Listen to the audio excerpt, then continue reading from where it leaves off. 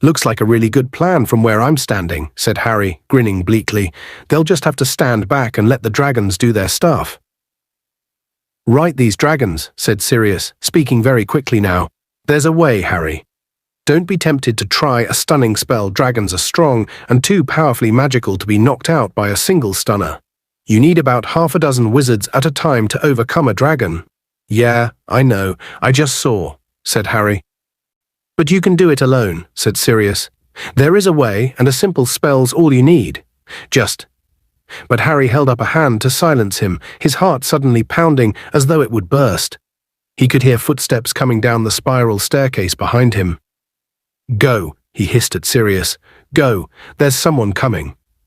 Harry scrambled to his feet, hiding the fire. If someone saw Sirius's face within the walls of Hogwarts, they would raise an almighty uproar. The Ministry would get dragged in. He, Harry, would be questioned about Sirius's whereabouts. Harry heard a tiny pop. In the fire behind him, and knew Sirius had gone. He watched the bottom of the spiral staircase. Who had decided to go for a stroll at 1 o'clock in the morning and stopped Sirius from telling him how to get past a dragon? It was Ron.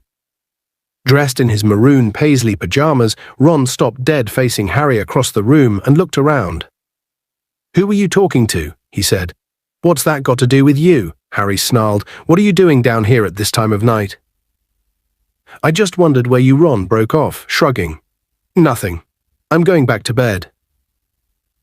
Just thought you'd come nosing around, did you? Harry shouted. He knew that Ron had no idea what he'd walked in on, knew he hadn't done it on purpose, but he didn't care. At this moment he hated everything about Ron, right down to the several inches of bare ankle showing beneath his pajama trousers. Sorry about that, said Ron, his face reddening with anger. Should have realized you didn't want to be disturbed.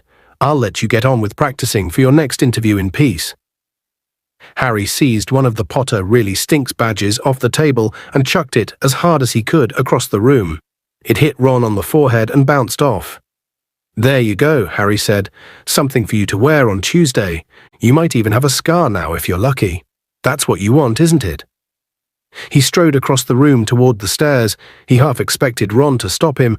He would even have liked Ron to throw a punch at him, but Ron just stood there in his too small pajamas, and Harry, having stormed upstairs, lay awake in bed fuming for a long time afterward and didn't hear him come up to bed. Chapter 20. The first task. Harry got up on Sunday morning and dressed so inattentively that it was a while before he realized he was trying to pull his hat onto his foot instead of his sock.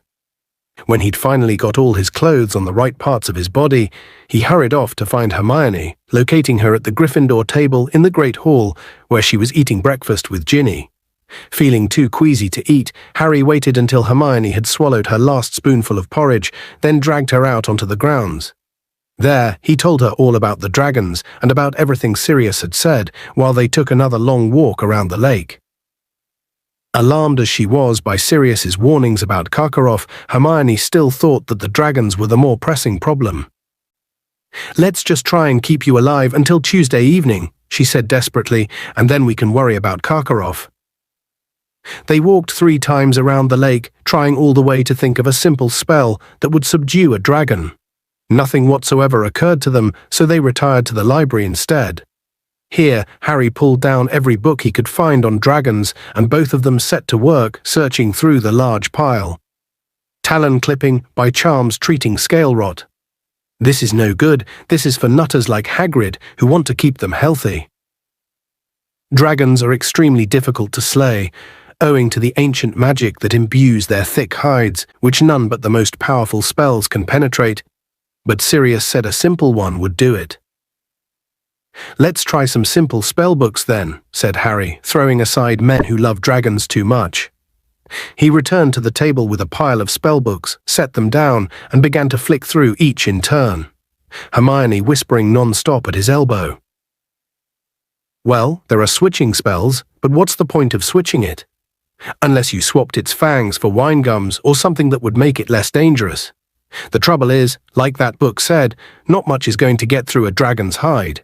I'd say transfigure it, but something that big, you really haven't got a hope. I doubt even Professor McGonagall unless you're supposed to put the spell on yourself. Maybe to give yourself extra powers. But they're not simple spells.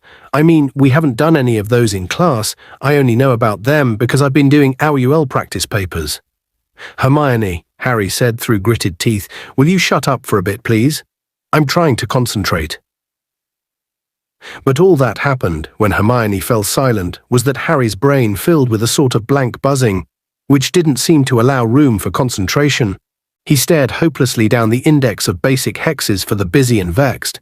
Instant scalping, but dragons had no hair, pepper breath that would probably increase a dragon's firepower horn tongue, just what he needed to give it an extra weapon. Oh no, he's back again. Why can't he read on his stupid ship? Said Hermione irritably as Victor Crumb slouched in, cast a surly look over at the pair of them, and settled himself in a distant corner with a pile of books. Come on, Harry, we'll go back to the common room. His fan club'll be here in a moment, twittering away. And sure enough, as they left the library, a gang of girls tiptoed past them, one of them wearing a Bulgaria scarf tied around her waist. Harry barely slept that night. When he awoke on Monday morning, he seriously considered for the first time ever just running away from Hogwarts. But as he looked around the great hall at breakfast time and thought about what leaving the castle would mean, he knew he couldn't do it. It was the only place he had ever been happy. Well, he supposed he must have been happy with his parents too, but he couldn't remember that.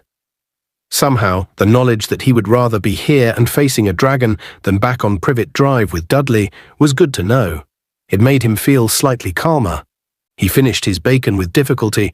His throat wasn't working too well, and as he and Hermione got up, he saw Cedric Diggory leaving the Hufflepuff table. Cedric still didn't know about the dragons, the only champion who didn't, if Harry was right in thinking that Maxime and Karkaroff would have told Fleur and Crumb. Hermione, I'll see you in the greenhouses, Harry said, coming to his decision as he watched Cedric leaving the hall. Go on, I'll catch you up. Harry, you'll be late. The bell's about to ring. I'll catch you up, okay? By the time Harry reached the bottom of the marble staircase, Cedric was at the top. He was with a load of sixth-year friends. Harry didn't want to talk to Cedric in front of them. They were among those who had been quoting Rita Skeeter's article at him every time he went near them. He followed Cedric at a distance and saw that he was heading toward the charms corridor. This gave Harry an idea. Pausing at a distance from them, he pulled out his wand and took careful aim. Diffindo. Cedric's bag split, parchment, quills and books spilled out of it onto the floor. Several bottles of ink smashed. Don't bother, said Cedric in an exasperated voice as his friends bent down to help him. Tell Flitwick I'm coming. Go on. This was exactly what Harry had been hoping for. He slipped his wand back into his robes, waited until Cedric's friends had disappeared into their classroom, and hurried up the corridor, which was now empty of everyone but himself and Cedric. Hi, said Cedric, picking up a copy of A Guide to Advanced Transfiguration that was now splattered with ink. My bag just split, brand new and all. Cedric, said Harry, the first task is dragons. What? Said Cedric, looking up. Dragons, said Harry, speaking quickly, in case Professor Flitwick came out to see where Cedric had got to. They've got 4, 1 for each of us, and we've got to get past them. Cedric stared at him. Harry saw some of the panic he'd been feeling since Saturday night, flickering in Cedric's grey eyes. Are you sure? Cedric said in a hushed voice.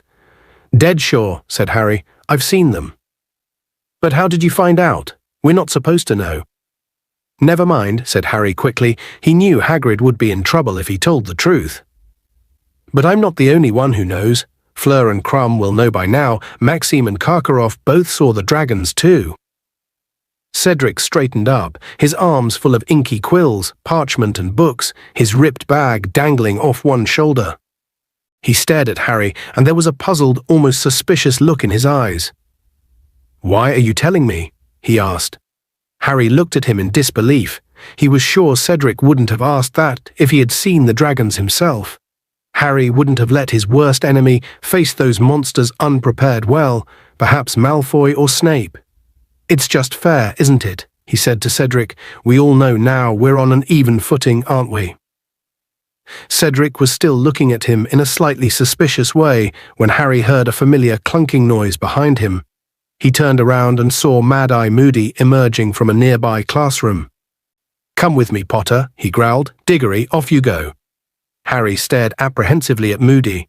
Had he overheard them? "A professor, I'm supposed to be in herbology." "Never mind that, Potter. In my office, please." Harry followed him, wondering what was going to happen to him now. What if Moody wanted to know how he'd found out about the dragons? Would Moody go to Dumbledore and tell on Hagrid, or just turn Harry into a ferret? Well, it might be easier to get past a dragon if he were a ferret, Harry thought dully. He'd be smaller, much less easy to see from a height of 50 feet. He followed Moody into his office. Moody closed the door behind them and turned to look at Harry, his magical eye fixed upon him, as well as the normal one. "That was a very decent thing you just did, Potter," Moody said quietly. Harry didn't know what to say. This wasn't the reaction he had expected at all. "Sit down," said Moody, and Harry sat, looking around. He had visited this office under 2 of its previous occupants. In Professor Lockhart's day, the walls had been plastered with beaming, winking pictures of Professor Lockhart himself. When Lupin had lived here, you were more likely to come across a specimen of some fascinating new dark creature he had procured for them to study in class. Now, however, the office was full of a number of exceptionally odd objects that Harry supposed Moody had used in the days when he had been an Auror. On his desk stood what looked like a large, cracked glass spinning top. Harry recognized it at once as a sneakoscope because he owned one himself, though it was much smaller than Moody's. In the corner on a small table stood an object that looked something like an extra squiggly, golden television aerial. It was humming slightly. What appeared to be a mirror hung opposite Harry on the wall, but it was not reflecting the room. Shadowy figures were moving around inside it, none of them clearly in focus. "Like my dark detectors, do you?" said Moody, who was watching Harry closely. "What's that?" Harry asked, pointing at the squiggly golden aerial. "Secrecy sensor, vibrates when it detects concealment, and lies no use here, of course. Too much interference, students in every direction, lying about why they haven't done their homework. Been humming ever since I got here. I had to disable my sneakoscope because it wouldn't stop whistling. It's extra sensitive, picks up stuff about a mile around. Of course, it could be picking up more than kid stuff," he added in a growl. "And what's the mirror for?" "Oh, that's my faux glass. See them out there, skulking around? I'm not really in trouble until I see the whites of their eyes. That's when I open my trunk." He let out a short, harsh laugh and pointed to the large trunk under the window. It had 7 keyholes in a row. Harry wondered what was in there until Moody's next question brought him sharply back to earth. "So found out about the dragons, have you?" Harry hesitated. He'd been afraid of this, but he hadn't told Cedric, and he certainly wasn't going to tell Moody that Hagrid had broken the rules. "It's all right," said Moody, sitting down and stretching out his wooden leg with a groan. "Cheating's a traditional part of the Triwizard Tournament and always has been." "I didn't cheat," said Harry sharply. "It was a sort of accident that I found out." Moody grinned. "I wasn't accusing you, laddie. I've been telling Dumbledore from the start. He can be as high-minded as he likes, but you can bet old Karkaroff and Maxime won't be.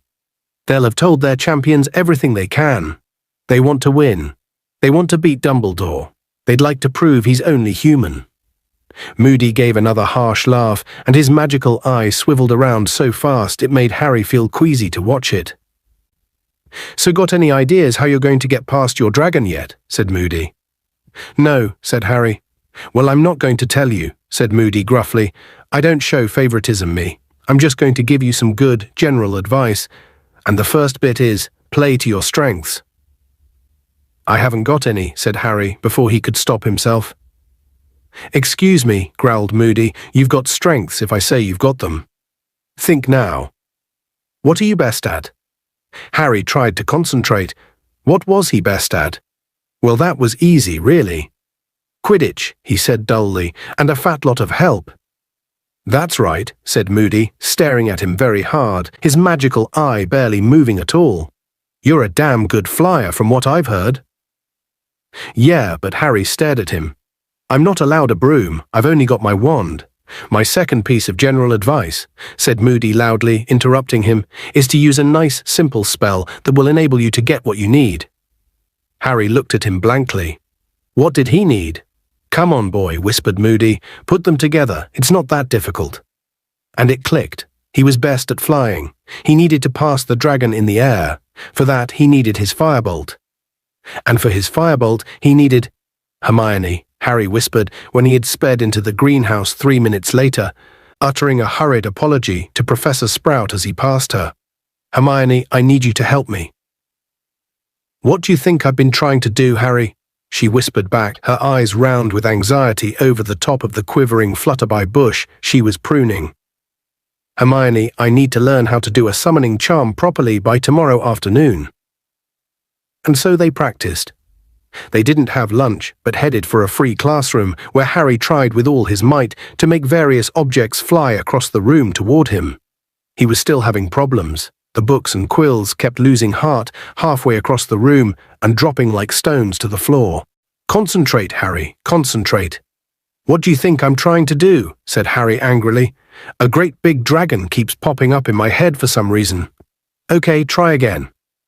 He wanted to skip divination to keep practicing, but Hermione refused point-blank to skive off arithmancy, and there was no point in staying without her. He therefore had to endure over an hour of Professor Trelawney, who spent half the lesson telling everyone that the position of Mars with relation to Saturn at that moment meant that people born in July were in great danger of sudden, violent deaths. "Well, that's good," said Harry loudly, his temper getting the better of him. "Just as long as it's not drawn out. I don't want to suffer." Ron looked for a moment as though he was going to laugh. He certainly caught Harry's eye for the first time in days, but Harry was still feeling too resentful toward Ron to care. He spent the rest of the lesson trying to attract small objects toward him under the table with his wand. He managed to make a fly zoom straight into his hand, though he wasn't entirely sure that was his prowess at summoning charms. Perhaps the fly was just stupid. He forced down some dinner after divination, then returned to the empty classroom with Hermione, using the invisibility cloak to avoid the teachers. They kept practicing until past midnight. They would have stayed longer, but Peeves turned up and, pretending to think that Harry wanted things thrown at him, started chucking chairs across the room. Harry and Hermione left in a hurry before the noise attracted Filch and went back to the Gryffindor common room, which was now mercifully empty. At 2 o'clock in the morning, Harry stood near the fireplace, surrounded by heaps of objects: books, quills, several upturned chairs, an old set of gobstones, and Neville's toad, Trevor. Only in the last hour had Harry really got the hang of the summoning charm. "That's better, Harry, that's loads better," Hermione said, looking exhausted but very pleased.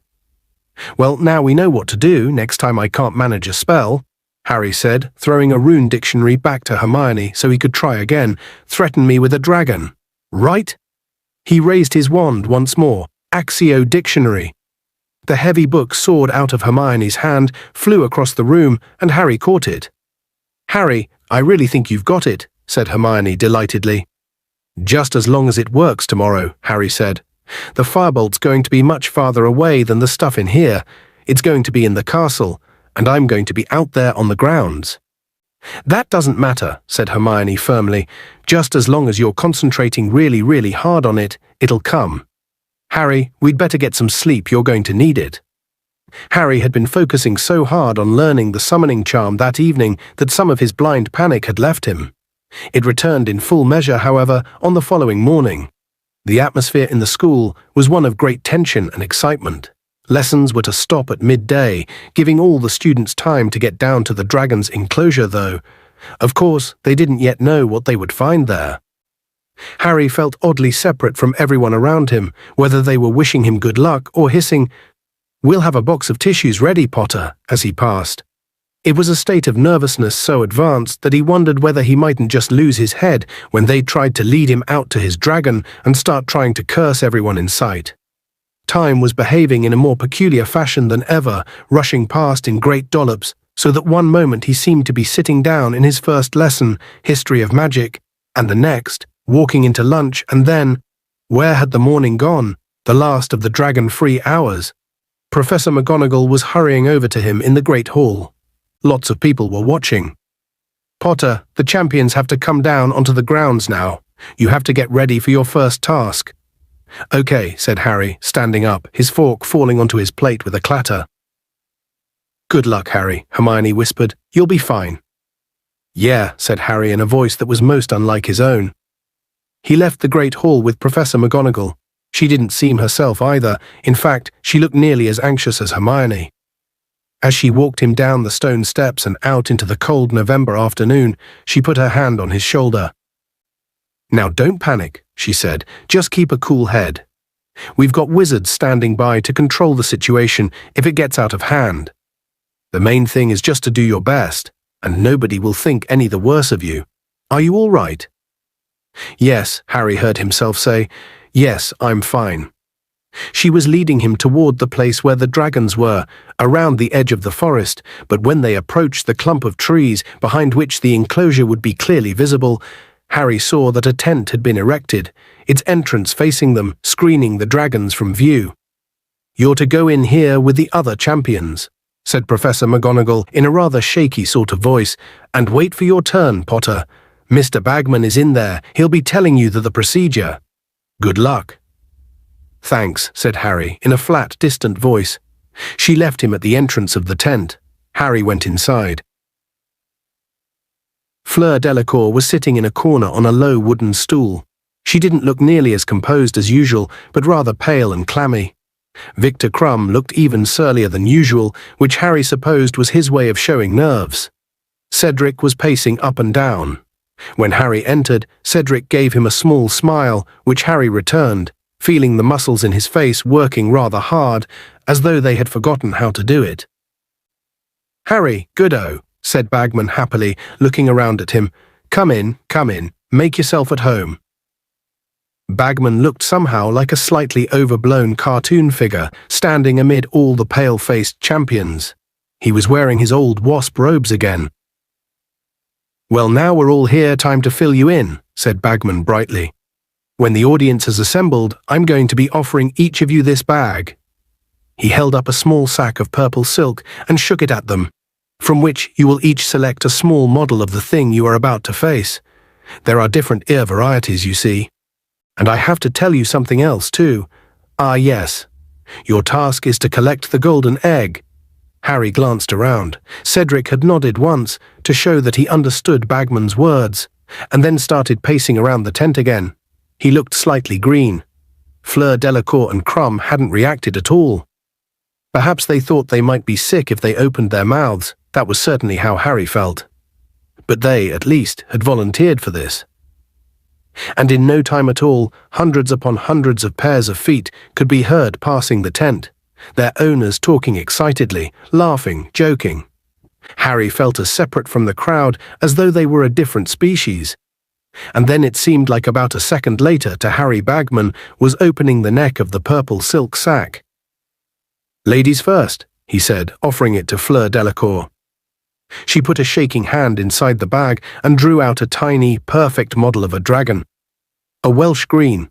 It had the number 2 around its neck. And Harry knew, by the fact that Fleur showed no sign of surprise, but rather a determined resignation, that he had been right. Madame Maxime had told her what was coming. The same held true for Crumb. He pulled out the scarlet Chinese fireball. It had a number 3 around its neck. He didn't even blink, just sat back down and stared at the ground. Cedric put his hand into the bag, and out came the bluish-grey Swedish short snout, the number 1 tied around its neck. Knowing what was left, Harry put his hand into the silk bag and pulled out the Hungarian horntail and the number 4. It stretched its wings as he looked down at it and bared its minuscule fangs. Well, there you are, said Bagman. You have each pulled out the dragon you will face, and the numbers refer to the order in which you are to take on the dragons, do you see?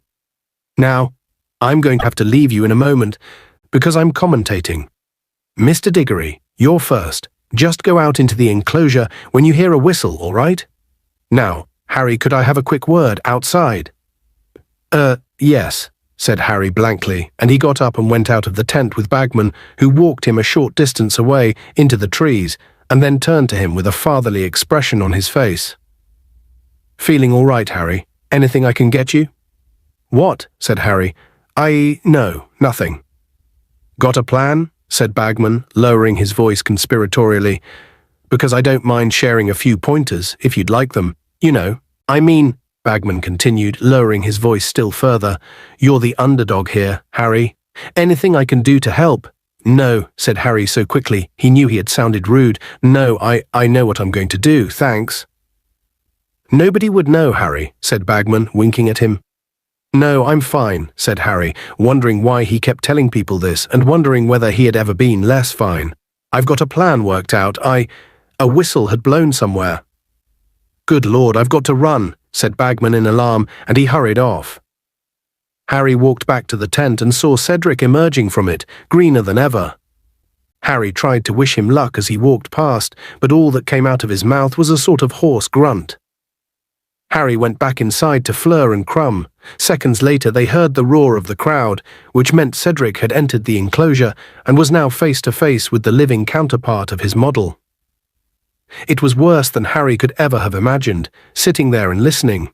The crowd screamed, yelled, gasped, like a single many-headed entity, as Cedric did whatever he was doing to get past the Swedish short-snout.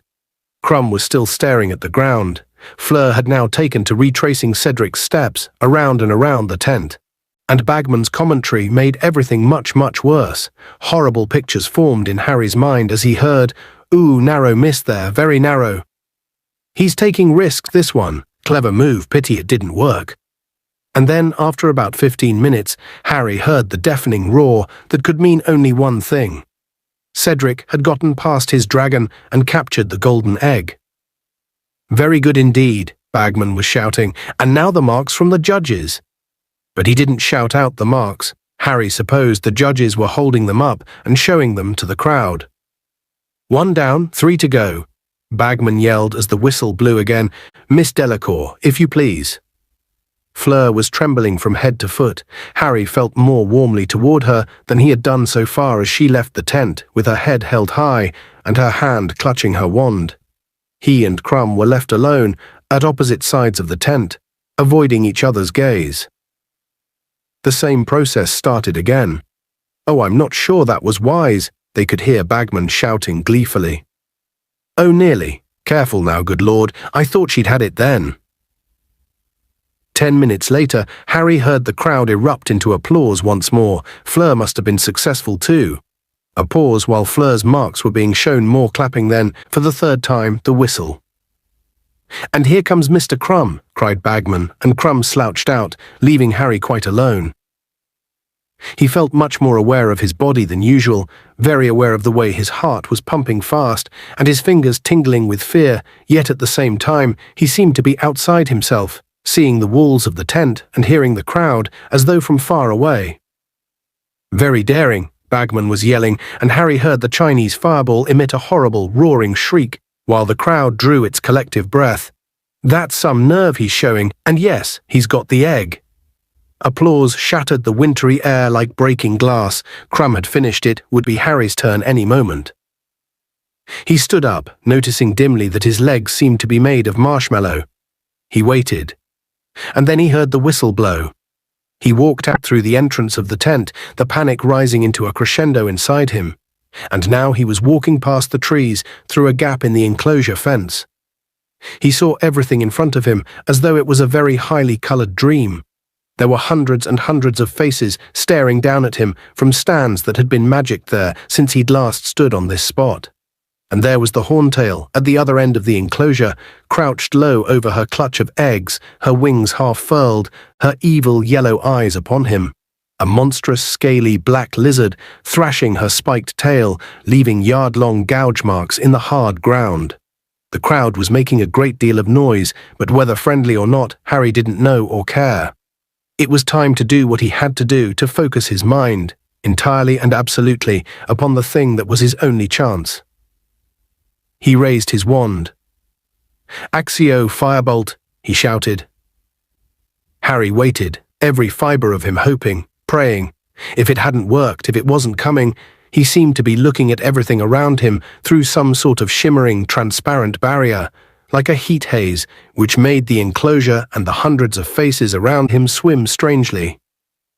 And then he heard it, speeding through the air behind him. He turned and saw his firebolt hurtling toward him around the edge of the woods, soaring into the enclosure and stopping dead in mid-air. beside him, waiting for him to mount. The crowd was making even more noise.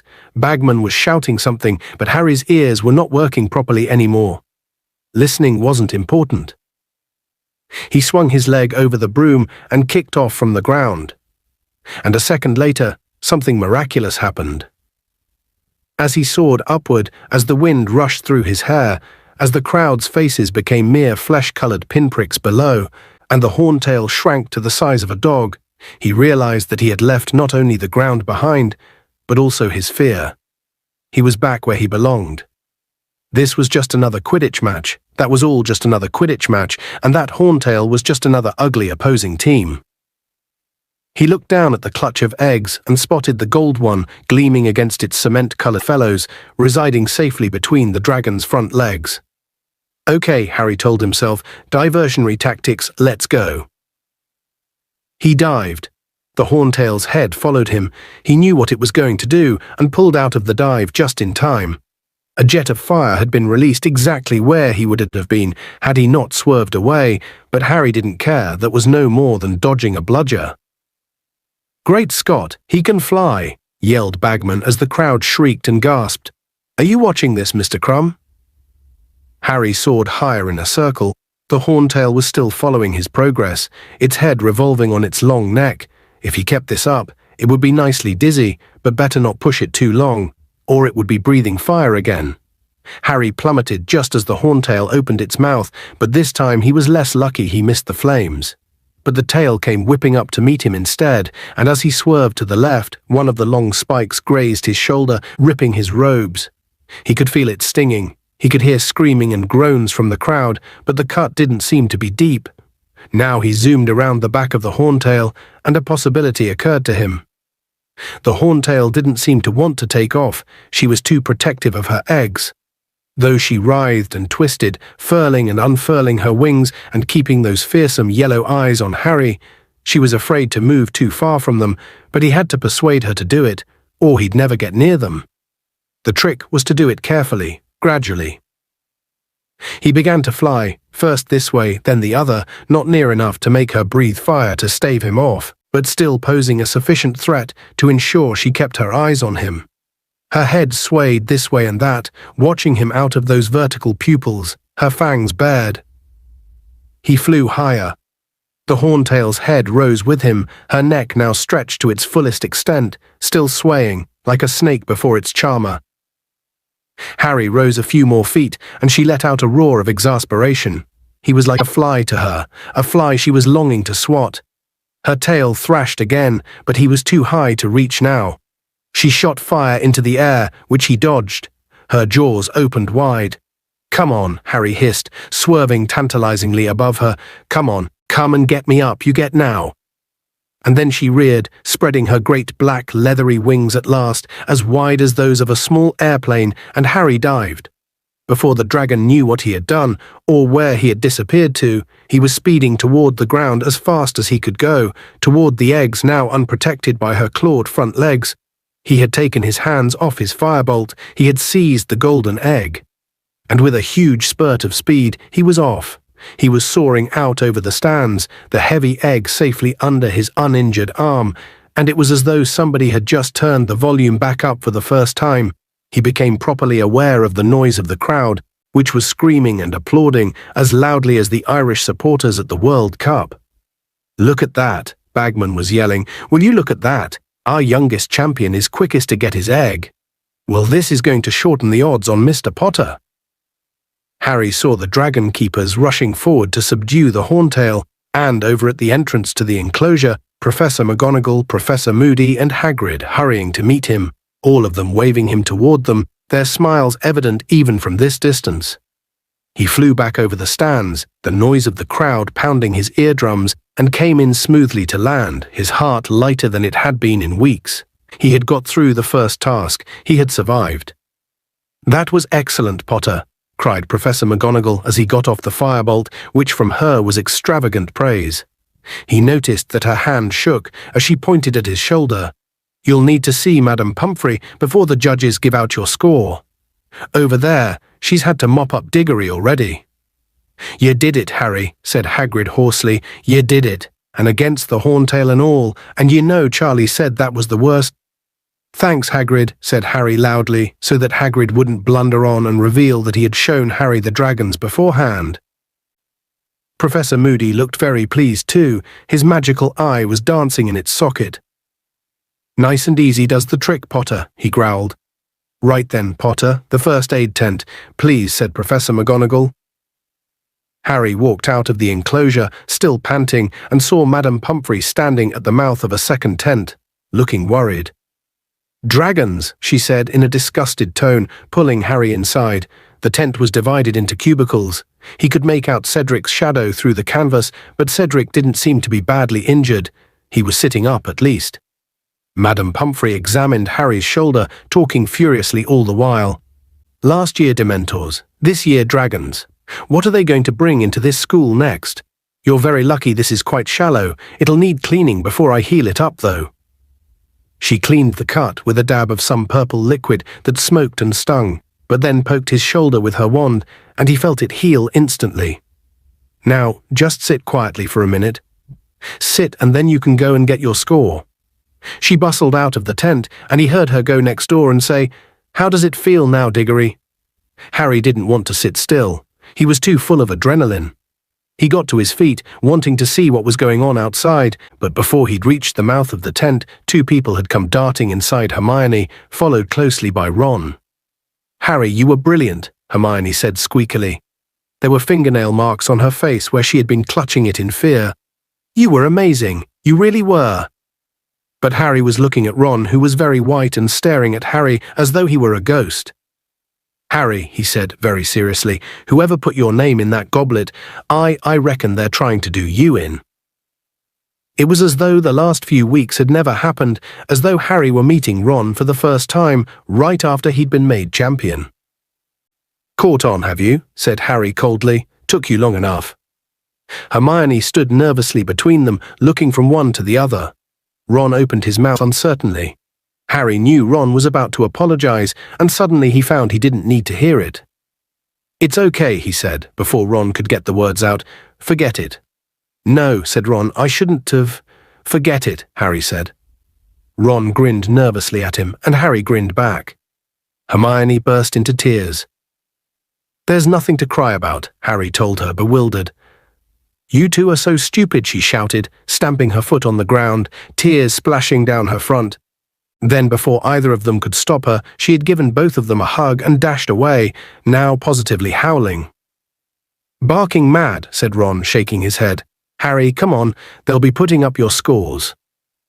Picking up the golden egg and his firebolt, feeling more elated than he would have believed possible an hour ago, Harry ducked out of the tent, Ron by his side, talking fast. You were the best, you know. No competition.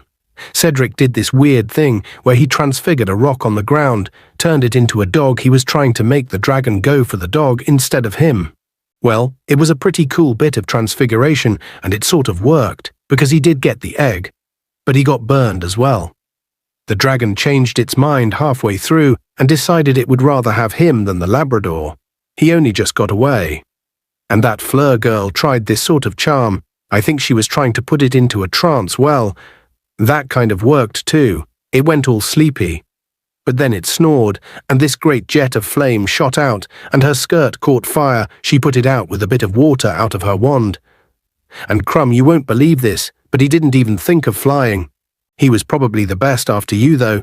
Hit it with some sort of spell right in the eye. Only thing is, it went trampling around in agony and squashed half the real eggs. They took marks off for that. He wasn't supposed to do any damage to them. Ron drew breath as he and Harry reached the edge of the enclosure. Now that the horntail had been taken away, Harry could see where the 5 judges were sitting right at the other end, in raised seats draped in gold. It's marks out of 10 from each one, Ron said, and Harry, squinting up the field, saw the first judge, Madame Maxime, raise her wand in the air. What looked like a long silver ribbon shot out of it, which twisted itself into a large figure 8. Not bad, said Ron as the crowd applauded. I suppose she took marks off for your shoulder. Mr. Crouch came next. He shot a number 9 into the air. Looking good, Ron yelled, thumping Harry on the back. Next, Dumbledore, he too put up a 9. The crowd was cheering harder than ever. Ludo Bagman, 10. 10, said Harry in disbelief, but I got hurt. What's he playing at? Harry, don't complain, Ron yelled excitedly. And now Karkaroff raised his wand. He paused for a moment, and then a number shot out of his wand, 2-4. What? Ron bellowed furiously. 4?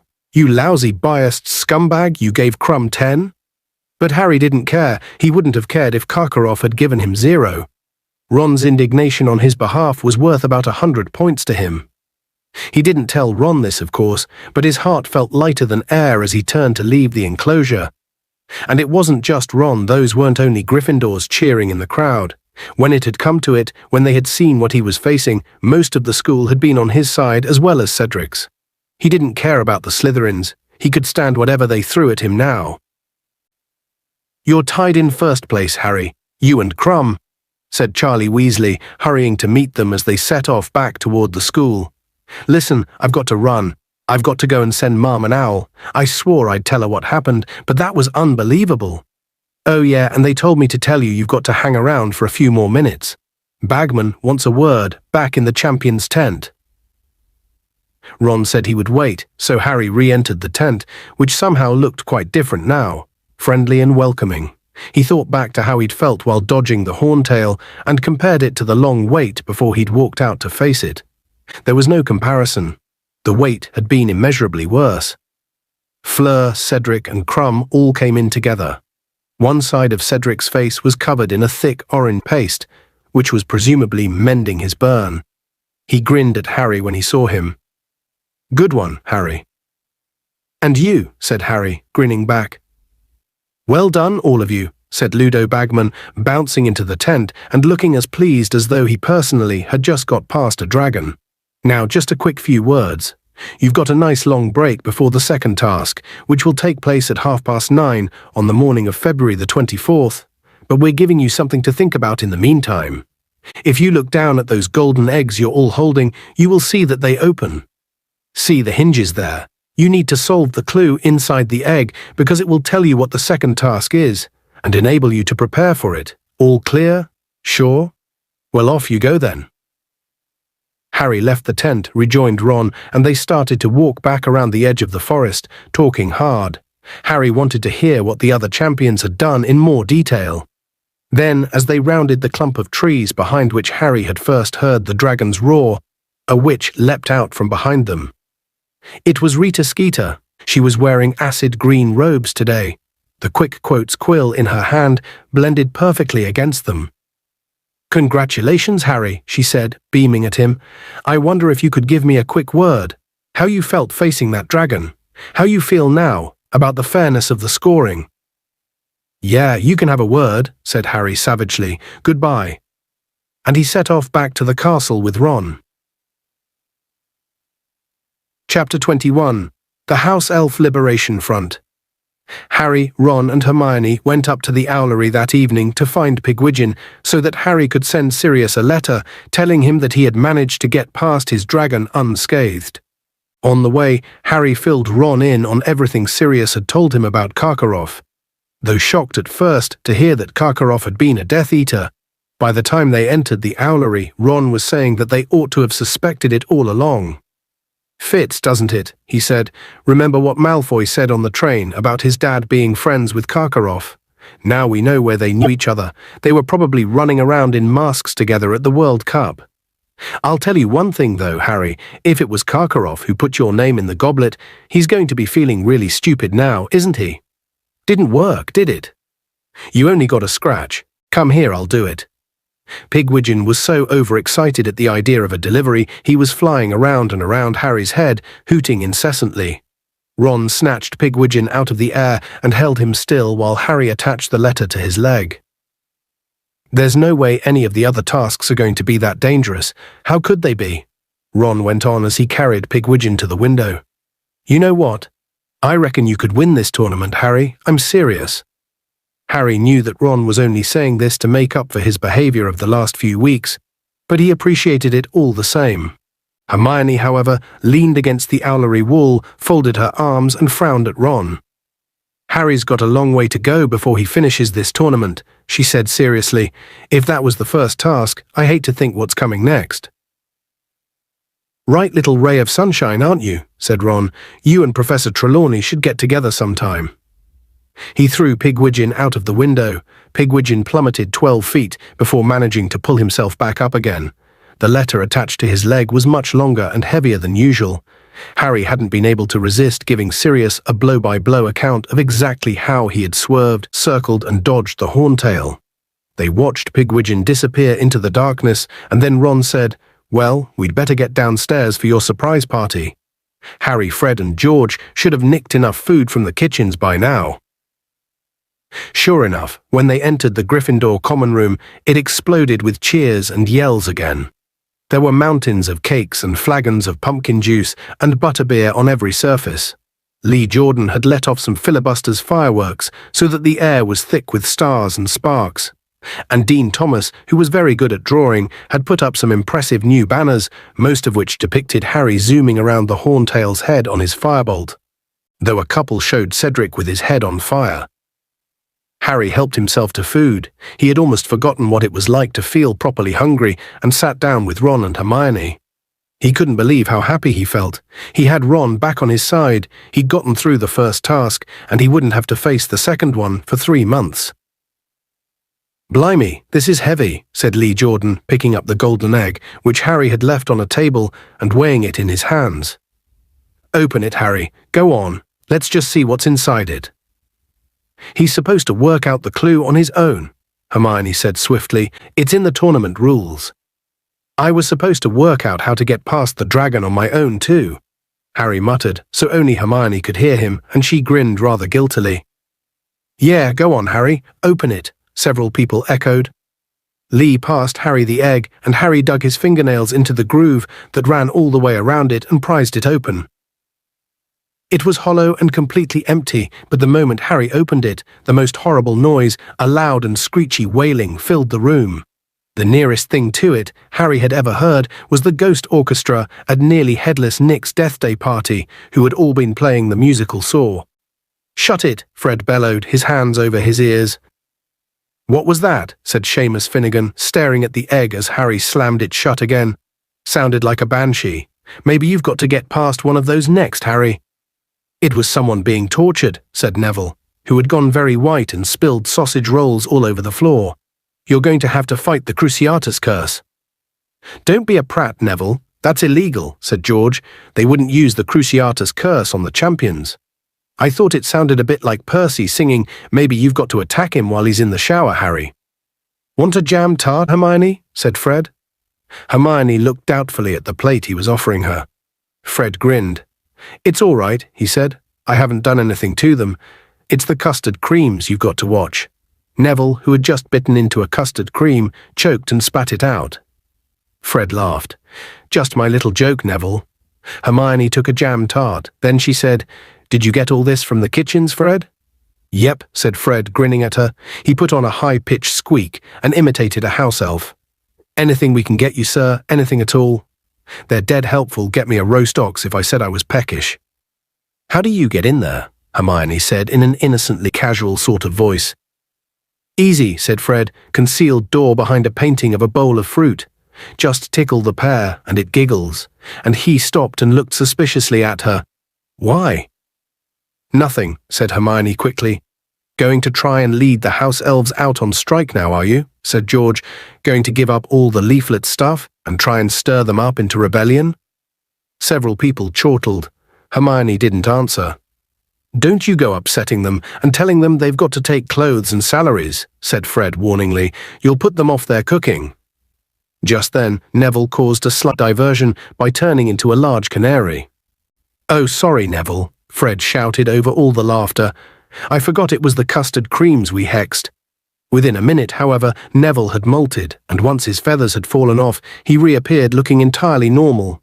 He even joined in laughing. "Canary creams," Fred shouted to the excitable crowd. "George and I invented them 7 sickles each, a bargain." It was nearly 1 in the morning when Harry finally went up to the dormitory with Ron, Neville, Seamus and Dean. Before he pulled the curtains of his 4-poster shut, Harry set his tiny model of the Hungarian horntail on the table next to his bed, where it yawned, curled up, and closed its eyes. Really, Harry thought, as he pulled the hangings on his four-poster closed, Hagrid had a point. They were all right, really, dragons. The start of December brought wind and sleet to Hogwarts.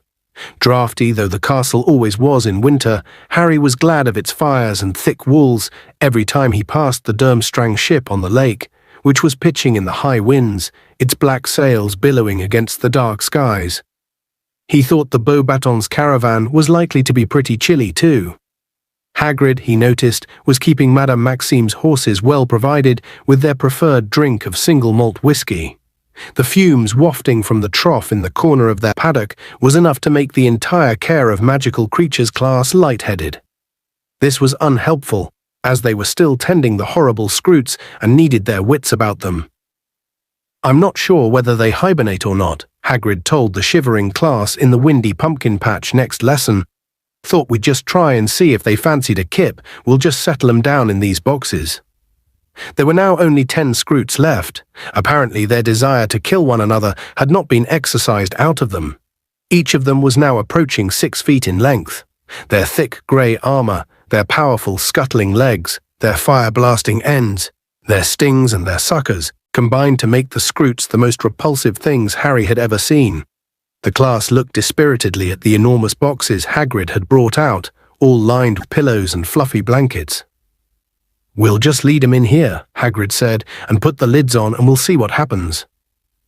But the Scroots, it transpired, did not hibernate and did not appreciate being forced into pillow-lined boxes and nailed in. Hagrid was soon yelling, "Don't panic now, don't panic," while the Scroots rampaged around the pumpkin patch, now strewn with the smouldering wreckage of the boxes.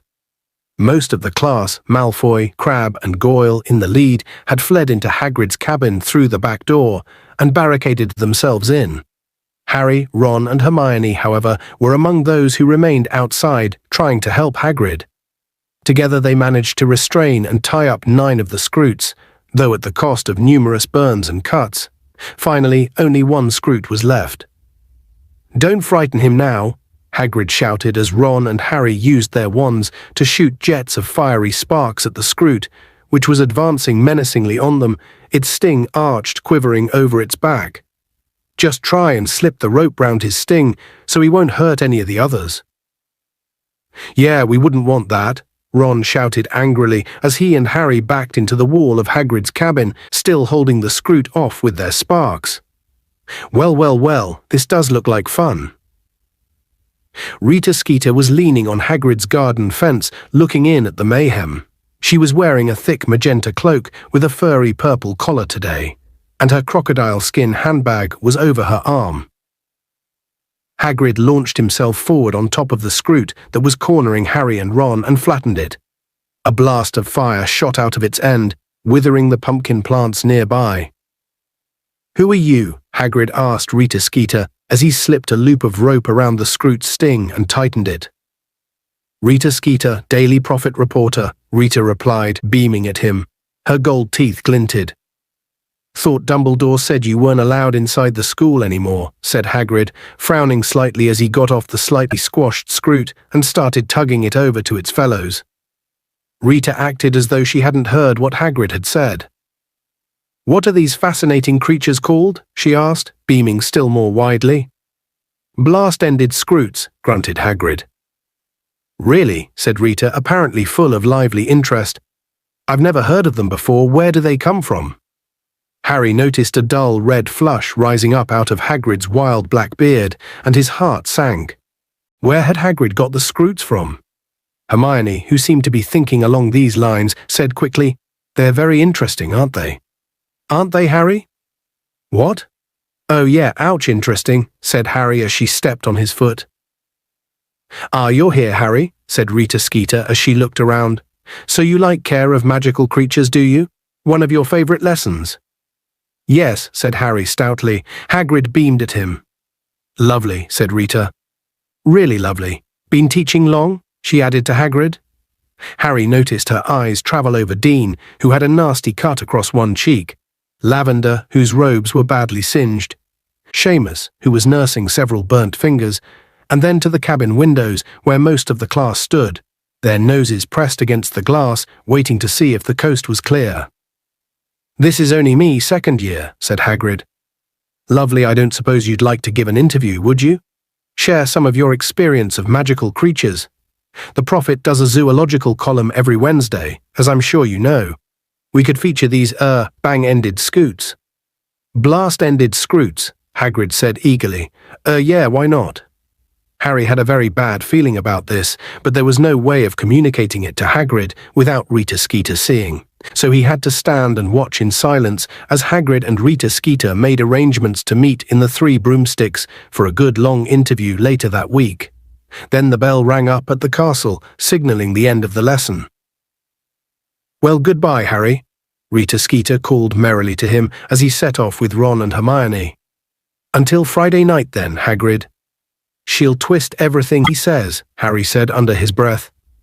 "Just as long as he didn't import those scroots illegally or anything," said Hermione desperately. They looked at one another. It was exactly the sort of thing Hagrid might do. "Hagrid's been in loads of trouble before, and Dumbledore's never sacked him," said Ron consolingly. "Worst that can happen is Hagrid'll have to get rid of the scroots." "Sorry, did I say worst? I meant best." Harry and Hermione laughed, and feeling slightly more cheerful, went off to lunch. Harry thoroughly enjoyed double divination that afternoon. They were still doing star charts and predictions, but now that he and Ron were friends once more, the whole thing seemed very funny again. Professor Trelawney, who had been so pleased with the pair of them when they had been predicting their own horrific deaths, quickly became irritated as they sniggered through her explanation of the various ways in which Pluto could disrupt everyday life. "I would think," she said in a mystical whisper that did not conceal her obvious annoyance, "that some of us," she stared very meaningfully at Harry, "might be a little less frivolous had they seen what I have seen during my crystal gazing last night. As I sat here, absorbed in my needlework, the urge to consult the orb overpowered me. I arose, I settled myself before it, and I gazed into its crystalline depths, and what do you think I saw gazing back at me?"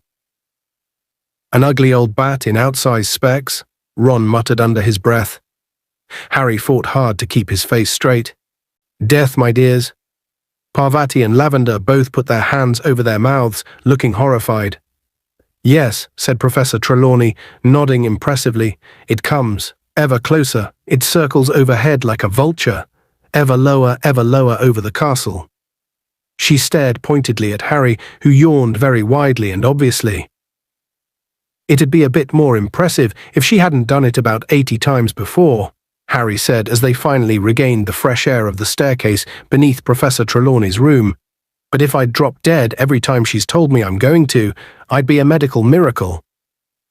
"You'd be a sort of extra concentrated ghost," said Ron, chortling, as they passed the Bloody Baron going in the opposite direction, his wide eyes staring sinisterly. "At least we didn't get homework. I hope Hermione got loads off Professor Vector. I love not working when she is." But Hermione wasn't at dinner, nor was she in the library when they went to look for her afterward. The only person in there was Victor Crumb.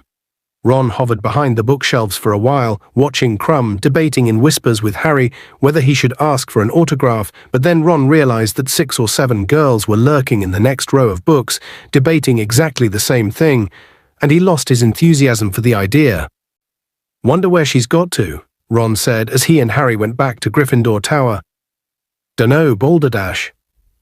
But the fat lady had barely begun to swing forward when the sound of racing feet behind them announced Hermione's arrival. "Harry," she panted, skidding to a halt beside him. The fat lady stared down at her, eyebrows raised.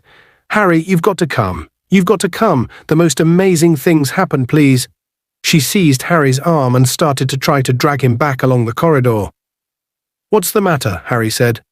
"I'll show you when we get there." "Oh, come on, quick." Harry looked around at Ron. He looked back at Harry, intrigued. "Okay," Harry said, starting off back down the corridor with Hermione, Ron hurrying to keep up. "Oh, don't mind me," the fat lady called irritably after them. "Don't apologize for bothering me. I'll just hang here, wide open, until you get back, shall I?" "Yeah, thanks," Ron shouted over his shoulder. "Hermione, where are we going?" Harry asked after she had led them down through 6 floors and started down the marble staircase into the entrance hall. You'll see in a minute," said Hermione excitedly. She turned left at the bottom of the staircase and hurried toward the door through which Cedric Diggory had gone the night after the Goblet of Fire had regurgitated his and Harry's names. Harry had never been through here before. He and Ron followed Hermione down a flight of stone steps, but instead of ending up in a gloomy underground passage like the one that led to Snape's dungeon, they found themselves in a broad stone corridor, brightly lit with torches and decorated with cheerful paintings that were mainly of food. "Oh, hang on," said Harry slowly, halfway down the corridor. "Wait a minute, Hermione." "What?" She turned around to look at him, anticipation all over her face. "I know what this is about," said Harry. He nudged Ron and pointed to the painting just behind Hermione. It showed a gigantic silver fruit bowl. "Hermione," said Ron, cottoning on, "you're trying to rope us into that spew stuff again." No, I'm not," she said hastily. "And it's not spew, Ron." "Changed the name, have you?" said Ron, frowning at her. "What are we now then, the House Elf Liberation Front? I'm not barging into that kitchen and trying to make them stop work. I'm not doing it. I'm not asking you to," Hermione said impatiently. "I came down here just now to talk to them all, and I found— Oh, come on, Harry. I want to show you." She seized his arm again, pulled him in front of the picture of the giant fruit bowl, stretched out her forefinger, and tickled the huge green pear. It began to squirm, chuckling, and suddenly turned into a large green door handle. Hermione seized it, pulled the door open, and pushed Harry hard in the back, forcing him inside.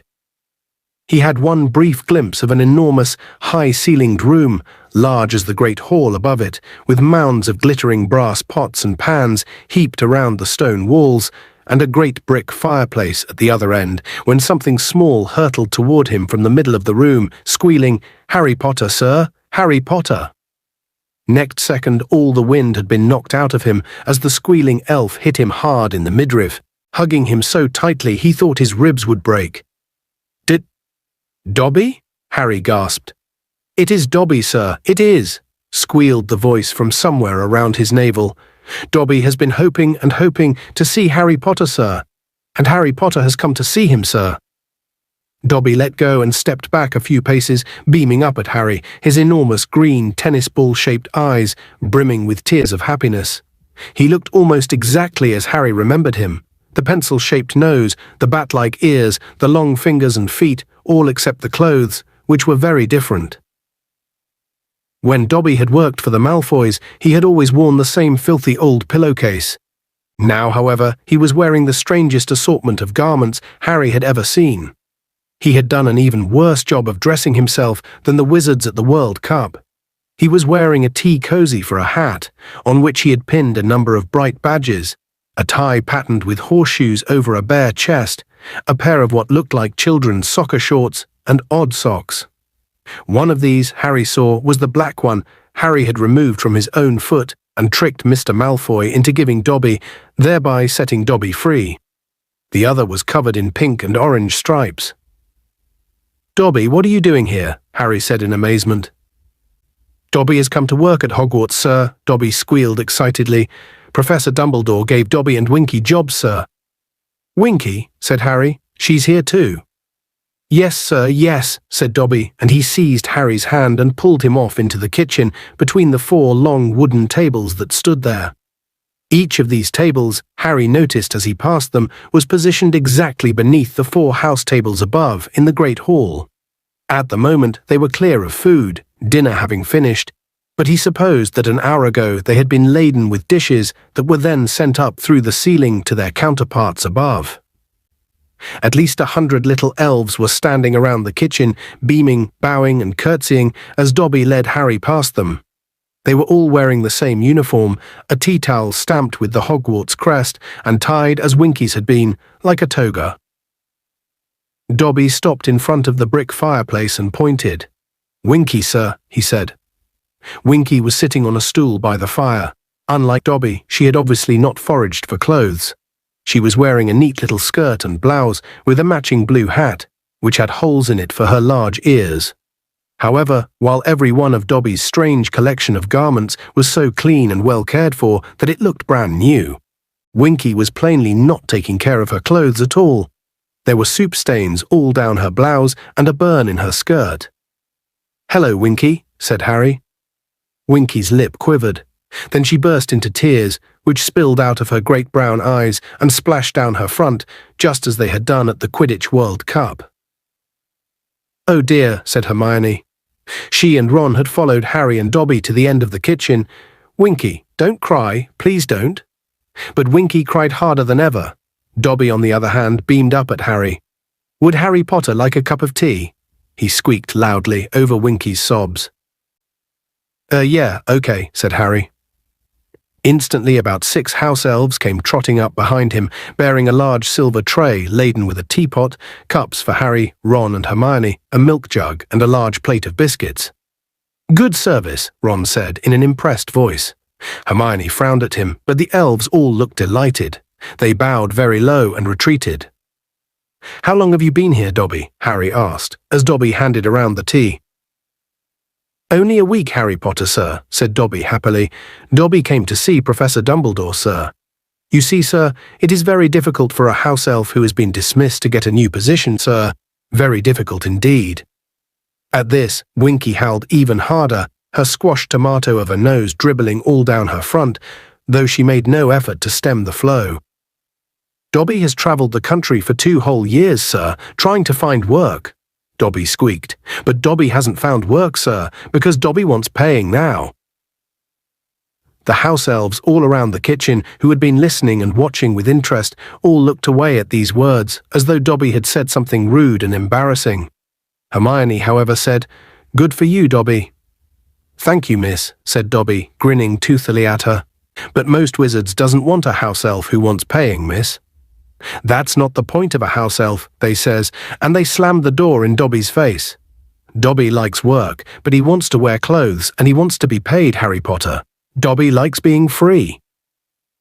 The Hogwarts house elves had now started edging away from Dobby, as though he were carrying something contagious. Winky, however, remained where she was, though there was a definite increase in the volume of her crying. And then, Harry Potter, Dobby goes to visit Winky and finds out Winky has been freed too, sir, said Dobby delightedly. At this, Winky flung herself forward off her stool and lay face down on the flagged stone floor, beating her tiny fists upon it and positively screaming with misery. Hermione hastily dropped down to her knees beside her and tried to comfort her, but nothing she said made the slightest difference.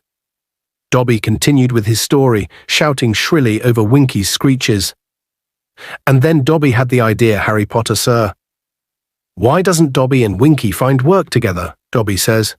"Where is there enough work for 2 house elves?" says Winky, and Dobby thinks, and it comes to him, sir, Hogwarts. "So Dobby and Winky came to see Professor Dumbledore, sir, and Professor Dumbledore took us on." Dobby beamed very brightly and happy tears welled in his eyes again. "And Professor Dumbledore says he will pay Dobby, sir, if Dobby wants paying. And so Dobby is a free elf, sir, and Dobby gets a galleon a week and 1 day off a month." "That's not very much," Hermione shouted indignantly from the floor over Winky's continued screaming and fist-beating. "Professor Dumbledore offered Dobby 10 galleons a week, and weekends off," said Dobby, suddenly giving a little shiver, as though the prospect of so much leisure and riches were frightening. "But Dobby beat him down, miss. Dobby likes freedom, miss, but he isn't wanting too much, miss. He likes work better." "And how much is Professor Dumbledore paying you, Winky?" Hermione asked kindly. If she had thought this would cheer up Winky, she was wildly mistaken. Winky did stop crying, but when she sat up she was glaring at Hermione through her massive brown eyes, her whole face sopping wet and suddenly furious. "Winky is a disgraced elf, but Winky is not yet getting paid," she squeaked. "Winky is not sunk so low as that.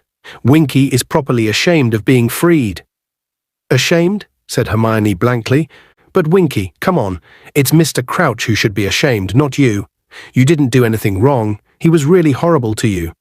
But at these words, Winky clapped her hands over the holes in her hat, flattening her ears so that she couldn't hear a word, and screeched, "You is not insulting my master, miss.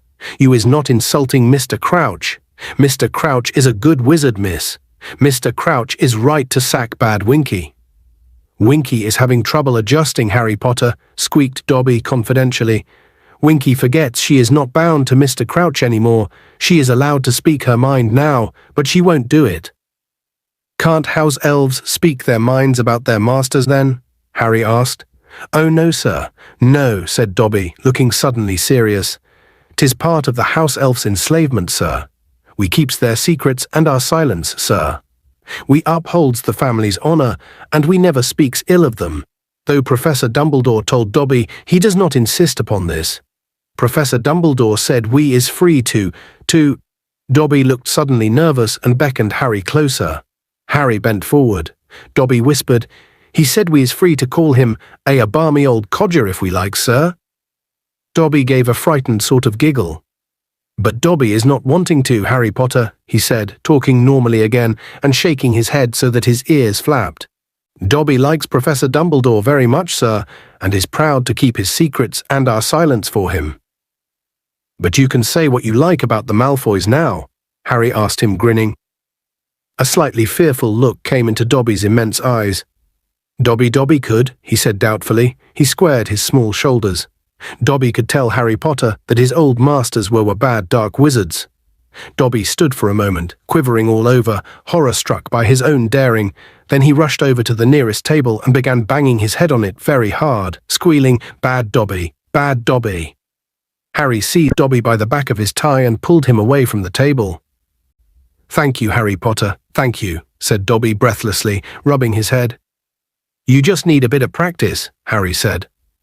Practice, squealed Winky furiously. You ought to be ashamed of yourself, Dobby, talking that way about your masters. They isn't my masters anymore, Winky, said Dobby defiantly. Dobby doesn't care what they think anymore. Oh, you is a bad elf, Dobby, moaned Winky, tears leaking down her face once more. My poor Mr. Crouch, what is he doing without Winky? He is needing me. He is needing my help. I is looking after the Crouches all my life, and my mother is doing it before me, and my grandmother is doing it before her. Oh, what is they saying, if they knew Winky was freed? Oh, the shame, the shame. She buried her face in her skirt again and bawled. Winky, said Hermione firmly, I'm quite sure Mr. Crouch is getting along perfectly well without you. We've seen him, you know. You is seeing my master, said Winky breathlessly, raising her tear-stained face out of her skirt once more and goggling at Hermione. You is seeing him here at Hogwarts. Yes, said Hermione. He and Mr. Bagman are judges in the Triwizard Tournament. Mr. Bagman comes too, squeaked Winky, and to Harry's great surprise, and Ron's and Hermione's too by the looks on their faces, she looked angry again. Mr. Bagman is a bad wizard, a very bad wizard. My master isn't liking him. Oh no, not at all. Bagman bad, said Harry. Oh yes, Winky said, nodding her head furiously. My master is telling Winky some things, but Winky is not saying Winky keeps her master's secrets. She dissolved yet again in tears. They could hear her sobbing into her skirt. Poor master, no Winky to help him no more. They couldn't get another sensible word out of Winky. They left her to her crying and finished their tea, while Dobby chatted happily about his life as a free elf and his plans for his wages. Dobby is going to buy a sweater next, Harry Potter, he said happily, pointing at his bare chest. Tell you what, Dobby, said Ron, who seemed to have taken a great liking to the elf, I'll give you the one my mum knits me this Christmas. I always get one from her. You don't mind maroon, do you? Dobby was delighted. We might have to shrink it a bit to fit you, Ron told him, but it'll go well with your tea cozy. As they prepared to take their leave, many of the surrounding elves pressed in upon them, offering snacks to take back upstairs. Hermione refused with a pained look at the way the elves kept bowing and curtsying, but Harry and Ron loaded their pockets with cream cake and pies. Thanks a lot, Harry said to the elves, who had all clustered around the door to say goodnight. See you, Dobby. Harry Potter, can Dobby come and see you sometime, sir? Dobby asked tentatively. Course you can, said Harry, and Dobby beamed. You know what, said Ron, once he, Hermione, and Harry had left the kitchens behind and were climbing the steps into the entrance hall again. All these years I've been really impressed with Fred and George, nicking food from the kitchens. Well, it's not exactly difficult, is it? They can't wait to give it away. I think this is the best thing that could have happened to those elves, you know, said Hermione, leading the way back up the marble staircase. Dobby coming to work here, I mean. The other elves will see how happy he is, being free, and slowly it'll dawn on them that they want that too. Let's hope they don't look too closely at Winky, said Harry. Oh, she'll cheer up, said Hermione, though she sounded a bit doubtful. Once the shock's worn off, and she's got used to Hogwarts, she'll see how much better off she is without that Crouch man. She seems to love him, said Ron thickly. He had just started on a cream cake. Doesn't think much of Bagman, though, does she? Said Harry. Wonder what Crouch says at home about him. Probably says he's not a very good head of department, said Hermione. And let's face it, he's got a point, hasn't he? I'd still rather work for him than old Crouch, said Ron. At least Bagman's got a sense of humour. Don't let Percy hear you saying that, Hermione said, smiling slightly. Yeah, well, Percy wouldn't want to work for anyone with a sense of humour, would he? Said Ron, now starting on a chocolate eclair. Percy wouldn't recognise a joke if it danced naked in front of him, wearing Dobby's tea cosy. Chapter 22. The Unexpected Task. Potter Weasley. Will you pay attention? Professor McGonagall's irritated voice cracked like a whip through the Transfiguration class on Thursday, and Harry and Ron both jumped and looked up. It was the end of the lesson. They had finished their work. The guinea fowl they had been changing into guinea pigs had been shut away in a large cage on Professor McGonagall's desk. Neville's still had feathers. They had copied down their homework from the blackboard. Describe, with examples, the ways in which transforming spells must be adapted when performing cross-species switches. The bell was due to ring at any moment, and Harry and Ron, who had been having a sword fight with a couple of Fred and George's fake wands at the back of the class, looked up, Ron holding a tin parrot and Harry a rubber haddock. Now that Potter and Weasley have been kind enough to act their age, said Professor McGonagall with an angry look at the pair of them as the head of Harry's haddock drooped and fell silently to the floor. Ron's parrot's beak had severed it moments before. I have something to say to you all. The Yule Ball is approaching a traditional part of the Tri-Wizard tournament and an opportunity for us to socialize with our foreign guests. Now, the ball will be open only to fourth years. And above, although you may invite a younger student if you wish, Lavender Brown let out a shrill giggle. Parvati Patil nudged her hard in the ribs, her face working furiously as she too fought not to giggle. They both looked around at Harry. Professor McGonagall ignored them, which Harry thought was distinctly unfair, as she had just told off him and Ron. Dress robes will be worn, Professor McGonagall continued, and the ball will start at 8 o'clock on Christmas Day, finishing at midnight in the Great Hall. Now then, Professor McGonagall stared deliberately around the class. The Yule Ball is of course a chance for us all to let our hair down, she said in a disapproving voice. Lavender giggled harder than ever, with her hand pressed hard against her mouth to stifle the sound. Harry could see what was funny this time. Professor McGonagall, with her hair in a tight bun, looked as though she had never let her hair down in any sense. But that does not mean, Professor McGonagall went on, that we will be relaxing the standards of behavior we expect from Hogwarts students. I will be most seriously displeased if a Gryffindor student embarrasses the school in any way. The bell rang, and there was the usual scuffle of activity as everyone packed their bags and swung them onto their shoulders. Professor McGonagall called above the noise, "Potter, a word, if you please."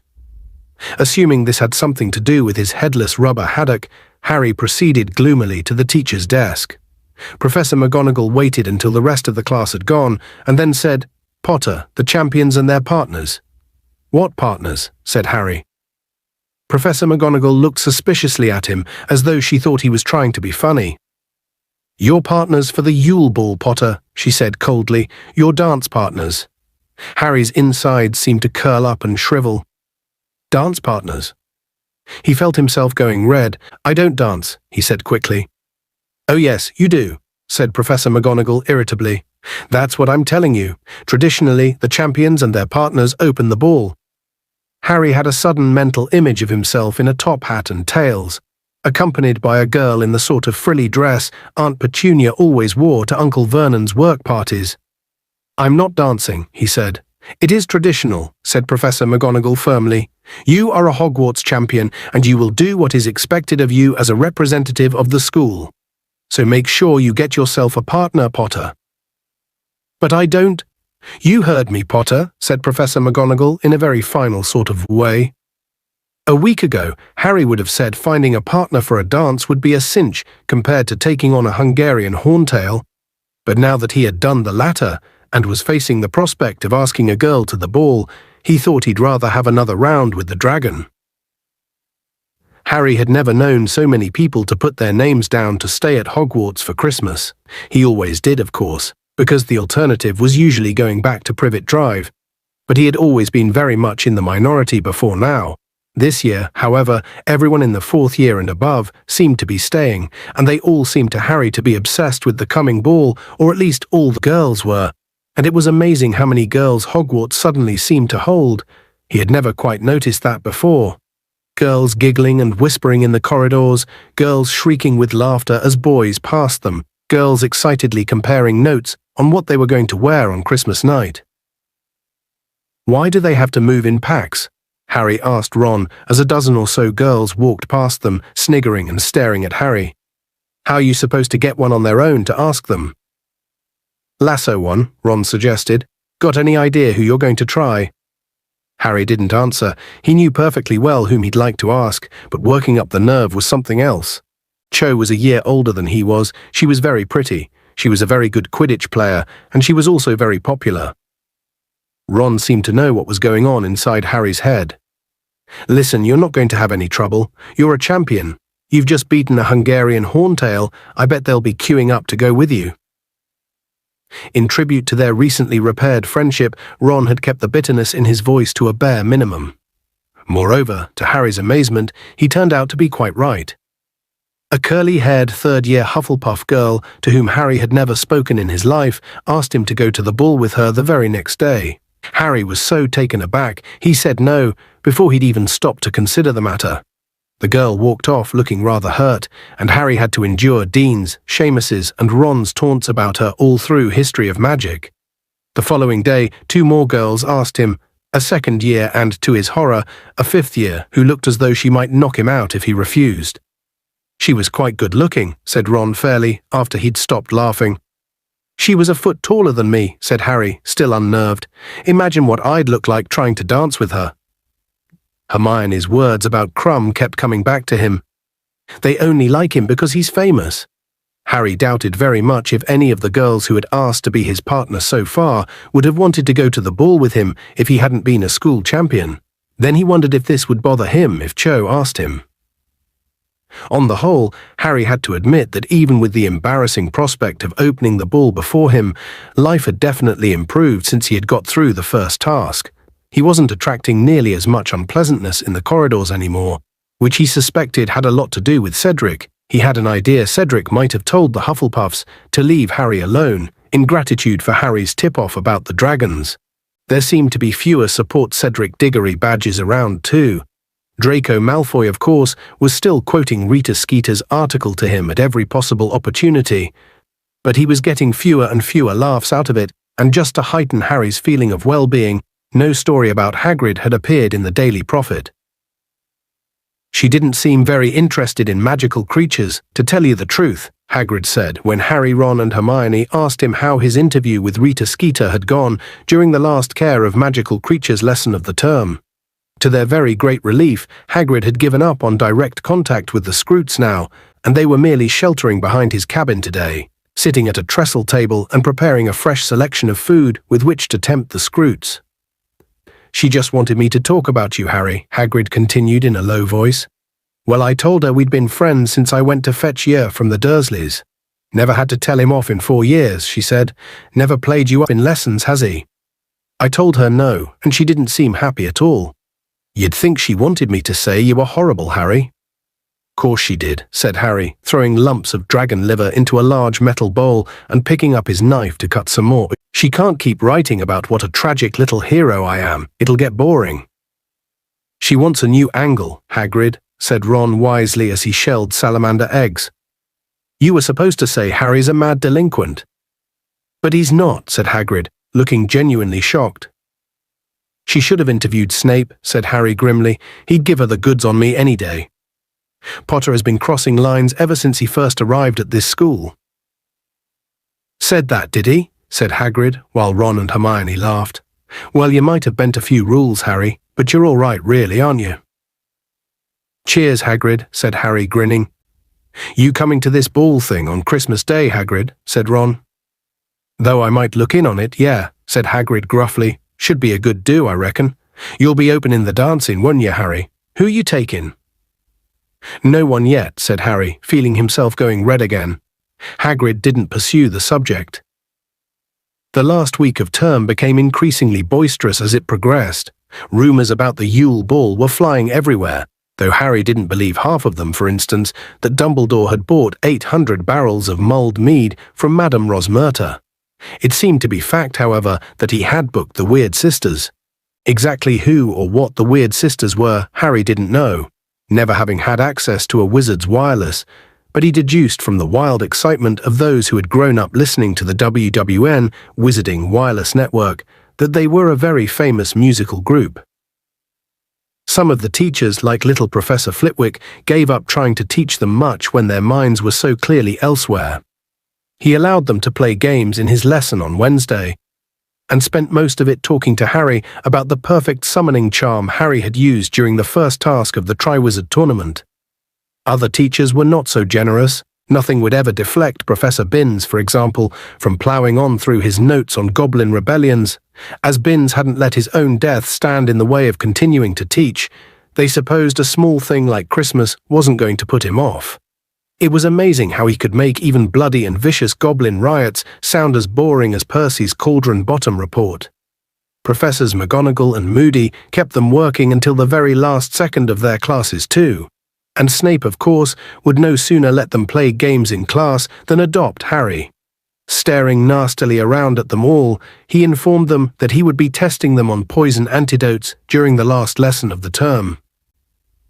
Evil he is, Ron said bitterly that night in the Gryffindor common room, springing a test on us on the last day, ruining the last bit of term with a whole load of studying. You're not exactly straining yourself though, are you? Said Hermione, looking at him over the top of her potions notes. Ron was busy building a card castle out of his exploding snap pack, a much more interesting pastime than with Muggle cards because of the chance that the whole thing would blow up at any second. It's Christmas, Hermione, said Harry lazily. He was rereading Flying with the Cannons for the 10th time in an armchair near the fire. Hermione looked severely over at him too.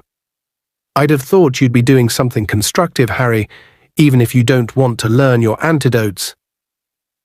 Like what? Harry said as he watched Joey Jenkins of the Cannons belt a bludger toward a Ballycastle bat's chaser. That egg, Hermione hissed. Come on, Hermione, I've got till February the 24th, Harry said. He had put the golden egg upstairs in his trunk and hadn't opened it since the celebration party after the first task. There were still 2.5 months to go until he needed to know what all the screechy wailing meant, after all. But it might take weeks to work it out, said Hermione. You're going to look a real idiot if everyone else knows what the next task is and you don't. Leave him alone, Hermione. He's earned a bit of a break, said Ron, and he placed the last 2 cards on top of the castle, and the whole lot blew up, singeing his eyebrows. Nice look, Ron, go well with your dress robes, that will. It was Fred and George. They sat down at the table with Harry, Ron, and Hermione, as Ron felt how much damage had been done. Ron, can we borrow Pigwidgeon? George asked. No, he's off delivering a letter, said Ron. Oh, why? Because George wants to invite him to the ball, said Fred sarcastically. Because we want to send a letter, you stupid great prat, said George. Who do you two keep writing to, hey? Said Ron. Nose out, Ron, or I'll burn that for you too, said Fred, waving his wand threateningly. So you lot got dates for the ball yet? Nope, said Ron. Well, you'd better hurry up, mate, or all the good ones will be gone, said Fred. Who are you going with then? Said Ron. Angelina, said Fred promptly, without a trace of embarrassment. What? Said Ron, taken aback. You've already asked her. Good point, said Fred. He turned his head and called across the common room, Oi, Angelina. Angelina, who had been chatting with Alicia Spinett near the fire, looked over at him. What? She called back. Want to come to the ball with me? Angelina gave Fred an appraising sort of look. All right then, she said, and she turned back to Alicia and carried on, chatting with a bit of a grin on her face. There you go, said Fred to Harry and Ron, piece of cake. He got to his feet, yawning, and said, We'd better use a school owl then, George, come on. They left. Ron stopped feeling his eyebrows and looked across the smouldering wreck of his card castle at Harry. We should get a move on, ask someone. He's right, we don't want to end up with a pair of trolls. Hermione let out a sputter of indignation. A pair of what? Excuse me? Well, said Ron, shrugging. I'd rather go alone than with Eloise Midgen, say. Her acne's loads better lately, and she's really nice. Her nose is off-center, said Ron. Oh, I see, Hermione said, bristling. So basically, you're going to take the best-looking girl who'll have you, even if she's completely horrible. Yeah, that sounds about right, said Ron. I'm going to bed, Hermione snapped, and she swept off toward the girls' staircase without another word. The Hogwarts staff, demonstrating a continued desire to impress the visitors, from Beauxbatons and Durmstrang, seemed determined to show the castle at its best this Christmas. When the decorations went up, Harry noticed that they were the most stunning he had yet seen inside the school. Everlasting icicles had been attached to the banisters of the marble staircase. The usual 12 Christmas trees in the Great Hall were bedecked with everything from luminous hollyberries to real hooting golden owls, and the suits of armor had all been bewitched to sing carols whenever anyone passed them. It was quite something to hear "O Come, All Ye Faithful" sung by an empty helmet that only knew half the words. Several times, Filch the caretaker had to extract Peeves from inside the armor, where he had taken to hiding, filling in the gaps in the songs with lyrics of his own invention, all of which were very rude. And still Harry hadn't asked Cho to the ball. He and Ron were getting very nervous now, though as Harry pointed out, Ron would look much less stupid than he would without a partner. Harry was supposed to be starting the dancing with the other champions. I suppose there's always Moaning Myrtle, he said gloomily, referring to the ghost who haunted the girls' toilets on the second floor. Harry, we've just got to grit our teeth and do it, said Ron on Friday morning, in a tone that suggested they were planning the storming of an impregnable fortress. When we get back to the common room tonight, we'll both have partners agreed. Okay, said Harry. But every time he glimpsed Cho that day during break, and then lunchtime, and once on the way to History of Magic, she was surrounded by friends. Didn't she ever go anywhere alone? Could he perhaps ambush her as she was going into a bathroom? But no, she even seemed to go there with an escort of 4 or 5 girls. Yet if he didn't do it soon, she was bound to have been asked by somebody else. He found it hard to concentrate on Snape's potions test and consequently forgot to add the key ingredient a Bezoar, meaning that he received bottom marks. He didn't care, though. He was too busy screwing up his courage for what he was about to do. When the bell rang, he grabbed his bag and hurried to the dungeon door. I'll meet you at dinner, he said to Ron and Hermione, and he dashed off upstairs. He'd just have to ask Cho for a private word, that was all. He hurried off through the packed corridors looking for her, and, rather sooner than he had expected, he found her emerging from a defense against the dark arts lesson. Cho, could I have a word with you? Giggling should be made illegal, Harry thought furiously, as all the girls around Cho started doing it. She didn't, though. She said, okay, and followed him out of earshot of her classmates. Harry turned to look at her, and his stomach gave a weird lurch, as though he had missed a step going downstairs. He said. He couldn't ask her, he couldn't. But he had to. Cho stood there looking puzzled, watching him. The words came out before Harry had quite got his tongue around them. Wango Ballwime. Sorry, said Cho. Do you want to go to the ball with me? Said Harry. Why did he have to go red now? Why? Oh, said Cho, and she went red too. Oh, Harry, I'm really sorry. And she truly looked it. I've already said I'll go with someone else. Oh, said Harry. It was odd, A moment before his insides had been writhing like snakes, but suddenly he didn't seem to have any insides at all. "Oh, okay," he said. "No problem." "I'm really sorry," she said again. "That's okay," said Harry. They stood there looking at each other, and then Cho said, "Well, yeah," said Harry. "Well, bye," said Cho, still very red. She walked away. Harry called after her before he could stop himself. "Who are you going with?" "Oh, Cedric," she said. "Cedric Diggory." "Oh, right," said Harry. His insides had come back again. It felt as though they had been filled with lead in their absence. Completely forgetting about dinner, he walked slowly back up to Gryffindor Tower, Cho's voice echoing in his ears with every step he took. Cedric Diggory. He had been starting to quite like Cedric, prepared to overlook the fact that he had once beaten him at Quidditch, and was handsome and popular and nearly everyone's favourite champion. Now he suddenly realised that Cedric was in fact a useless pretty boy who didn't have enough brains to fill an egg cup. "Fairy lights," he said dully to the fat lady. The password had been changed the previous day. "Yes, indeed, dear," she trilled, straightening her new tinsel hairband as she swung forward to admit him. Entering the common room, Harry looked around, and to his surprise he saw Ron sitting ashen-faced in a distant corner. Ginny was sitting with him, talking to him in what seemed to be a low, soothing voice. "What's up, Ron?" said Harry, joining them. Ron looked up at Harry, a sort of blind horror in his face. "Why did I do it?" he said wildly. "I don't know what made me do it." "What?" said Harry. "He had just asked Fleur Delacour to go to the ball with him," said Ginny. She looked as though she was fighting back a smile, but she kept patting Ron's arm sympathetically. "You what?" said Harry. "I don't know what made me do it." Ron gasped again. "What was I playing at?" "There were people all around. I've gone mad, everyone watching." "I was just walking past her in the entrance hall. She was standing there talking to Diggory, and it sort of came over me, and I asked her." Ron moaned and put his face in his hands. He kept talking, though the words were barely distinguishable.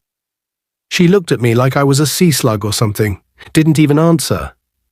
And then I dunno, I just sort of came to my senses and ran for it." "She's part Veela," said Harry. "You were right, her grandmother was one.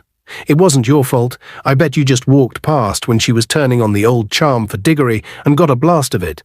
But she was wasting her time. He's going with Cho Chang." Ron looked up. "I asked her to go with me just now," Harry said dully, "and she told me." Ginny had suddenly stopped smiling. "This is mad," said Ron. "We're the only ones left who haven't got anyone well, except Neville. Hey, guess who he asked? Hermione." "What?" said Harry, completely distracted by this startling news. "Yeah, I know," said Ron, some of the colour coming back into his face as he started to laugh. "He told me after potions. Said she's always been really nice, helping him out with work and stuff, but she told him she was already going with someone." "Ha! As if. She just didn't want to go with Neville, I mean. Who would?" "Don't," said Ginny, annoyed. "Don't laugh." Just then Hermione climbed in through the portrait hole. "Why weren't you two at dinner?" she said, coming over to join them. "Because, oh, shut up laughing, you two, because they've both just been turned down by girls they asked to the ball," said Ginny. That shut Harry and Ron up. "Thanks a bunch, Ginny," said Ron sourly. "All the good-looking ones taken, Ron?" said Hermione loftily. "Eloise Midgen's starting to look quite pretty now, is she? Well, I'm sure you'll find someone somewhere who'll have you." But Ron was staring at Hermione as though suddenly seeing her in a whole new light. "Hermione, Neville's right, you are a girl." "Oh, well spotted," she said acidly. "Well, you can come with one of us." "No, I can't," snapped Hermione. "Oh, come on," he said impatiently. "We need partners. We're going to look really stupid if we haven't got any. Everyone else has." "I can't come with you," said Hermione, now blushing, "because I'm already going with someone." "No, you're not," said Ron. "You just said that to get rid of Neville." "Oh, did I?" said Hermione, and her eyes flashed dangerously. "Just because it's taken you 3 years to notice, Ron, doesn't mean no one else has spotted I'm a girl." Ron stared at her. Then he grinned again. Okay, we know you're a girl," he said. "That do. Will you come now?" "I've already told you," Hermione said very angrily. "I'm going with someone else." And she stormed off toward the girls' dormitories again. She's lying, said Ron flatly, watching her go. She's not, said Ginny quietly. Who is it then? Said Ron sharply. I'm not telling you, it's her business, said Ginny. Right, said Ron, who looked extremely put out. This is getting stupid. Ginny, you can go with Harry, and I'll just… I can't, said Ginny, and she went scarlet too. I'm going with Neville. He asked me when Hermione said no, and I thought, well, I'm not going to be able to go otherwise. I'm not in 4th year. She looked extremely miserable. I think I'll go and have dinner, she said, and she got up and walked off to the portrait hole, her head bowed. Ron goggled at Harry. What's got into them? He demanded. But Harry had just seen Parvati and Lavender come in through the portrait hole. The time had come for drastic action. Wait here, he said to Ron, and he stood up, walked straight up to Parvati, and said, Parvati, will you go to the ball with me? Parvati went into a fit of giggles. Harry waited for them to subside, his fingers crossed in the pocket of his robes. Yes, all right then, she said finally, blushing furiously. Thanks, said Harry in relief. Lavender, will you go with Ron? She's going with Seamus, said Parvati, and the pair of them giggled harder than ever. Harry sighed. Can't you think of anyone who'd go with Ron? He said, lowering his voice so that Ron wouldn't hear. What about Hermione Granger? Said Parvati. She's going with someone else. Parvati looked astonished. Ooh, who? She said keenly. Harry shrugged. No idea, he said. So what about Ron? Well, said Parvati slowly, I suppose my sister might, Padma, you know, in Ravenclaw. I'll ask her if you like. Yeah, that would be great, said Harry. Let me know, will you? And he went back over to Ron, feeling that this ball was a lot more trouble than it was worth, and hoping very much that Padma Patil's nose was dead center. Chapter 23. The Yule Ball. Despite the very heavy load of homework that the 4th years had been given for the holidays, Harry was in no mood to work when term ended and spent the week leading up to Christmas enjoying himself as fully as possible along with everyone else. Gryffindor Tower was hardly less crowded now than during term time. It seemed to have shrunk slightly too, as its inhabitants were being so much rowdier than usual. Fred and George had had a great success with their canary creams, and for the first couple of days of the holidays, people kept bursting into feather all over the place.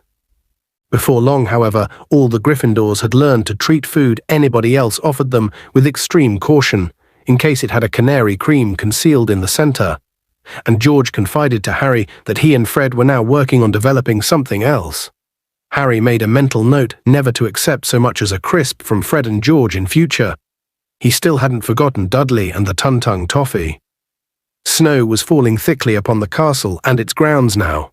The pale blue Beauxbatons carriage looked like a large, chilly, frosted pumpkin next to the iced gingerbread house that was Hagrid's cabin, while the Durmstrang ship's portholes were glazed with ice, the rigging white with frost. The house elves down in the kitchen were outdoing themselves with a series of rich, warming stews and savoury puddings, and only Fleur Delacour seemed to be able to find anything to complain about. It is too Evie, all this Hogwarts food, they heard her saying grumpily as they left the great hall behind her one evening. Ron skulking behind Harry, keen not to be spotted by Fleur. I will not fit into my dress robes. Ooh, there's a tragedy, Hermione snapped as Fleur went out into the entrance hall. She really thinks a lot of herself, that one, doesn't she? Hermione, who are you going to the ball with? Said Ron. He kept springing this question on her, hoping to startle her into a response by asking it when she least expected it. However, Hermione merely frowned and said, I'm not telling you, you'll just make fun of me. You're joking, Weasley, said Malfoy behind them. You're not telling me someone's asked that to the ball, not the long-molered mudblood. Harry and Ron both whipped around, but Hermione said loudly, waving to somebody over Malfoy's shoulder, Hello, Professor Moody. Malfoy went pale and jumped backward, looking wildly around for Moody, but he was still up at the staff table, finishing his stew. Twitchy little ferret, aren't you, Malfoy? Said Hermione scathingly, and she, Harry and Ron went up the marble staircase, laughing heartily. Hermione, said Ron, looking sideways at her, suddenly frowning, your teeth. What about them? She said. Well, they're different, I've just noticed. Of course they are. Did you expect me to keep those fangs Malfoy gave me? No, I mean, they're different to how they were before he put that hex on you. They're all straight and normal-sized. Hermione suddenly smiled very mischievously, and Harry noticed it too.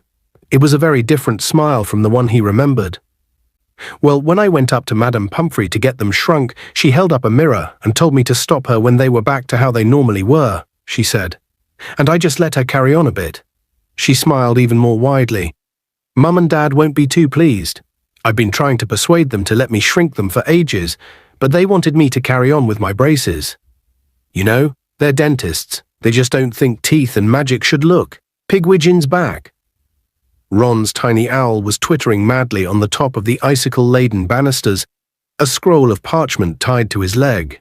People passing him were pointing and laughing, and a group of third-year girls paused and said, "Oh, look at the weenie owl, isn't he cute?"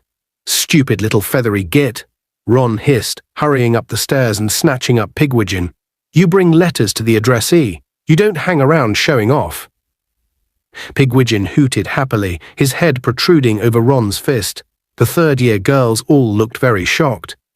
"Clear off," Ron snapped at them, waving the fist holding Pigwidgeon, who hooted more happily than ever as he soared through the air. "Here, take it, Harry," Ron added in an undertone as the third-year girls scuttled away looking scandalized. He pulled Sirius's reply off Pigwidgeon's leg, Harry pocketed it, and they hurried back to Gryffindor Tower to read it. Everyone in the common room was much too busy letting off more holiday steam to observe what anyone else was up to. Ron, Harry, and Hermione sat apart from everyone else by a dark window that was gradually filling up with snow, and Harry read out, "Dear Harry, congratulations on getting past the Horntail. Whoever put your name in that goblet shouldn't be feeling too happy right now. I was going to suggest a conjunctivitis curse, as a dragon's eyes are its weakest point." "That's what Crumb did," Hermione whispered, "but your way was better. I'm impressed." "Don't get complacent though, Harry. You've only done one task. Whoever put you in for the tournaments got plenty more opportunity if they're trying to hurt you. Keep your eyes open, particularly when the person we discussed is around, and concentrate on keeping yourself out of trouble. Keep in touch. I still want to hear about anything unusual." "He sounds exactly like Moody," said Harry quietly, tucking the letter away again inside his robes. "Constant vigilance. You'd think I walk around with my eyes shut, banging off the walls."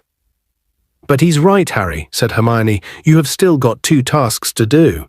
You really ought to have a look at that egg, you know, and start working out what it means." "Hermione, he's got ages," snapped Ron. "Want a game of chess, Harry?" "Yeah, okay," said Harry. Then, spotting the look on Hermione's face, he said, "Come on, how am I supposed to concentrate with all this noise going on? I won't even be able to hear the egg over this lot."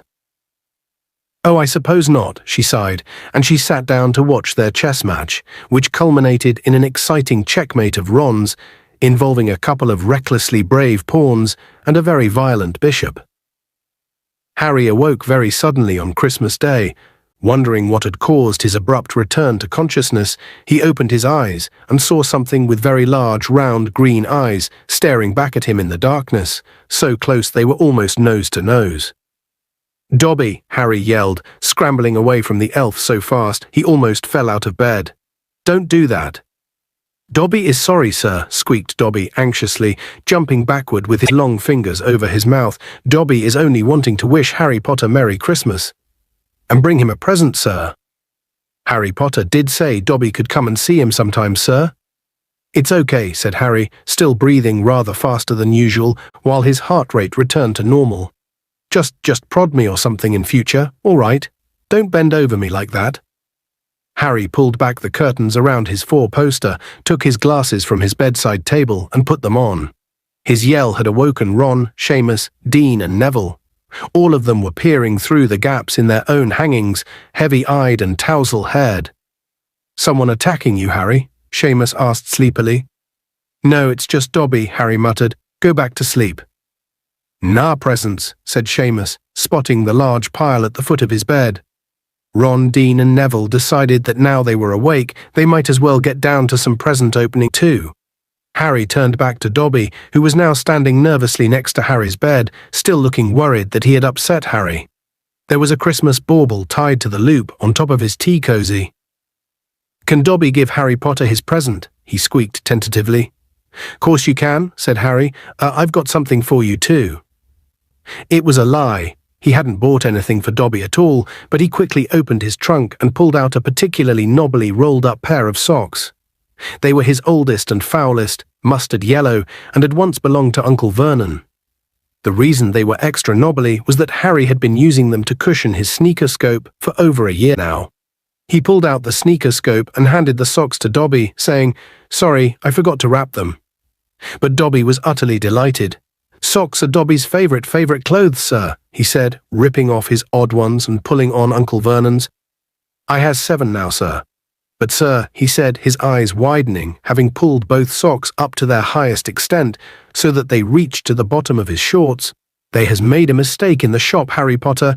They is giving you two the same." "Ah, no, Harry, how come you didn't spot that?" said Ron, grinning over from his own bed, which was now strewn with wrapping paper. "Tell you what, Dobby, here, you go take these two, and you can mix them up properly, and here's your sweater." He threw Dobby a pair of violet socks he had just unwrapped, and the hand-knitted sweater Mrs. Weasley had sent. Dobby looked quite overwhelmed. "Sir is very kind," he squeaked, his eyes brimming with tears again, bowing deeply to Ron. Dobby knew Sir must be a great wizard, for he is Harry Potter's greatest friend, but Dobby did not know that he was also as generous of spirit, as noble, as selfless. "They're only socks," said Ron, who had gone slightly pink around the ears, though he looked rather pleased all the same. Wow, Harry, he had just opened Harry's present, a Chudley cannon hat. "Cool." He jammed it onto his head, where it clashed horribly with his hair. Dobby now handed Harry a small package, which turned out to be socks. "Dobby is making them himself, sir," the elf said happily. "He is buying the wool out of his wages, sir." The left sock was bright red and had a pattern of broomsticks upon it. The right sock was green with a pattern of snitches. They're really well, thanks, Dobby," said Harry, and he pulled them on, causing Dobby's eyes to leak with happiness again. "Dobby must go now, sir. We is already making Christmas dinner in the kitchens," said Dobby, and he hurried out of the dormitory, waving goodbye to Ron and the others as he passed. Harry's other presents were much more satisfactory than Dobby's odd socks, with the obvious exception of the Dursleys, which consisted of a single tissue. An all-time low, Harry supposed they, too, were remembering the Tun-Tung toffee.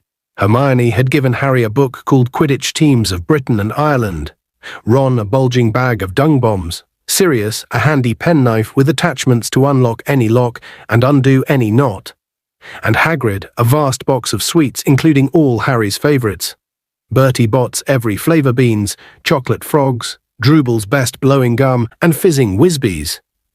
There was also, of course, Mrs. Weasley's usual package, including a new sweater, green with a picture of a dragon on it.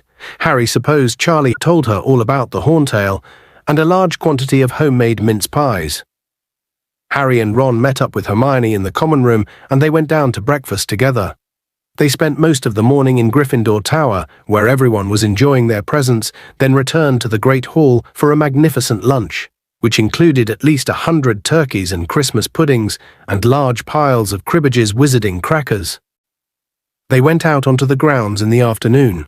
The snow was untouched, except for the deep channels made by the Durmstrang and Beauxbatons students on their way up to the castle. Hermione chose to watch Harry and the Weasleys snowball fight rather than join in, and at 5 o'clock said she was going back upstairs to get ready for the ball. "What, you need 3 hours?" said Ron, looking at her incredulously and paying for his lapse in concentration when a large snowball thrown by George hit him hard on the side of the head. "Who are you going with?" he yelled after Hermione, but she just waved and disappeared up the stone steps into the castle. There was no Christmas tea today, as the ball included a feast. So at 7 o'clock, when it had become hard to aim properly, the others abandoned their snowball fight and trooped back to the common room. The fat lady was sitting in her frame with her friend Violet from downstairs, both of them extremely tipsy, empty boxes of chocolate liqueurs littering the bottom of her picture. "Larry fights, that's the one," she giggled when they gave the password, and she swung forward to let them inside. Harry, Ron, Seamus, Dean and Neville changed into their dress robes up in their dormitory, all of them looking very self-conscious, but none as much as Ron, who surveyed himself in the long mirror in the corner with an appalled look on his face. There was just no getting around the fact that his robes looked more like a dress than anything else. In a desperate attempt to make them look more manly, he used a severing charm on the ruff and cuffs. It worked fairly well.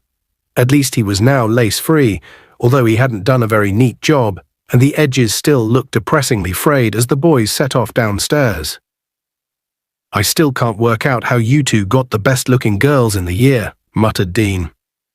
"Animal magnetism," said Ron gloomily, pulling stray threads out of his cuffs. The common room looked strange, full of people wearing different colors instead of the usual mass of black. Parvati was waiting for Harry at the foot of the stairs. She looked very pretty indeed, in robes of shocking pink, with her long dark plait braided with gold and gold bracelets glimmering at her wrists. Harry was relieved to see that she wasn't giggling. "You look nice," he said awkwardly. "Thanks," she said. "Padma's going to meet you in the entrance hall," she added to Ron. "Right," said Ron, looking around. "Where's Hermione?" Parvati shrugged. "Shall we go down then, Harry?" "Okay," said Harry, wishing he could just stay in the common room. Fred winked at Harry as he passed him on the way out of the portrait hole.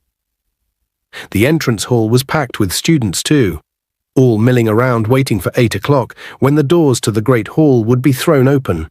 Those people who were meeting partners from different houses were edging through the crowd, trying to find one another.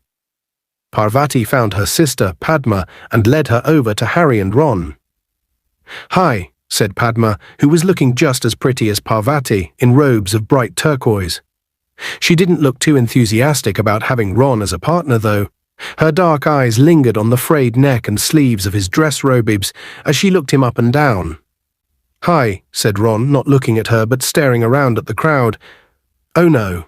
He bent his knees slightly to hide behind Harry because Fleur Delacour was passing, looking stunning in robes of silver-grey satin and accompanied by the Ravenclaw Quidditch captain, Roger Davies. When they had disappeared, Ron stood straight again and stared over the heads of the crowd. "Where is Hermione?" he said again. A group of Slytherins came up the steps from their dungeon common room. Malfoy was in front. He was wearing dress robes of black velvet with a high collar, which in Harry's opinion made him look like a vicar. Pansy Parkinson, in very frilly robes of pale pink, was clutching Malfoy's arm. Crabbe and Goyle were both wearing green. They resembled moss-coloured boulders, and neither of them, Harry was pleased to see, had managed to find a partner. The oak front doors opened, and everyone turned to look as the Durmstrang students entered with Professor Karkaroff. Crumb was at the front of the party, accompanied by a pretty girl in blue robes Harry didn't know.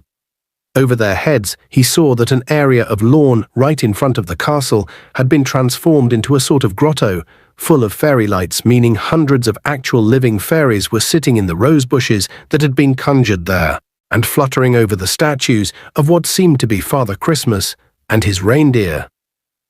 Then Professor McGonagall's voice called, "Champions over here, please." Parvati readjusted her bangles, beaming. She and Harry said, "See you in a minute," to Ron and Padma, and walked forward, the chattering crowd parting to let them through. Professor McGonagall, who was wearing dress robes of red tartan and had arranged a rather ugly wreath of thistles around the brim of her hat, told them to wait on one side of the doors while everyone else went inside. They were to enter the great hall in procession when the rest of the students had sat down. Fleur Delacour and Roger Davies stationed themselves nearest the doors. Davies looked so stunned by his good fortune in having Fleur for a partner that he could hardly take his eyes off her. Cedric and Cho were close to Harry too.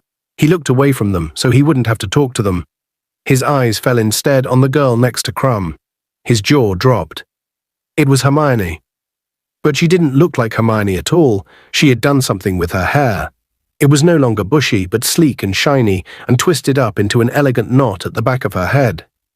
She was wearing robes made of a floaty, periwinkle blue material, and she was holding herself differently somehow, or maybe it was merely the absence of the 20 or so books she usually had slung over her back. She was also smiling rather nervously, it was true, but the reduction in the size of her front teeth was more noticeable than ever. Harry couldn't understand how he hadn't spotted it before. "Hi, Harry," she said. "Hi, Parvati." Parvati was gazing at Hermione in unflattering disbelief. She wasn't the only one either. When the doors to the Great Hall opened, Crumb's fan club from the library stalked past, throwing Hermione looks of deepest loathing. Pansy Parkinson gaped at her as she walked by with Malfoy, and even he didn't seem to be able to find an insult to throw at her. Ron, however, walked right past Hermione without looking at her. Once everyone else was settled in the hall, Professor McGonagall told the champions and their partners to get in line in pairs and to follow her. They did so, and everyone in the Great Hall applauded as they entered and started walking up toward a large round table at the top of the hall, where the judges were sitting. The walls of the hall had all been covered in sparkling silver frost, with hundreds of garlands of mistletoe and ivy crossing the starry black ceiling. The house tables had vanished. Instead, there were about 100 smaller lantern-lit ones, each seating about a dozen people. Harry concentrated on not tripping over his feet. Parvati seemed to be enjoying herself. She was beaming around at everybody, steering Harry so forcefully that he felt as though he were a show dog she was putting through its paces. He caught sight of Ron and Padma as he neared the top table.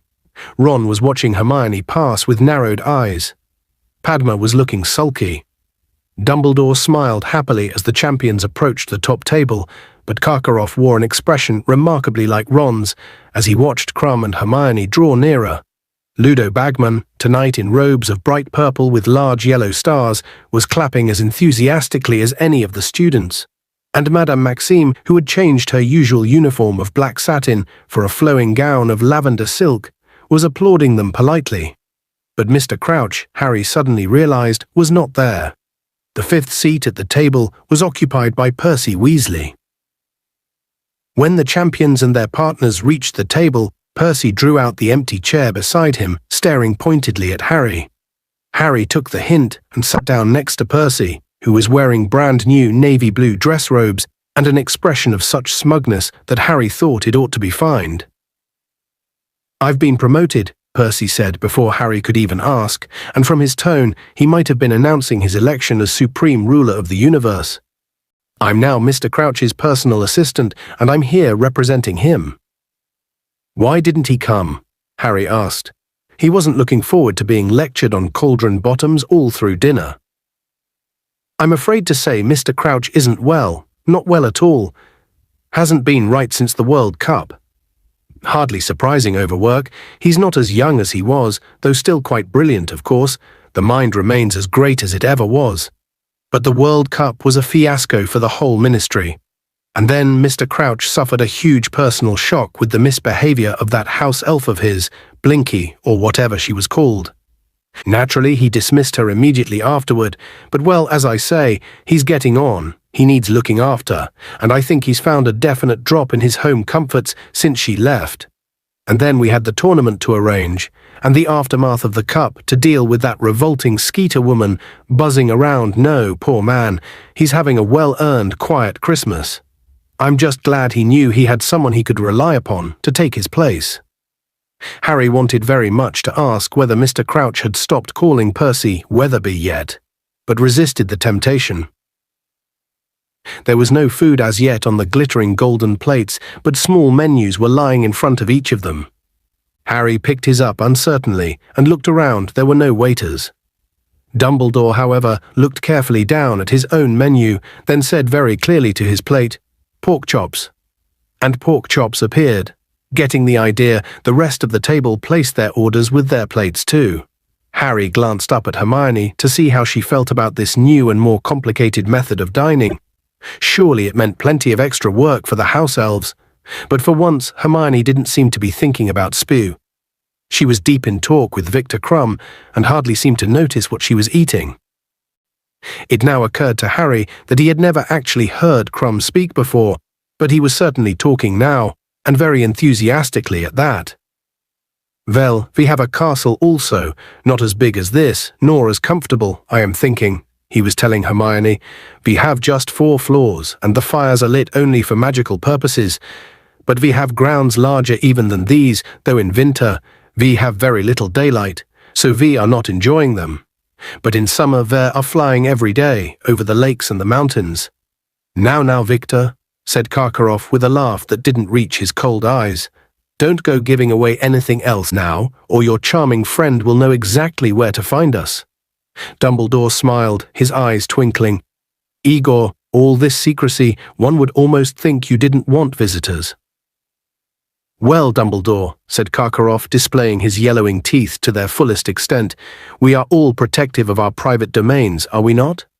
Do we not jealously guard the halls of learning that have been entrusted to us? Are we not right to be proud that we alone know our school's secrets and right to protect them? Oh, I would never dream of assuming I know all Hogwarts secrets, Igor, said Dumbledore amicably. Only this morning, for instance, I took a wrong turning on the way to the bathroom and found myself in a beautifully proportioned room I have never seen before, containing a really rather magnificent collection of chamber pots. When I went back to investigate more closely, I discovered that the room had vanished. But I must keep an eye out for it. Possibly it is only accessible at 5:30 in the morning. Or it may only appear at the quarter moon, or when the seeker has an exceptionally full bladder. Harry snorted into his plate of goulash. Percy frowned, but Harry could have sworn Dumbledore had given him a very small wink. Meanwhile, Fleur Delacour was criticizing the Hogwarts decorations to Roger Davies. This is nothing, she said dismissively, looking around at the sparkling wall of the Great Hall. At the Palace of Beauxbatons, we have ice sculptures all around the dining chamber at Christmas. They do not melt. Of course, they are like huge statues of diamond, glittering around the place, and the food is simply superb. And we've choirs of wood nymphs, who serenade us as we eat. We have none of this ugly armor in the halls, and if a poltergeist ever entered into Beauxbatons, he would be expelled like that. She slapped her hand onto the table impatiently. Roger Davies was watching her talk with a very dazed look on his face, and he kept missing his mouth with his fork. Harry had the impression that Davies was too busy staring at Fleur to take in a word she was saying. Absolutely right, he said quickly, slapping his own hand down on the table in imitation of Fleur. Like that. Yeah. Harry looked around the hall. Hagrid was sitting at one of the other staff tables. He was back in his horrible hairy brown suit and gazing up at the top table. Harry saw him give a small wave and looking around saw Madame Maxime return it, her opals glittering in the candlelight. Hermione was now teaching Crumb to say her name properly. He kept calling her Hermione. Hermione, she said slowly and clearly. Herm-o-Ninny. Close enough, she said, catching Harry's eye and grinning. When all the food had been consumed, Dumbledore stood up and asked the students to do the same. Then, with a wave of his wand, all the tables zoomed back along the walls, leaving the floor clear, and then he conjured a raised platform into existence along the right wall. A set of drums, several guitars, a lute, a cello, and some bagpipes were set upon it. The Weird Sisters now trooped up onto the stage to wildly enthusiastic applause. They were all extremely hairy and dressed in black robes that had been artfully ripped and torn. They picked up their instruments, and Harry, who had been so interested in watching them that he had almost forgotten what was coming, suddenly realized that the lanterns on all the other tables had gone out, and that the other champions and their partners were standing up. "Come on," Parvati hissed, "we're supposed to dance." Harry tripped over his dress robes as he stood up. The Weird Sisters struck up a slow, mournful tune. Harry walked onto the brightly lit dance floor, carefully avoiding catching anyone's eye. He could see Seamus and Dean waving at him and sniggering, and next moment Parvati had seized his hands, placed one around her waist, and was holding the other tightly in hers. It wasn't as bad as it could have been, Harry thought, revolving slowly on the spot. Parvati was steering. He kept his eyes fixed over the heads of the watching people, and very soon many of them too had come onto the dance floor so that the champions were no longer the centre of attention. Neville and Ginny were dancing nearby. He could see Ginny wincing frequently as Neville trod on her feet, and Dumbledore was waltzing with Madame Maxime. He was so dwarfed by her that the top of his pointed hat barely tickled her chin. However, she moved very gracefully for a woman so large. Mad-Eye Moody was doing an extremely ungainly two-step with Professor Sinistra, who was nervously avoiding his wooden leg. "Nice socks, Potter," Moody growled as he passed, his magical eyes staring through Harry's robes. "Oh yeah, Dobby the house elf knitted them for me," said Harry, grinning. "He is so creepy," Parvati whispered as Moody clunked away. "I don't think that I should be allowed." Harry heard the final quavering note from the bagpipe with relief. The weird sisters stopped playing. Applause filled the hall once more, and Harry let go of Parvati at once. "Let's sit down, shall we?" "Oh, but this is a really good one," Parvati said as the weird sisters struck up a new song, which was much faster. "No, I don't like it," Harry lied, and he led her away from the dance floor, past Fred and Angelina, who were dancing so exuberantly that people around them were backing away in fear of injury, and over to the table where Ron and Padma were sitting. "How's it going?" Harry asked Ron, sitting down and opening a bottle of butterbeer. Ron didn't answer. He was glaring at Hermione and Crumb, who were dancing nearby. Padma was sitting with her arms and legs crossed, one foot jiggling in time to the music. Every now and then she threw a disgruntled look at Ron, who was completely ignoring her. Parvati sat down on Harry's other side, crossed her arms and legs too, and within minutes was asked to dance by a boy from Beauxbatons. "You don't mind, do you, Harry?" Parvati said. "What?" said Harry, who was now watching Cho and Cedric. "Oh, never mind," snapped Parvati, and she went off with the boy from Beauxbatons. When the song ended, she did not return. Hermione came over and sat down in Parvati's empty chair. She was a bit pink in the face from dancing. "Hi," said Harry. Ron didn't say anything. "It's hot, isn't it?" said Hermione, fanning herself with her hand. "Victor's just gone to get some drinks." Ron gave her a withering look. "Victor," he said. "Hasn't he asked you to call him Vicky yet?"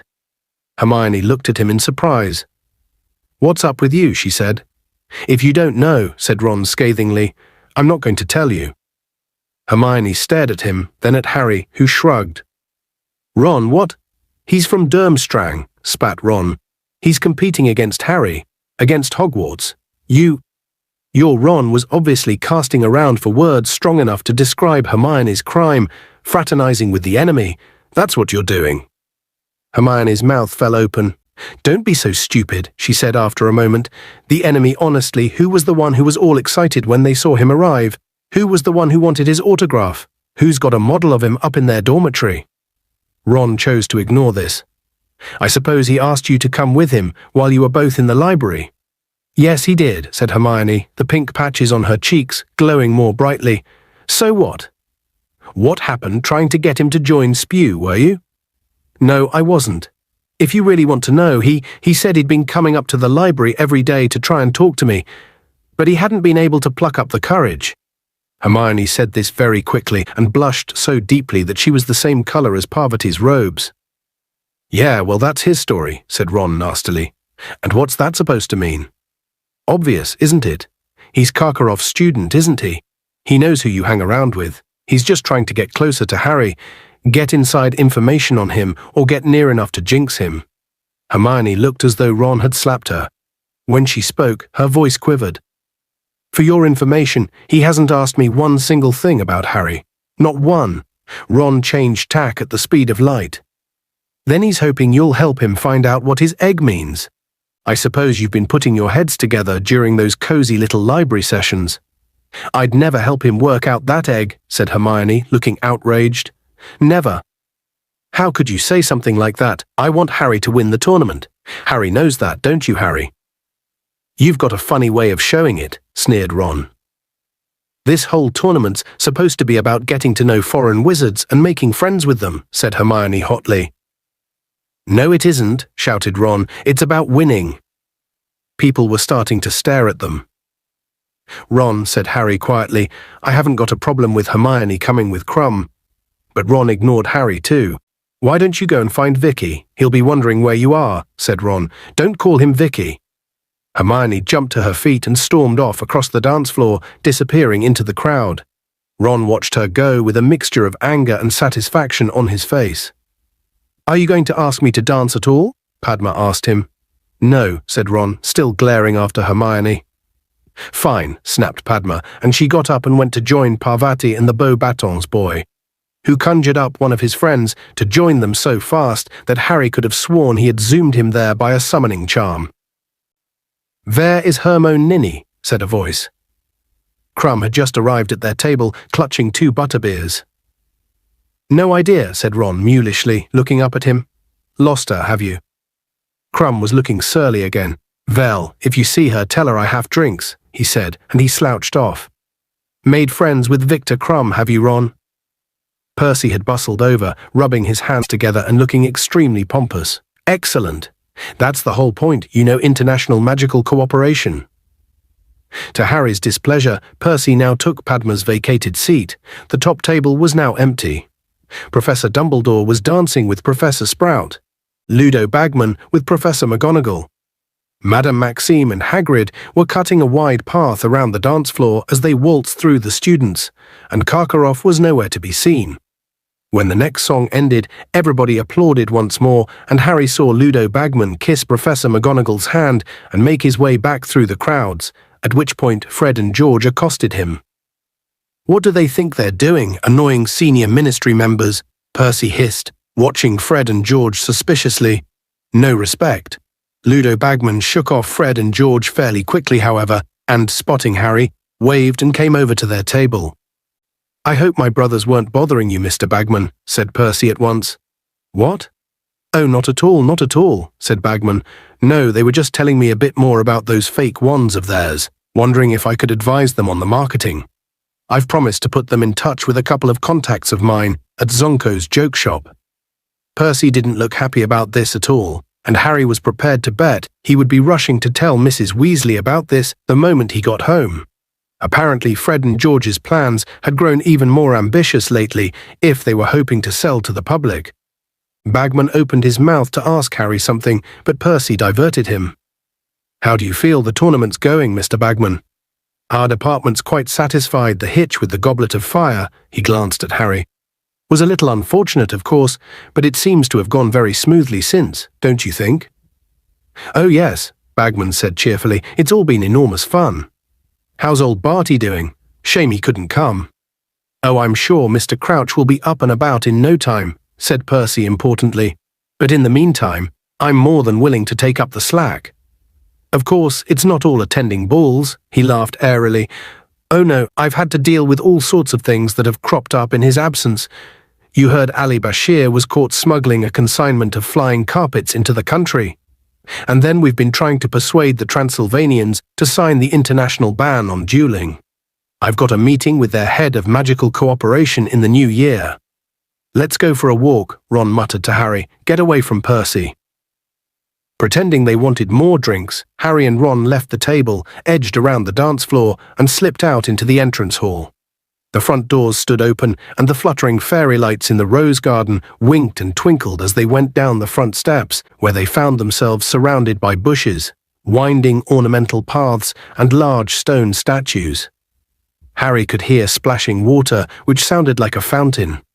Here and there, people were sitting on carved benches.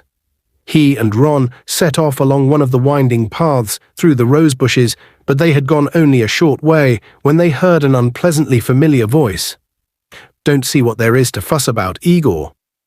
"Severus, you cannot pretend this isn't happening." Karkaroff's voice sounded anxious and hushed, as though keen not to be overheard. "It's been getting clearer and clearer for months. I am becoming seriously concerned, I can't deny it." "Then flee," said Snape's voice curtly. "Flee, I will make your excuses. I, however, am remaining at Hogwarts." Snape and Karkaroff came around the corner. Snape had his wand out and was blasting rose bushes apart, his expression most ill-natured. Squeals issued from many of the bushes and dark shapes emerged from them. 10 points from Ravenclaw, Fawcett," Snape snarled as a girl ran past him, "and 10 points from Hufflepuff too, Stebbins," as a boy went rushing after her. "And what are you two doing?" he added, catching sight of Harry and Ron on the path ahead. Karkaroff, Harry saw, looked slightly discomposed to see them standing there. His hand went nervously to his goatee, and he began winding it around his finger. "We're walking," Ron told Snape shortly. "Not against the law, is it?" "Keep walking, then," Snape snarled, and he brushed past them, his long black cloak billowing out behind him. Karkaroff hurried away after Snape. Harry and Ron continued down the path. "What's got Karkaroff all worried?" Ron muttered. "And since when have he and Snape been on first-name terms?" said Harry slowly. They had reached a large stone reindeer now, over which they could see the sparkling jets of a tall fountain. The shadowy outlines of two enormous people were visible on a stone bench, watching the water in the moonlight. And then Harry heard Hagrid speak. "Moment I saw you, I knew," he was saying in an oddly husky voice. Harry and Ron froze. This didn't sound like the sort of scene they ought to walk in on somehow. Harry looked around, back up the path, and saw Fleur Delacour and Roger Davies standing half-concealed in a rosebush nearby. He tapped Ron on the shoulder and jerked his head toward them, meaning that they could easily sneak off that way without being noticed. Fleur and Davies looked very busy to Harry, but Ron, eyes widening in horror at the sight of Fleur, shook his head vigorously and pulled Harry deeper into the shadows behind the reindeer. "What did you know, Hagrid?" said Madame Maxime, a purr in her low voice. Harry definitely didn't want to listen to this. He knew Hagrid would hate to be overheard in a situation like this. He certainly would have. If it had been possible, he would have put his fingers in his ears and hummed loudly. But that wasn't really an option. Instead, he tried to interest himself in a beetle crawling along the stone reindeer's back, but the beetle just wasn't interesting enough to block out Hagrid's next words. "I just knew you were like me. Was it your mother or your father?" I don't know what you mean, Hagrid." "It was my mother," said Hagrid quietly. "She was one of the last ones in Britain. Course, I can't remember her too well, she left, see? When I was about 3, she wasn't really the maternal sort. Well, it's not in their natures, is it? Dunno what happened to her, might be dead for all I know." Madame Maxime didn't say anything, and Harry, in spite of himself, took his eyes off the beetle and looked over the top of the reindeer's antlers, listening. He had never heard Hagrid talk about his childhood before. "Me dad was broken-hearted when she went. Tiny little bloke, my dad was. By the time I was 6, I could lift him up and put him on top of the dresser if he annoyed me. Used to make him laugh." Hagrid's deep voice broke. Madame Maxime was listening, motionless, apparently staring at the silvery fountain. "Dad raised me, but he died, of course, just after I started school. Sorta had to make me own way after that. Dumbledore was a real help, mind. Very kind to me, he was." Hagrid pulled out a large spotted silk handkerchief and blew his nose heavily. "So anyway, enough about me. What about you? Which side you got it on?" But Madame Maxime had suddenly got to her feet. "It is chilly," she said, but whatever the weather was doing, it was nowhere near as cold as her voice. "I think I will go in now." "Eh?" said Hagrid blankly. "No, don't go. I've never met another one before." "Another what, precisely?" said Madame Maxime, her tone icy. Harry could have told Hagrid it was best not to answer. He stood there in the shadows, gritting his teeth, hoping against hope he wouldn't, but it was no good. "Another half-giant, of course," said Hagrid. "How dare you!" shrieked Madame Maxime. Her voice exploded through the peaceful night air like a foghorn. Behind him, Harry heard Fleur and Roger fall out of their rosebush. "I've never been more insulted in my life. Alf giant? Moi, I've big bones." She stormed away. Great multicolored swarms of fairies rose into the air as she passed, angrily pushing aside bushes. Hagrid was still sitting on the bench, staring after her. It was much too dark to make out his expression. Then, after about a minute, he stood up and strode away. Not back to the castle, but off out into the dark grounds in the direction of his cabin. "Come on," Harry said, very quietly to Ron. "Let's go." But Ron didn't move. "What's up?" said Harry, looking at him. Ron looked around at Harry, his expression very serious indeed. "Did you know," he whispered, "about Hagrid being half-giant?" "No," Harry said, shrugging. "So what?" He knew immediately, from the look Ron was giving him, that he was once again revealing his ignorance of the wizarding world. Brought up by the Dursleys, there were many things that wizards took for granted that were revelations to Harry, but these surprises had become fewer with each successive year. Now, however, he could tell that most wizards would not have said "so what" upon finding out that one of their friends had a giantess for a mother. "I'll explain inside," said Ron quietly. "Come on." Fleur and Roger Davies had disappeared, probably into a more private clump of bushes. Harry and Ron returned to the Great Hall. Parvati and Padma were now sitting at a distant table with a whole crowd of Beauxbatons boys, and Hermione was once more dancing with Crumb. Harry and Ron sat down at a table far removed from the dance floor. "So," Harry prompted Ron, "what's the problem with giants?" "Well, Ron struggled for words, not very nice," he finished lamely. "Who cares?" Harry said. "There's nothing wrong with Hagrid." "I know there isn't, but blimey." "No wonder he keeps it quiet," Ron said, shaking his head. "I always thought he'd got in the way of a bad engorgement charm when he was a kid or something. Didn't like to mention it." "But what's it matter if his mother was a giantess?" said Harry. "Well, no one who knows him will care, 'cause they'll know he's not dangerous," said Ron slowly. "But Harry, they're just vicious giants. It's like Hagrid said, it's in their natures. They're like trolls, they just like killing. Everyone knows that. There aren't any left in Britain now, though." "What happened to them?" "Well, they were dying out anyway, and then loads got themselves killed by auras. They're supposed to be giants abroad, though. They hide out in mountains mostly." "I don't know who Maxime thinks she's kidding," Harry said, watching Madame Maxime sitting alone at the judge's table, looking very somber. "If Hagrid's half giant, she definitely is. Big Bones, the only thing that's got bigger bones than her is a dinosaur." Harry and Ron spent the rest of the ball discussing giants in their corner, neither of them having any inclination to dance. Harry tried not to watch Cho and Cedric too much. It gave him a strong desire to kick something. When the Weird Sisters finished playing at midnight, everyone gave them a last, loud round of applause and started to wend their way into the entrance hall. Many people were expressing the wish that the ball could have gone on longer, but Harry was perfectly happy to be going to bed. As far as he was concerned, the evening hadn't been much fun. Out in the entrance hall, Harry and Ron saw Hermione saying goodnight to Crumb before he went back to the Durmstrang ship. She gave Ron a very cold look and swept past him up the marble staircase without speaking.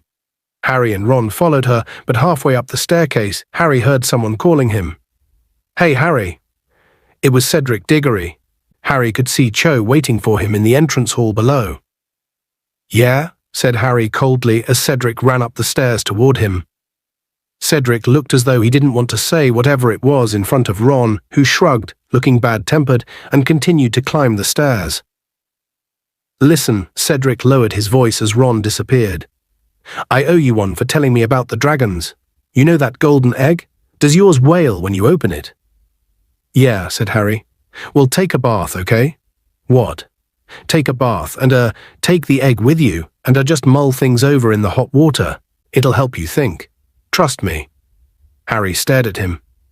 "Tell you what," Cedric said, "use the prefect's bathroom. 4th door to the left of that statue of Boris the Bewildered on the 5th floor. Password's Pine Fresh. Gotta go, want to say goodnight." He grinned at Harry again and hurried back down the stairs to Cho. Harry walked back to Gryffindor Tower alone. That had been extremely strange advice. Why would a bath help him to work out what the wailing egg meant? Was Cedric pulling his leg?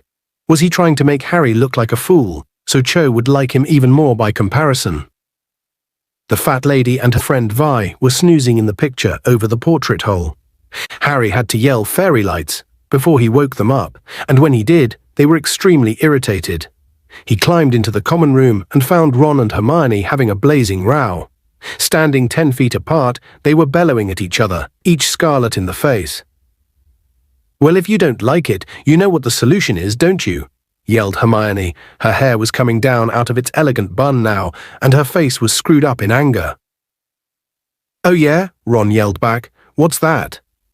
"Next time there's a ball, ask me before someone else does, and not as a last resort." Ron mouthed soundlessly like a goldfish out of water as Hermione turned on her heel and stormed up the girls' staircase to bed. Ron turned to look at Harry. "Well," he sputtered, looking thunderstruck, "well, that just proves completely missed the point." Harry didn't say anything. He liked being back on speaking terms with Ron too much to speak his mind right now, but he somehow thought that Hermione had gotten the point much better than Ron had. Chapter 24. Rita Skeeter's Scoop. Everybody got up late on Boxing Day. The Gryffindor common room was much quieter than it had been lately, many yawns punctuating the lazy conversations. Hermione's hair was bushy again. She confessed to Harry that she had used liberal amounts of Sleek Easy's hair potion on it for the ball, but it's way too much bother to do every day, she said matter-of-factly, scratching a purring Crookshanks behind the ears. Ron and Hermione seemed to have reached an unspoken agreement not to discuss their argument. They were being quite friendly to each other, though oddly formal. Ron and Harry wasted no time in telling Hermione about the conversation they had overheard between Madame Maxime and Hagrid. But Hermione didn't seem to find the news that Hagrid was a half-giant nearly as shocking as Ron did. "Well, I thought he must be," she said, shrugging. "I knew he couldn't be pure giant because they're about 20 feet tall, but honestly, all this hysteria about giants, they can't all be horrible. It's the same sort of prejudice that people have toward werewolves. It's just bigotry, isn't it?" Ron looked as though he would have liked to reply scathingly, but perhaps he didn't want another row, because he contented himself with shaking his head disbelievingly, while Hermione wasn't looking. It was time now to think of the homework they had neglected during the first week of the holidays. Everybody seemed to be feeling rather flat now that Christmas was over, everybody except Harry, that is, who was starting, once again, to feel slightly nervous. The trouble was that February the 24th looked a lot closer from this side of Christmas, and he still hadn't done anything about working out the clue inside the golden egg.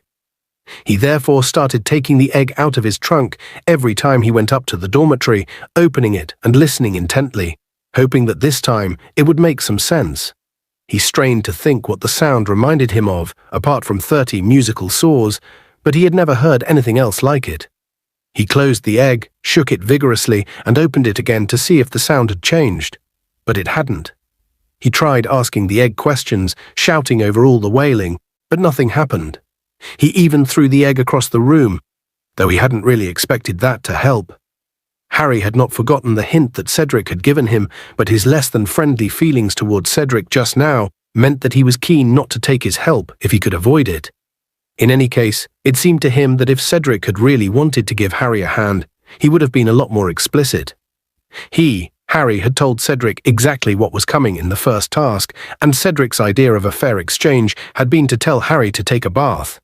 Well, he didn't need that sort of rubbishy help, not from someone who kept walking down corridors hand in hand with Cho anyway. And so the first day of the new term arrived, and Harry set off to lessons, weighed down with books, parchment, and quills as usual, but also with the lurking worry of the egg heavy in his stomach, as though he were carrying that around with him too. Snow was still thick upon the grounds, and the greenhouse windows were covered in condensation so thick that they couldn't see out of them in herbology. Nobody was looking forward to care of magical creatures much in this weather, though, as Ron said, the Scroots would probably warm them up nicely, either by chasing them or blasting off so forcefully that Hagrid's cabin would catch fire. When they arrived at Hagrid's cabin, however, they found an elderly witch with closely cropped grey hair and a very prominent chin standing before his front door. "Hurry up now. The bell rang 5 minutes ago," she barked at them as they struggled toward her through the snow. "Who are you?" said Ron, staring at her. "Where's Hagrid?" "My name is Professor Grubbly Plank," she said briskly. "I am your temporary care of magical creatures teacher." "Where's Hagrid?" Harry repeated loudly. "He is indisposed," said Professor Grubbly Plank shortly. Soft and unpleasant laughter reached Harry's ears. He turned. Draco Malfoy and the rest of the Slytherins were joining the class. All of them looked gleeful, and none of them looked surprised to see Professor Grubbly Plank. "This way, please," said Professor Grubbly Plank, and she strode off around the paddock where the Beauxbatons horses were shivering. Harry, Ron, and Hermione followed her, looking back over their shoulders at Hagrid's cabin. All the curtains were closed. Was Hagrid in there, alone and ill? "What's wrong with Hagrid?" Harry said, hurrying to catch up with Professor Grubbly Plank. "Never you mind," she said, as though she thought he was being nosy. "I do mind, though," said Harry hotly. "What's up with him?" Professor Grubbly Plank acted as though she couldn't hear him. She led them past the paddock where the huge Beauxbatons horses were standing, huddled against the cold, and toward a tree on the edge of the forest where a large and beautiful unicorn was tethered. Many of the girls oohed at the sight of the unicorn. "Oh, it's so beautiful," whispered Lavender Brown. "How did she get it? They're supposed to be really hard to catch." The unicorn was so brightly white it made the snow all around look grey. It was pawing the ground nervously with its golden hooves and throwing back its horned head. "Boys, keep back," barked Professor Grubbly Plank, throwing out an arm and catching Harry hard in the chest. "They prefer the woman's touch, unicorns. Girls to the front and approach with care. Come on, easy does it." She and the girls walked slowly forward toward the unicorn, leaving the boys standing near the paddock fence, watching. The moment Professor Grubbly Plank was out of earshot, Harry turned to Ron. "What do you reckon's wrong with him? You don't think a scroot—" "Oh, he hasn't been attacked, Potter, if that's what you're thinking," said Malfoy softly. "No, he's just too ashamed to show his big, ugly face." "What do you mean?" said Harry sharply. Malfoy put his hand inside the pocket of his robes and pulled out a folded page of newsprint. "There you go," he said. "Hate to break it to you, Potter." He smirked as Harry snatched the page, unfolded it, and read it, with Ron, Seamus, Dean, and Neville looking over his shoulder. It was an article topped with a picture of Hagrid, looking extremely shifty. Dumbledore's giant mistake. Albus Dumbledore, eccentric headmaster of Hogwarts School of Witchcraft and Wizardry, has never been afraid to make controversial staff appointments, writes Rita Skeeter, special correspondent. In September of this year, he hired Alistair Mad Eye Moody, the notoriously jinx-happy ex-Auror, to teach defense against the dark arts, a decision that caused many raised eyebrows at the Ministry of Magic, given Moody's well-known habit of attacking anybody who makes a sudden movement in his presence. Mad Eye Moody, however, looks responsible and kindly when set beside the part-human Dumbledore employs to teach care of magical creatures. Rubeus Hagrid, who admits to being expelled from Hogwarts in his 3rd year, has enjoyed the position of gamekeeper at the school ever since, a job secured for him by Dumbledore. Last year, however, Hagrid used his mysterious influence over the headmaster to secure the additional post of care of magical creatures teacher, over the heads of many better qualified candidates. An alarmingly large and ferocious-looking man, Hagrid has been using his newfound authority to terrify the students in his care with a succession of horrific creatures. While Dumbledore turns a blind eye, Hagrid has maimed several pupils during a series of lessons that many admit to being very frightening. "I was attacked by a hippogriff, and my friend Vincent Crabbe got a bad bite off a flobberworm," says Draco Malfoy, a 4th-year student. "We all hate Hagrid, but we're just too scared to say anything." Hagrid has no intention of ceasing his campaign of intimidation, however. In conversation with a Daily Prophet reporter last month, he admitted breeding creatures he has dubbed blast-ended scroots, highly dangerous crosses between manticores and firecrabs.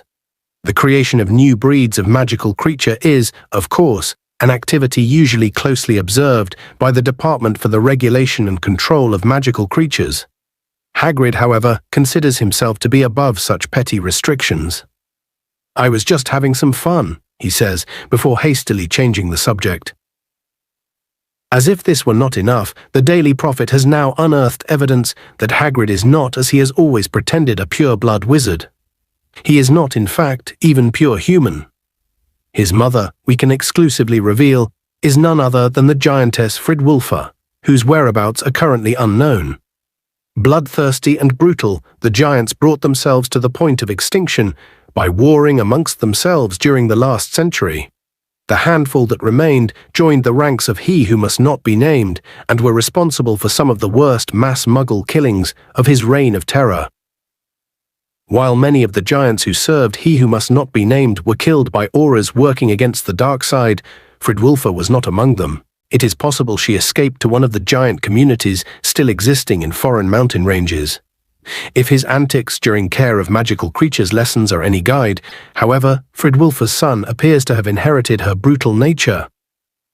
In a bizarre twist, Hagrid is reputed to have developed a close friendship with the boy who brought around you-know-who's fall from power, thereby driving Hagrid's own mother, like the rest of you-know-who's supporters, into hiding.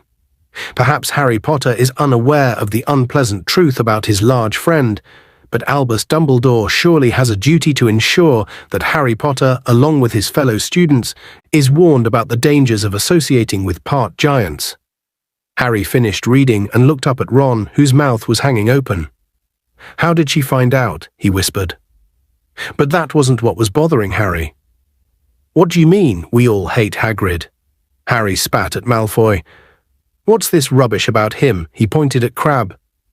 "Getting a bad bite off a flobberworm. They haven't even got teeth." Crabbe was sniggering, apparently very pleased with himself.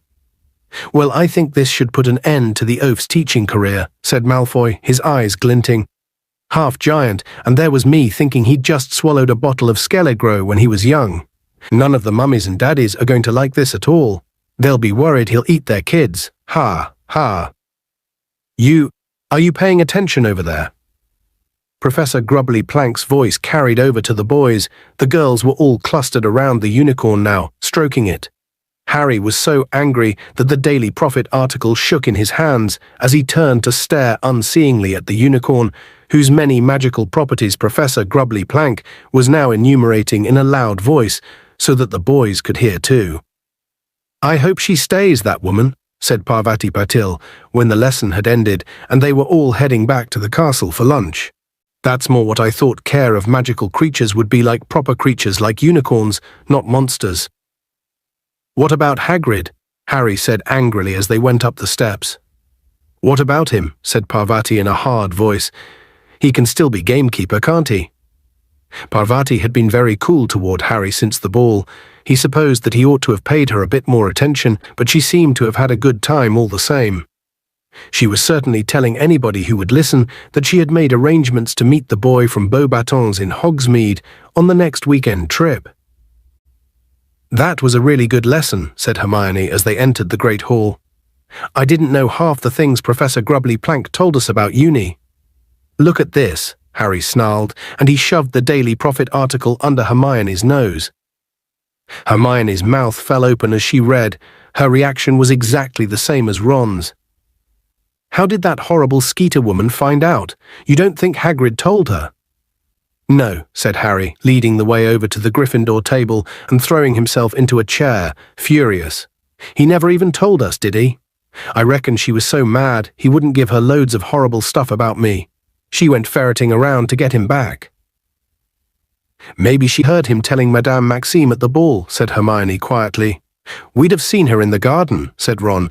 "Anyway, she's not supposed to come into school anymore. Hagrid said Dumbledore banned her." "Maybe she's got an invisibility cloak," said Harry, ladling chicken casserole onto his plate and splashing it everywhere in his anger. "Sort of thing she'd do, isn't it? Hide in bushes listening to people." "Like you and Ron did, you mean?" said Hermione. "We weren't trying to hear him," said Ron indignantly. "We didn't have any choice. The stupid prat, talking about his giantess mother where anyone could have heard him." "We've got to go and see him," said Harry. "This evening after divination. Tell him we want him back." "You do want him back," he shot at Hermione. I'm not going to pretend it didn't make a nice change, having a proper care of magical creatures lesson for once, but I do want Hagrid back, of course I do," Hermione added hastily, quailing under Harry's furious stare. So that evening after dinner, the three of them left the castle once more and went down through the frozen grounds to Hagrid's cabin. They knocked, and Fang's booming barks answered. "Hagrid, it's us!" Harry shouted, pounding on the door. "Open up!" Hagrid didn't answer. They could hear Fang scratching at the door, whining, but it didn't open. They hammered on it for 10 more minutes. Ron even went and banged on one of the windows, but there was no response. "What's he avoiding us for?" Hermione said when they had finally given up and were walking back to the school. "He surely doesn't think we'd care about him being half giant." But it seemed that Hagrid did care. They didn't see a sign of him all week. He didn't appear at the staff table at mealtimes, they didn't see him going about his gamekeeper duties on the grounds, and Professor Grubbly Plank continued to take the care of magical creatures classes. Malfoy was gloating at every possible opportunity.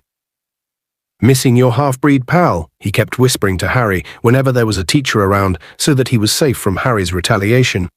"Missing the Elephant Man?" There was a Hogsmeade visit halfway through January. Hermione was very surprised that Harry was going to go. "I just thought you'd want to take advantage of the common room being quiet," she said. "Really get to work on that egg." I reckon I've got a pretty good idea what it's about now, Harry lied. Have you really? Said Hermione, looking impressed. Well done. Harry's insides gave a guilty squirm, but he ignored them. He still had 5 weeks to work out that egg clue, after all, and that was ages, whereas if he went into Hogsmeade, he might run into Hagrid and get a chance to persuade him to come back. He, Ron and Hermione left the castle together on Saturday and set off through the cold, wet grounds toward the gates. As they passed the Durmstrang ship moored in the lake, they saw Victor Crumb emerge onto the deck, dressed in nothing but swimming trunks. He was very skinny indeed, but apparently a lot tougher than he looked, because he climbed up onto the side of the ship, stretched out his arms and dived right into the lake. He's mad, said Harry, staring at Crumb's dark head as it bobbed out into the middle of the lake. It must be freezing. It's January.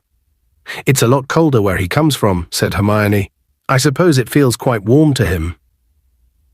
Yeah, but there's still the giant squid, said Ron. He didn't sound anxious, if anything. He sounded hopeful. Hermione noticed his tone of voice and frowned.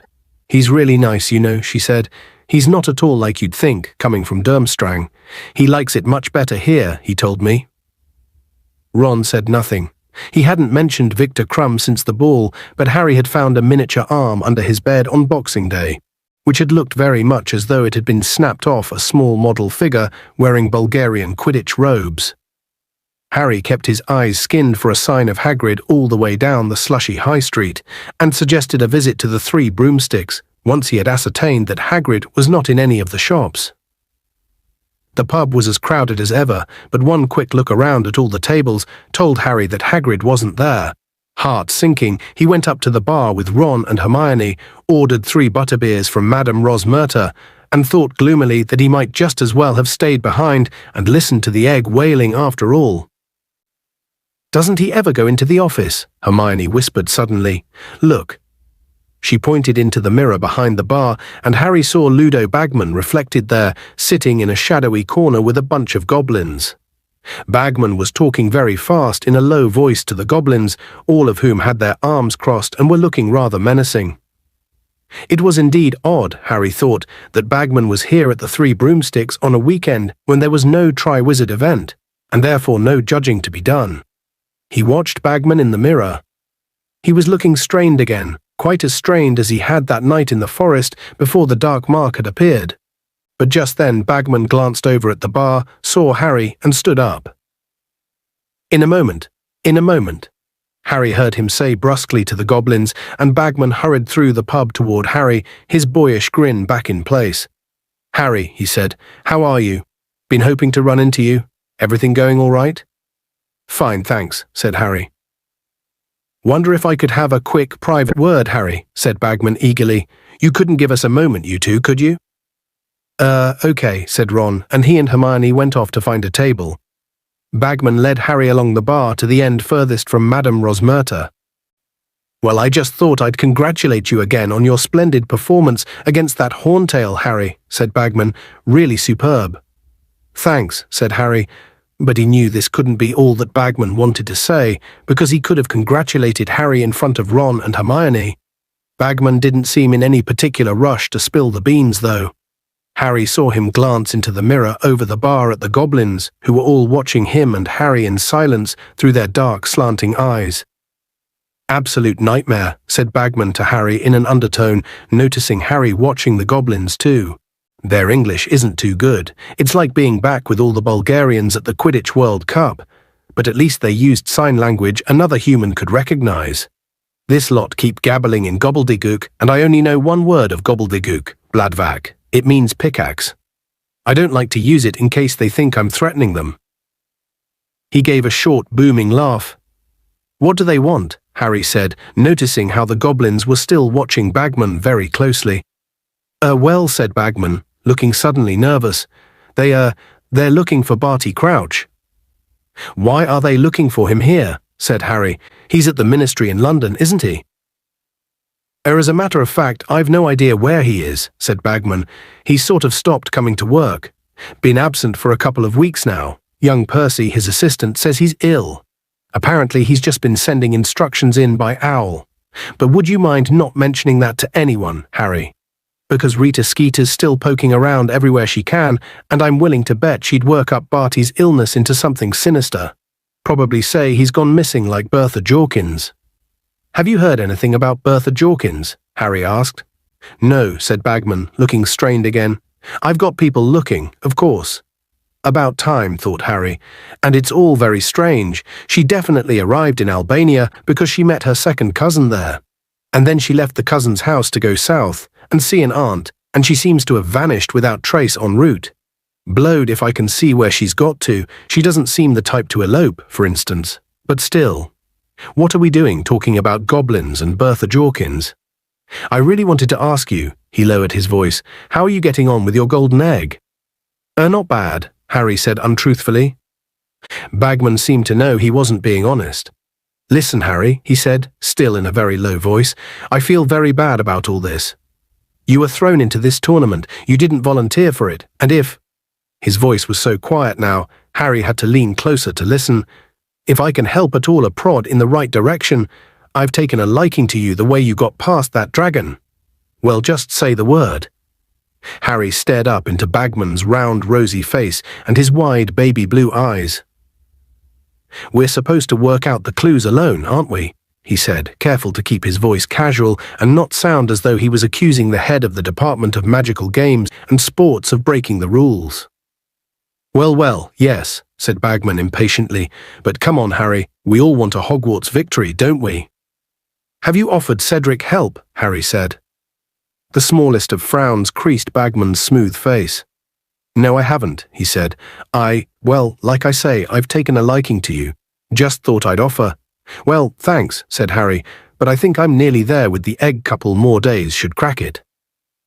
He wasn't entirely sure why he was refusing Bagman's help, except that Bagman was almost a stranger to him, and accepting his assistance would feel somehow much more like cheating than asking advice from Ron, Hermione, or Sirius. Bagman looked almost affronted, but couldn't say much more as Fred and George turned up at that point. Hello, Mr. Bagman, said Fred brightly. Can we buy you a drink? No, said Bagman, with a last disappointed glance at Harry. No, thank you, boys. Fred and George looked quite as disappointed as Bagman, who was surveying Harry as though he had let him down badly. Well, I must dash, he said. Nice seeing you all. Good luck, Harry. He hurried out of the pub. The goblins all slid off their chairs and exited after him. Harry went to rejoin Ron and Hermione. What did he want? Ron said the moment Harry had sat down. He offered to help me with the golden egg, said Harry. He shouldn't be doing that, said Hermione, looking very shocked. He's one of the judges. And anyway, you've already worked it out, haven't you? Nearly, said Harry. Well, I don't think Dumbledore would like it if he knew Bagman was trying to persuade you to cheat, said Hermione, still looking deeply disapproving. I hope he's trying to help Cedric as much. He's not, I asked, said Harry. Who cares if Diggory's getting help, said Ron. Harry privately agreed. Those goblins didn't look very friendly, said Hermione, sipping her butterbeer. What were they doing here? Looking for Crouch, according to Bagman, said Harry. He's still ill, hasn't been into work. Maybe Percy's poisoning him, said Ron. Probably thinks if Crouch snuffs it, he'll be made head of the Department of International Magical Cooperation. Hermione gave Ron a don't joke about things like that look, and said, Funny, goblins looking for Mr. Crouch. They'd normally deal with the Department for the Regulation and Control of Magical Creatures. Crouch can speak loads of different languages, though, said Harry. Maybe they need an interpreter. Worrying about pooricle goblins now, are you? Ron asked Hermione. Thinking of starting up Spug or something? Society for the Protection of Ugly Goblins. Ha, ha, ha, said Hermione sarcastically. Goblins don't need protection. Haven't you been listening to what Professor Binns has been telling us about goblin rebellions?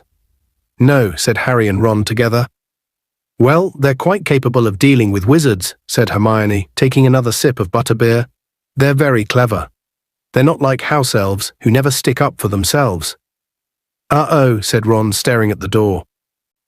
Rita Skeeter had just entered.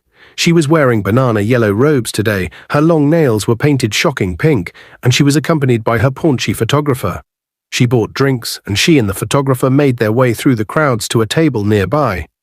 Harry, Ron, and Hermione glaring at her as she approached. She was talking fast and looking very satisfied about something. Didn't seem very keen to talk to us, did he, bozo? Now why would that be, do you think? And what's he doing with a pack of goblins in tow anyway? Showing them the sights what nonsense, he was always a bad liar. Reckon something's up? Think we should do a bit of digging? Disgraced ex-head of magical games and sports, Ludo Bagman. Snappy start to a sentence, bozo, we just need to find a story to fit it. Trying to ruin someone else's life? Said Harry loudly. A few people looked around.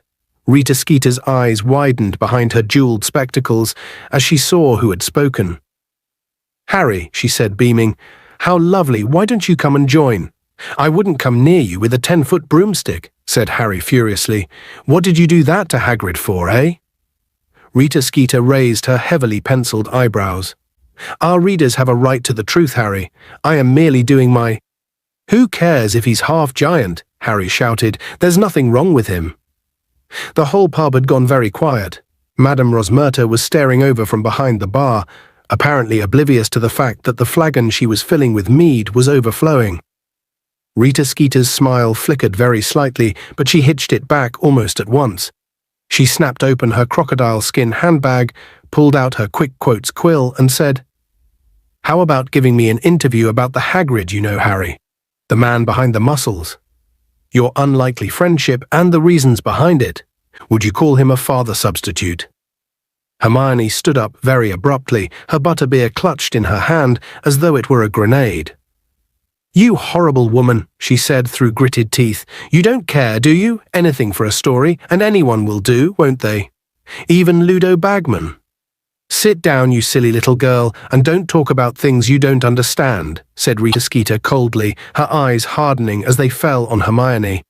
I know things about Ludo Bagman that would make your hair curl. Not that it needs it, she added, eyeing Hermione's bushy hair. Let's go, said Hermione. Come on, Harry, Ron. They left. Many people were staring at them as they went. Harry glanced back as they reached the door. Rita Skeeter's quick quoties. Quill was out. It was zooming backward and forward over a piece of parchment on the table. She'll be after you next, Hermione, said Ron in a low and worried voice as they walked quickly back up the street. Let her try, said Hermione defiantly. She was shaking with rage. I'll show her, silly little girl am I? Oh, I'll get her back for this. First Harry, then Hagrid. You don't want to go upsetting Rita Skeeter, said Ron nervously. I'm serious, Hermione. She'll dig up something on you. My parents don't read the Daily Prophet. She can't scare me into hiding, said Hermione, now striding along so fast that it was all Harry and Ron could do to keep up with her. The last time Harry had seen Hermione in a rage like this, she had hit Draco Malfoy around the face. And Hagrid isn't hiding anymore. He should never have let that excuse for a human being upset him. Come on. Breaking into a run, she led them all the way back up the road, through the gates flanked by winged boars, and up through the grounds to Hagrid's cabin. The curtains were still drawn, and they could hear Fang barking as they approached. Hagrid, Hermione shouted, pounding on his front door. Hagrid, that's enough. We know you're in there. Nobody cares if your mum was a giantess, Hagrid. You can't let that foul Skeeter woman do this to you. Hagrid, get out here. You're just being... The door opened, Hermione said, about tea, and then stopped very suddenly, because she had found herself face to face, not with Hagrid, but with Albus Dumbledore. Good afternoon, he said pleasantly, smiling down at them. We wanted to see Hagrid, said Hermione in a rather small voice. Yes, I surmised as much, said Dumbledore, his eyes twinkling. Why don't you come in? Oh, okay, said Hermione. She, Ron, and Harry went into the cabin. Fang launched himself upon Harry the moment he entered, barking madly and trying to lick his ears. Harry fended off Fang and looked around. Hagrid was sitting at his table, where there were 2 large mugs of tea. He looked a real mess. His face was blotchy, his eyes swollen, and he had gone to the other extreme where his hair was concerned. Far from trying to make it behave, it now looked like a wig of tangled wire. Hi, Hagrid, said Harry. Hagrid looked up. Lo, he said in a very hoarse voice. More tea, I think, said Dumbledore, closing the door behind Harry, Ron, and Hermione, drawing out his wand and twiddling it. A revolving tea tray appeared in mid-air, along with a plate of cakes. Dumbledore magicked the tray onto the table, and everybody sat down. There was a slight pause, and then Dumbledore said, "Did you by any chance hear what Miss Granger was shouting, Hagrid?"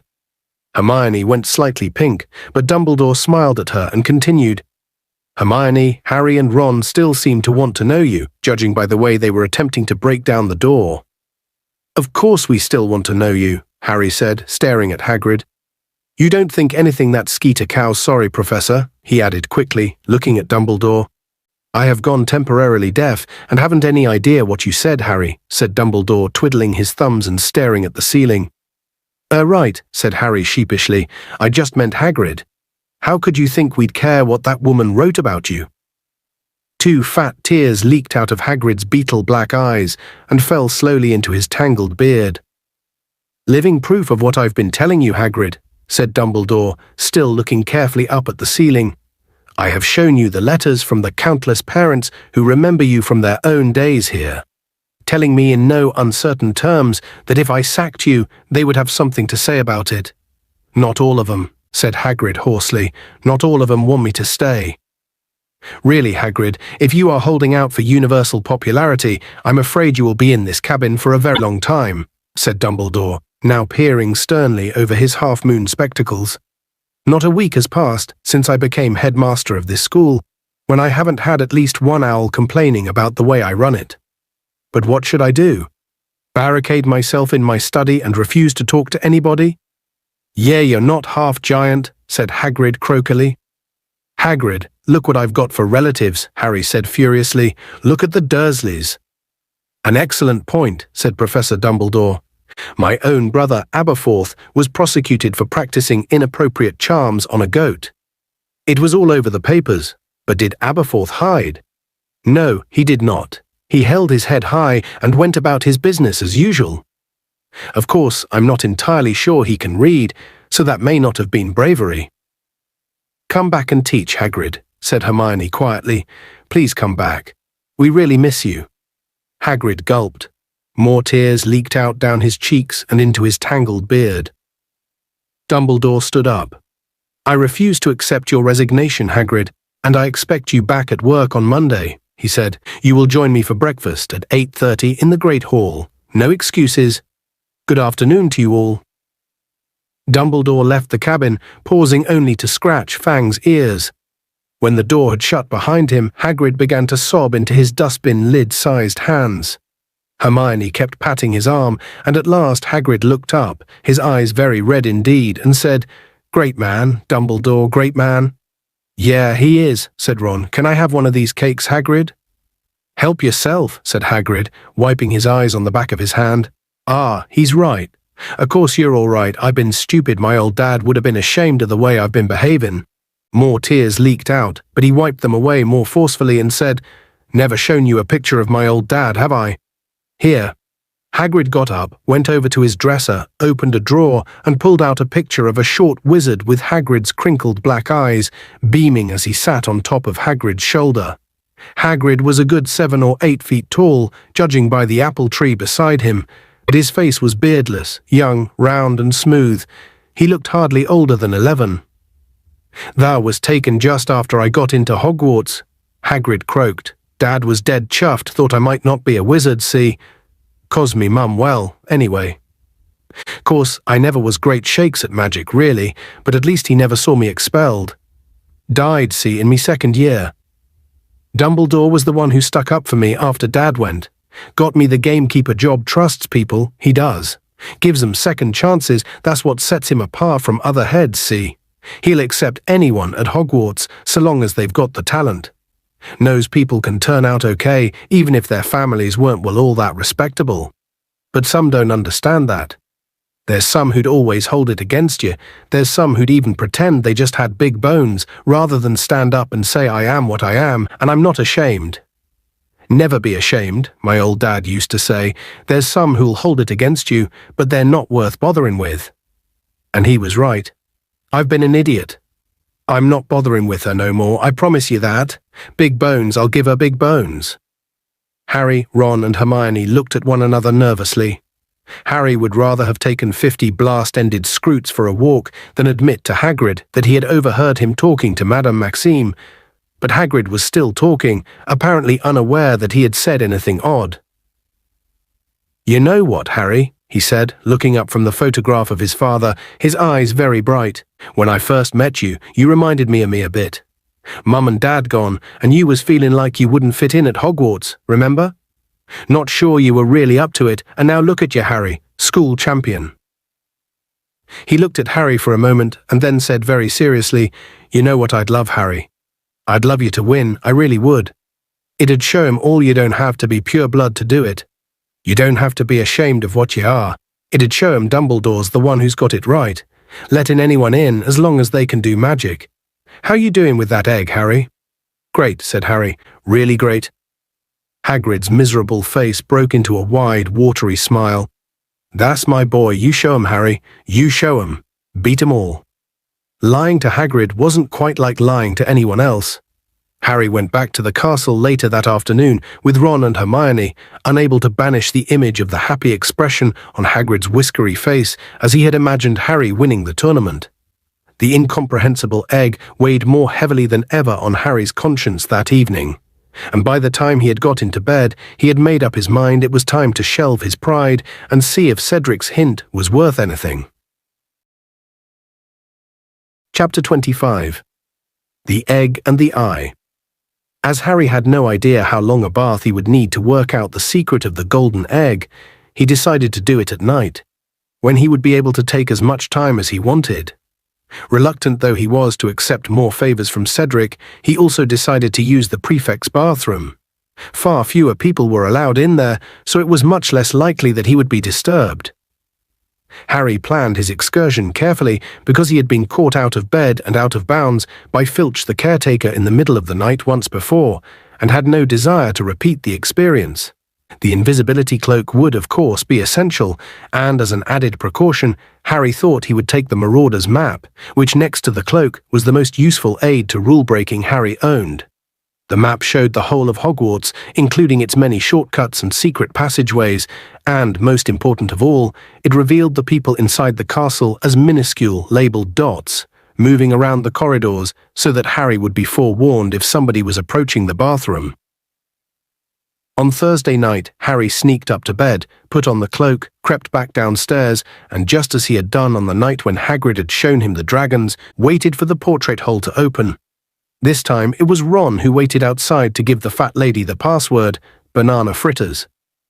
"Good luck," Ron muttered, climbing into the room as Harry crept out past him. It was awkward moving under the cloak tonight, because Harry had the heavy egg under one arm and the map held in front of his nose with the other. However, the moonlit corridors were empty and silent, and by checking the map at strategic intervals, Harry was able to ensure that he wouldn't run into anyone he wanted to avoid. When he reached the statue of Boris the Bewildered, a lost-looking wizard with his gloves on the wrong hands, he located the right door, leaned close to it, and muttered the password, "Pine Fresh," just as Cedric had told him. The door creaked open. Harry slipped inside, bolted the door behind him, and pulled off the invisibility cloak, looking around. His immediate reaction was that it would be worth becoming a prefect just to be able to use this bathroom. It was softly lit by a splendid candle-filled chandelier, and everything was made of white marble, including what looked like an empty rectangular swimming pool sunk into the middle of the floor. About 100 golden taps stood all around the pool's edges, each with a differently colored jewel set into its handle. There was also a diving board. Long white linen curtains hung at the windows, a large pile of fluffy white towels sat in a corner, and there was a single golden-framed painting on the wall. It featured a blonde mermaid who was fast asleep on a rock, her long hair over her face. It fluttered every time she snored. Harry moved forward, looking around, his footsteps echoing off the walls. Magnificent though the bathroom was, and quite keen though he was to try out a few of those taps now he was here, he couldn't quite suppress the feeling that Cedric might have been having him on. How on earth was this supposed to help solve the mystery of the egg? Nevertheless, he put one of the fluffy towels, the cloak, the map, and the egg at the side of the swimming pool-sized bath, then knelt down and turned on a few of the taps. He could tell at once that they carried different sorts of bubble bath mixed with the water, though it wasn't bubble bath as Harry had ever experienced it. One tap gushed pink and blue bubbles the size of footballs, another poured ice-white foam so thick that Harry thought it would have supported his weight if he'd cared to test it. A third sent heavily perfumed purple clouds hovering over the surface of the water. Harry amused himself for a while turning the taps on and off, particularly enjoying the effect of one whose jet bounced off the surface of the water in large arcs. Then, when the deep pool was full of hot water, foam and bubbles, which took a very short time considering its size, Harry turned off all the taps, pulled off his pajamas, slippers and dressing gown, and slid into the water. It was so deep that his feet barely touched the bottom, and he actually did a couple of lengths before swimming back to the side and treading water, staring at the egg. Highly enjoyable though it was to swim in hot and foamy water with clouds of different-coloured steam wafting all around him, no stroke of brilliance came to him, no sudden burst of understanding. Harry stretched out his arms, lifted the egg in his wet hands and opened it. The wailing, screeching sound filled the bathroom, echoing and reverberating off the marble walls, but it sounded just as incomprehensible as ever, if not more so with all the echoes. He snapped it shut again, worried that the sound would attract Filch, wondering whether that hadn't been Cedric's plan, and then, making him jump so badly that he dropped the egg, which clattered away across the bathroom floor, someone spoke. "I'd try putting it in the water if I were you." Harry had swallowed a considerable amount of bubbles in shock. He stood up, sputtering, and saw the ghost of a very glum-looking girl sitting cross-legged on top of one of the taps. It was moaning Myrtle, who was usually to be heard sobbing in the S-bend of a toilet 3 floors below. "Myrtle," Harry said in outrage, I'm not wearing anything." The foam was so dense that this hardly mattered, but he had a nasty feeling that Myrtle had been spying on him from out of one of the taps ever since he had arrived. "I closed my eyes when you got in," she said, blinking at him through her thick spectacles.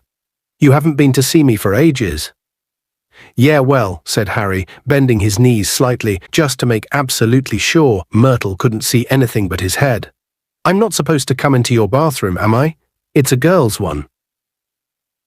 "You didn't used to care," said Myrtle miserably. "You used to be in there all the time." This was true, though only because Harry, Ron and Hermione had found Myrtle's out-of-order toilets a convenient place to brew Polyjuice Potion, in secret a forbidden potion that had turned him and Ron into living replicas of Crabbe and Goyle for an hour, so that they could sneak into the Slytherin common room. "I got told off for going in there," said Harry, which was half true. Percy had once caught him coming out of Myrtle's bathroom. "I thought I'd better not come back after that." "Oh, I see," said Myrtle, picking at a spot on her chin in a morose sort of way. "Well, anyway, I'd try the egg in the water. That's what Cedric Diggory did." "Have you been spying on him too?" said Harry indignantly. "What do? Sneak up here in the evenings to watch the prefects take baths?" "Sometimes," said Myrtle rather slyly, "but I've never come out to speak to anyone before." "I'm honoured," said Harry darkly. "You keep your eyes shut." He made sure Myrtle had her glasses well covered before hoisting himself out of the bath, wrapping the towel firmly around his waist, and going to retrieve the egg. Once he was back in the water, Myrtle peered through her fingers and said, "Go on, then open it under the water." Harry lowered the egg beneath the foamy surface and opened it, and this time it did not wail. A gurgling song was coming out of it, a song whose words he couldn't distinguish through the water. "You need to put your head under too," said Myrtle, who seemed to be thoroughly enjoying bossing him around. "Go on." Harry took a great breath and slid under the surface, and now, sitting on the marble bottom of the bubble-filled bath, he heard a chorus of eerie voices singing to him from the open egg in his hands. Harry let himself float back upward and broke the bubbly surface, shaking his hair out of his eyes. "Hear it," said Myrtle. "Yeah, come seek us where our voices sound, and if I need persuading, hang on, I need to listen again." He sank back beneath the water. It took 3 more underwater renditions of the egg song before Harry had it memorized. Then he trod water for a while, thinking hard, while Myrtle sat and watched him. "I've got to go and look for people who can't use their voices above the ground," he said slowly. Who could that be? Slow, aren't you? He had never seen Moaning Myrtle so cheerful, apart from the day when a dose of polyjuice potion had given Hermione the hairy face and tail of a cat. Harry stared around the bathroom, thinking if the voices could only be heard underwater, then it made sense for them to belong to underwater creatures. He ran this theory past Myrtle, who smirked at him. Well, that's what Diggory thought, she said. He lay there talking to himself for ages about it. Ages and ages, nearly all the bubbles had gone. Underwater, Harry said slowly. Myrtle, what lives in the lake, apart from the giant squid? Oh, all sorts, she said. I sometimes go down there, sometimes don't have any choice, if someone flushes my toilet when I'm not expecting it. Trying not to think about Moaning Myrtle zooming down a pipe to the lake with the contents of a toilet, Harry said, Well, does anything in there have a human voice? Hang on. Harry's eyes had fallen on the picture of the snoozing mermaid on the wall. Myrtle, there aren't merpeople in there, are there? Ooh, very good, she said, her thick glasses twinkling. It took Diggory much longer than that. And that was with her awake too. Myrtle jerked her head toward the mermaid with an expression of great dislike on her glum face, giggling and showing off and flashing her fins. That's it, isn't it? Said Harry excitedly. The second task's to go and find the merpeople in the lake and... But he suddenly realized what he was saying, and he felt the excitement drain out of him as though someone had just pulled a plug in his stomach. He wasn't a very good swimmer. He'd never had much practice. Dudley had had lessons in his youth, but Aunt Petunia and Uncle Vernon, no doubt hoping that Harry would drown one day, hadn't bothered to give him any. A couple of lengths of this bath were all very well, but that lake was very large and very deep, and merpeople would surely live right at the bottom. Myrtle, Harry said slowly, how am I supposed to breathe? At this, Myrtle's eyes filled with sudden tears again. Tactless, she muttered, groping in her robes for a handkerchief. What's tactless? Said Harry, bewildered. Talking about breathing in front of me, she said shrilly, and her voice echoed loudly around the bathroom. When I can't, when I haven't not for ages. She buried her face in her handkerchief and sniffed loudly. Harry remembered how touchy Myrtle had always been about being dead, but none of the other ghosts he knew made such a fuss about it. Sorry, he said impatiently. I didn't mean I just forgot. Oh yes, very easy to forget Myrtle's dead, said Myrtle, gulping, looking at him out of swollen eyes. Nobody missed me even when I was alive. Took them hours and hours to find my body, I know. I was sitting there waiting for them. Olive Hornby came into the bathroom. Are you in here again, sulking Myrtle? She said, because Professor Dippet asked me to look for you. And then she saw my body, ooh. She didn't forget it until her dying day, I made sure of that. Followed her around and reminded her I did. I remember at her brother's wedding. But Harry wasn't listening. He was thinking about the merpeople's song again. We've taken what you'll sorely miss. That sounded as though they were going to steal something of his, something he had to get back. What were they going to take? And then, of course, she went to the Ministry of Magic to stop me stalking her, so I had to come back here and live in my toilet. Good, said Harry vaguely. Well, I'm a lot further on than I was. Shut your eyes again, will you? I'm getting out. He retrieved the egg from the bottom of the bath, climbed out, dried himself, and pulled on his pajamas and dressing gown again. Will you come and visit me in my bathroom again sometime? Moaning Myrtle asked mournfully as Harry picked up the invisibility cloak. I'll try, Harry said, though privately thinking the only way he'd be visiting Myrtle's bathroom again was if every other toilet in the castle got blocked. See you, Myrtle. Thanks for your help. Bye-bye, she said gloomily, and as Harry put on the invisibility cloak, he saw her zoom back up the tap. Out in the dark corridor, Harry examined the Marauder's map to check that the coast was still clear. Yes, the dots belonging to Filch and his cat, Mrs. Norris, were safely in their office. Nothing else seemed to be moving apart from Peeves, though he was bouncing around the trophy room on the floor above. Harry had taken his first step back toward Gryffindor Tower when something else on the map caught his eye, something distinctly odd. Peeves was not the only thing that was moving. A single dot was flitting around a room in the bottom left-hand corner Snape's office. But the dot wasn't labelled Severus Snape, it was Bartemius Crouch. Harry stared at the dot. Mr. Crouch was supposed to be too ill to go to work or to come to the Yule Ball, so what was he doing, sneaking into Hogwarts at 1 o'clock in the morning? Harry watched closely as the dot moved around and around the room, pausing here and there. Harry hesitated, thinking, and then his curiosity got the better of him. He turned and set off in the opposite direction towards the nearest staircase. He was going to see what Crouch was up to. Harry walked down the stairs as quietly as possible, though the faces in some of the portraits still turned curiously at the squeak of a floorboard, the rustle of his pajamas.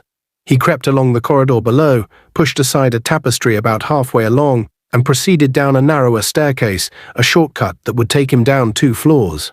He kept glancing down at the map, wondering it just didn't seem in character somehow for correct law-abiding Mr. Crouch to be sneaking around somebody else's office this late at night. And then, halfway down the staircase, not thinking about what he was doing, not concentrating on anything but the peculiar behavior of Mr. Crouch, Harry's leg suddenly sank right through the trick step Neville always forgot to jump. He gave an ungainly wobble, and the golden egg, still damp from the bath, slipped from under his arm. He lurched forward to try and catch it, but too late. The egg fell down the long staircase with a bang, as loud as a bass drum. On every step, the invisibility cloak slipped. Harry snatched at it, and the marauder's map fluttered out of his hand and slid down 6 stairs, where, sunk in the step to above his knee, he couldn't reach it. The golden egg fell through the tapestry at the bottom of the staircase, burst open, and began wailing loudly in the corridor below. Harry pulled out his wand and struggled to touch the marauder's map, to wipe it blank, but it was too far away to reach. Pulling the cloak back over himself, Harry straightened up, listening hard with his eyes screwed up with fear, and almost immediately, "Peeves!" It was the unmistakable hunting cry of Filch the caretaker. Harry could hear his rapid, shuffling footsteps coming nearer and nearer, his wheezy voice raised in fury. "What's this racket? Wake up the whole castle, will you? I'll have you, Peeves, I'll have you, and what is this?" Filch's footsteps halted. There was a clink of metal on metal, and the wailing stopped. Filch had picked up the egg and closed it.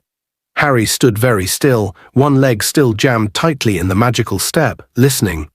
Any moment now, Filch was going to pull aside the tapestry, expecting to see Peeves, and there would be no Peeves, but if he came up the stairs, he would spot the marauder's map and invisibility cloak or not. The map would show Harry Potter standing exactly where he was. "Egg," Filch said quietly at the foot of the stairs. "My sweet." Mrs. Norris was obviously with him. "This is a Triwizard clue. This belongs to a school champion." Harry felt sick. His heart was hammering very fast. "Peeves," Filch roared gleefully. "You've been stealing." He ripped back the tapestry below, and Harry saw his horrible pouchy face and bulging pale eyes staring up the dark and, to Filch, deserted staircase. "Hiding, are you?" he said softly. "I'm coming to get you, Peeves. You've gone and stolen a Triwizard clue, Peeves. Dumbledore'll have you out of here for this, you filthy pilfering poltergeist." Filch started to climb the stairs, his scrawny, dust-coloured cat at his heels.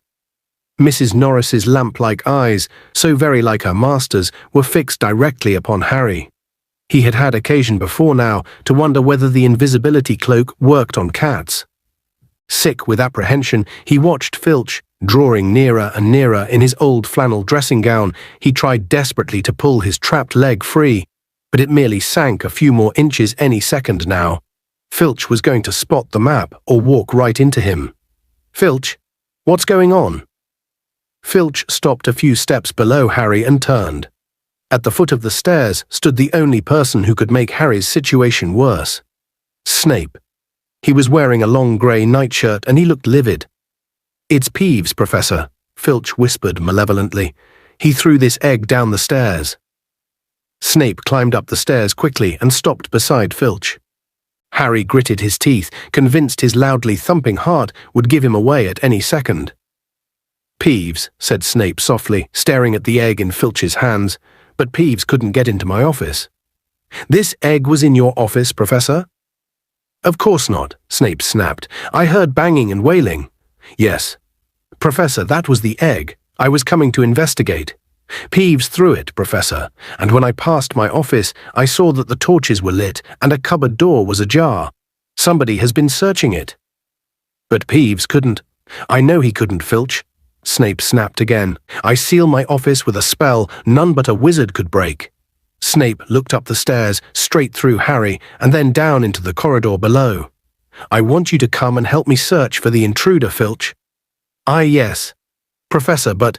Filch looked yearningly up the stairs, right through Harry, who could see that he was very reluctant to forego the chance of cornering Peeves.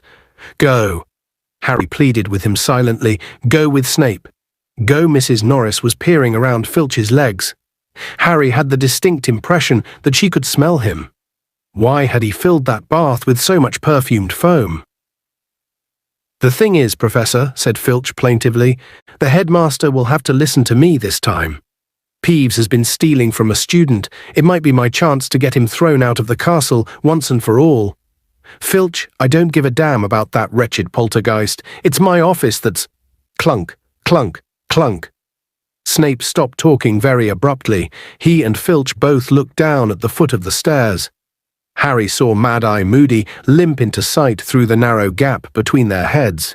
Moody was wearing his old travelling cloak over his nightshirt and leaning on his staff as usual. "Pajama party, is it?" he growled up the stairs. "Professor Snape and I heard noises, Professor," said Filch at once.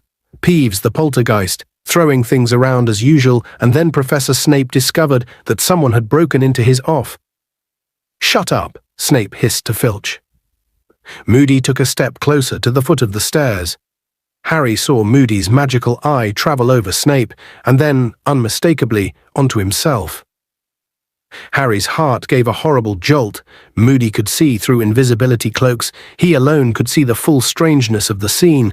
Snape in his nightshirt, Filch clutching the egg, and he, Harry, trapped in the stairs behind them. Moody's lopsided gash of a mouth opened in surprise. For a few seconds, he and Harry stared straight into each other's eyes. Then Moody closed his mouth and turned his blue eye upon Snape again. "Did I hear that correctly, Snape?" he asked slowly. "Someone broke into your office?" "It is unimportant," said Snape coldly. "On the contrary," growled Moody, "it is very important. Who'd want to break into your office?" "A student, I dare say," said Snape. Harry could see a vein flickering horribly on Snape's greasy temple. "It has happened before. Potion ingredients have gone missing from my private store cupboard. Students attempting illicit mixtures, no doubt."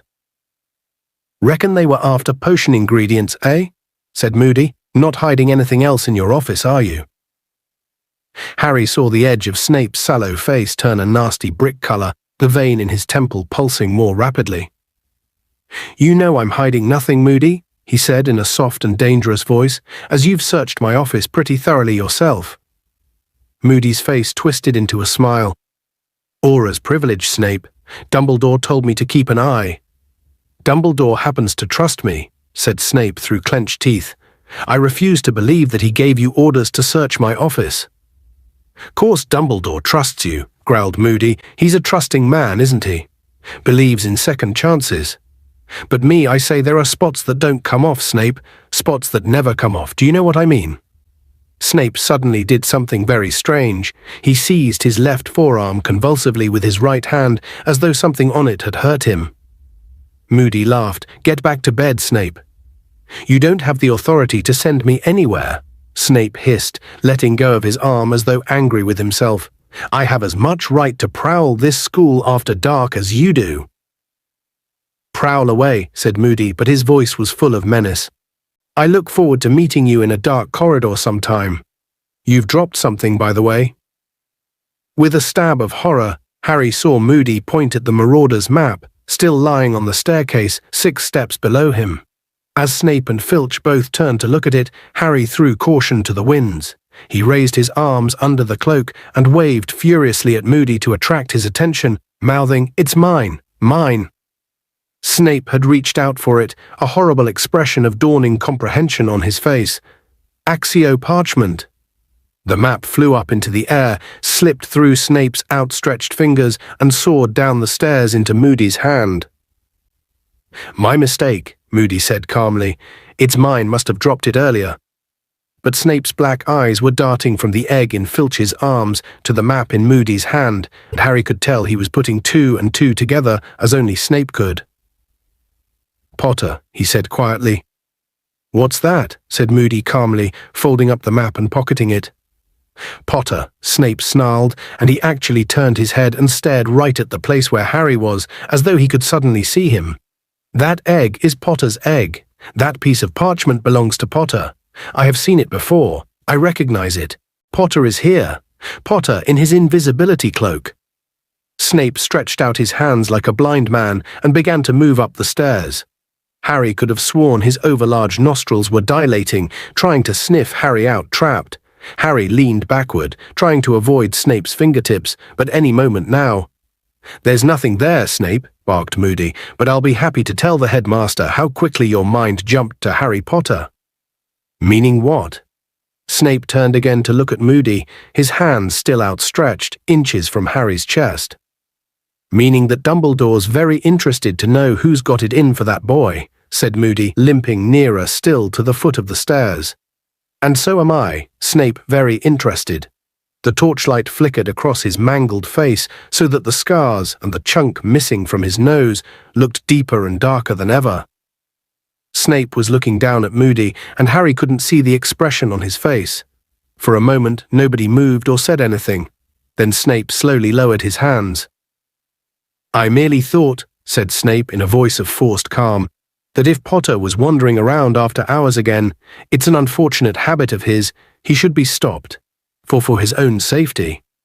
"Ah, I see," said Moody softly. "Got Potter's best interests at heart, have you?" There was a pause. Snape and Moody were still staring at each other. Mrs. Norris gave a loud meow, still peering around Filch's legs, looking for the source of Harry's bubble bath smell. "I think I will go back to bed," Snape said curtly. "Best idea you've had all night," said Moody. "Now, Filch, if you'll just give me that egg." "No," said Filch, clutching the egg as though it were his firstborn son. "Professor Moody, this is evidence of Peeves' treachery." "It's the property of the champion he stole it from," said Moody. "Hand it over now." Snape swept downstairs and past Moody without another word. Filch made a chirruping noise to Mrs. Norris, who stared blankly at Harry for a few more seconds before turning and following her master. Still breathing very fast, Harry heard Snape walking away down the corridor. Filch handed Moody the egg and disappeared from view too, muttering to Mrs. Norris, "Never mind, my sweet, we'll see Dumbledore in the morning, tell him what Peeves was up to." A door slammed. Harry was left staring down at Moody, who placed his staff on the bottommost stair and started to climb laboriously toward him, a dull clunk on every other step. "Close shave, Potter," he muttered. "Yeah, thanks," said Harry weakly. "What is this thing?" said Moody, drawing the Marauder's map out of his pocket and unfolding it. "Map of Hogwarts," said Harry, hoping Moody was going to pull him out of the staircase soon. His leg was really hurting him. "Merlin's beard," Moody whispered, staring at the map, his magical eye going haywire. This is some map, Potter." "Yeah, it's quite useful," Harry said. His eyes were starting to water from the pain. "Professor Moody, do you think you could help me?" "What?" "Oh, yes, of course." Moody took hold of Harry's arms and pulled. Harry's leg came free of the trick step, and he climbed onto the one above it. Moody was still gazing at the map. "Potter," he said slowly, "you didn't happen by any chance to see who broke into Snape's office, did you? On this map, I mean." Yeah, I did," Harry admitted. "It was Mr. Crouch." Moody's magical eye whizzed over the entire surface of the map. He looked suddenly alarmed. "Crouch," he said. You're sure, Potter?" "Positive," said Harry. "Well, he's not here anymore," said Moody, his eyes still whizzing over the map. "Crouch, that's very, very interesting." He said nothing for almost a minute, still staring at the map. Harry could tell that this news meant something to Moody and very much wanted to know what it was. He wondered whether he dared ask. Moody scared him slightly, yet Moody had just helped him avoid an awful lot of trouble. Professor Moody, why do you reckon Mr. Crouch wanted to look around Snape's office?" Moody's magical eye left the map and fixed quivering upon Harry. It was a penetrating glare, and Harry had the impression that Moody was sizing him up, wondering whether to answer or not, or how much to tell him. "Put it this way, Potter," Moody muttered finally. "They say old Mad Eye's obsessed with catching dark wizards, but I'm nothing compared to Barty Crouch." He continued to stare at the map. Harry was burning to know more. "Professor Moody," he said again, "do you think could this have anything to do with maybe Mr. Crouch thinks there's something going on?" "Like what?" said Moody sharply. Harry wondered how much he dare say. He didn't want Moody to guess that he had a source of information outside Hogwarts. That might lead to tricky questions about Sirius. "I don't know," Harry muttered. "Odd stuff's been happening lately, hasn't it? It's been in the Daily Prophet, the Dark Mark at the World Cup, and the Death Eaters and everything." Both of Moody's mismatched eyes widened. "You're a sharp boy, Potter," he said. His magical eye roved back to the Marauder's map. "Crouch could be thinking along those lines," he said slowly. "Very possible there have been some funny rumors flying around lately, helped along by Rita Skeeter, of course. It's making a lot of people nervous, I reckon." A grim smile twisted his lopsided mouth. "Oh, if there's one thing I hate," he muttered, more to himself than to Harry, and his magical eye was fixed on the left-hand corner of the map. "It's a Death Eater who walked free." Harry stared at him. Could Moody possibly mean what Harry thought he meant? "And now I want to ask you a question, Potter," said Moody in a more businesslike tone. Harry's heart sank. He had thought this was coming. Moody was going to ask where he had got this map, which was a very dubious magical object, and the story of how it had fallen into his hands incriminated not only him, but his own father, Fred and George Weasley, and Professor Lupin, their last defense against the dark arts teacher. Moody waved the map in front of Harry, who braced himself. "Can I borrow this?" "Oh," said Harry. He was very fond of his map, but on the other hand, he was extremely relieved that Moody wasn't asking where I'd got it, and there was no doubt that he owed Moody a favor. "Yeah, okay." "Good boy," growled Moody. "I can make good use of this. This might be exactly what I've been looking for." "Right bed, Potter. Come on now." They climbed to the top of the stairs together, Moody still examining the map, as though it was a treasure the like of which he had never seen before. They walked in silence to the door of Moody's office, where he stopped and looked up at Harry. "You ever thought of a career as an Auror, Potter?" "No," said Harry, taken aback. "You want to consider it," said Moody, nodding and looking at Harry thoughtfully. "Yes, indeed, and incidentally, I'm guessing you weren't just taking that egg for a walk tonight." No," said Harry, grinning. "I've been working out the clue." Moody winked at him, his magical eye going haywire again. "Nothing like a nighttime stroll to give you ideas, Potter. See you in the morning." He went back into his office, staring down at the Marauder's map again, and closed the door behind him. Harry walked slowly back to Gryffindor Tower, lost in thought about Snape and Crouch and what it all meant. Why was Crouch pretending to be ill, if he could manage to get to Hogwarts when he wanted to? What did he think Snape was concealing in his office? And Moody thought he, Harry, ought to be an Auror. Interesting idea, but somehow, Harry thought, as he got quietly into his four-poster, 10 minutes later, the egg and the cloak now safely back in his trunk, he thought he'd like to check how scarred the rest of them were before he chose it as a career. Chapter 26. The Second Task. "You said you'd already worked out that egg clue," said Hermione indignantly. "Keep your voice down," said Harry crossly. "I just need to sort of fine-tune it, all right?" He, Ron, and Hermione were sitting at the very back of the charms class with a table to themselves. They were supposed to be practicing the opposite of the summoning charm, today the banishing charm. Owing to the potential for nasty accidents when objects kept flying across the room, Professor Flitwick had given each student a stack of cushions on which to practice, the theory being that these wouldn't hurt anyone if they went off target. It was a good theory, but it wasn't working very well. Neville's aim was so poor that he kept accidentally sending much heavier things flying across the room, Professor Flitwick, for instance. "Just forget the egg for a minute, all right?" Harry hissed, as Professor Flitwick went whizzing resignedly past them, landing on top of a large cabinet. "I'm trying to tell you about Snape and Moody." This class was an ideal cover for a private conversation, as everyone was having far too much fun to pay them any attention. Harry had been recounting his adventures of the previous night in whispered installments for the last half hour. Snape said Moody searched his office as well, Ron whispered, his eyes alight with interest as he banished a cushion with a sweep of his wand. It soared into the air and knocked Parvati's hat off. What do you reckon Moody's here to keep an eye on Snape as well as Karkaroff? Well, I don't know if that's what Dumbledore asked him to do, but he's definitely doing it, said Harry, waving his wand without paying much attention so that his cushion did an odd sort of belly flop off the desk. Moody said Dumbledore only lets Snape stay here because he's giving him a second chance or something. What? Said Ron, his eyes widening, his next cushion spinning high into the air, ricocheting off the chandelier and dropping heavily onto Flitwick's desk. Harry, maybe Moody thinks Snape put your name in the Goblet of Fire. Oh, Ron, said Hermione, shaking her head skeptically. We thought Snape was trying to kill Harry before, and it turned out he was saving Harry's life, remember? She banished a cushion, and it flew across the room and landed in the box they were all supposed to be aiming at. Harry looked at Hermione, thinking it was true that Snape had saved his life once, but the odd thing was Snape definitely loathed him, just as he'd loathed Harry's father when they had been at school together. Snape loved taking points from Harry and had certainly never missed an opportunity to give him punishments, or even to suggest that he should be suspended from the school. I don't care what Moody says, Hermione went on. Dumbledore's not stupid.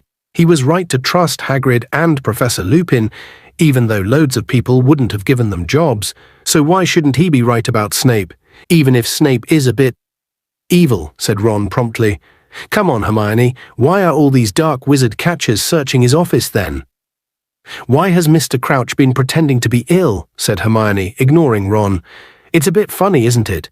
That he can't manage to come to the Yule Ball, but he can get up here in the middle of the night when he wants to.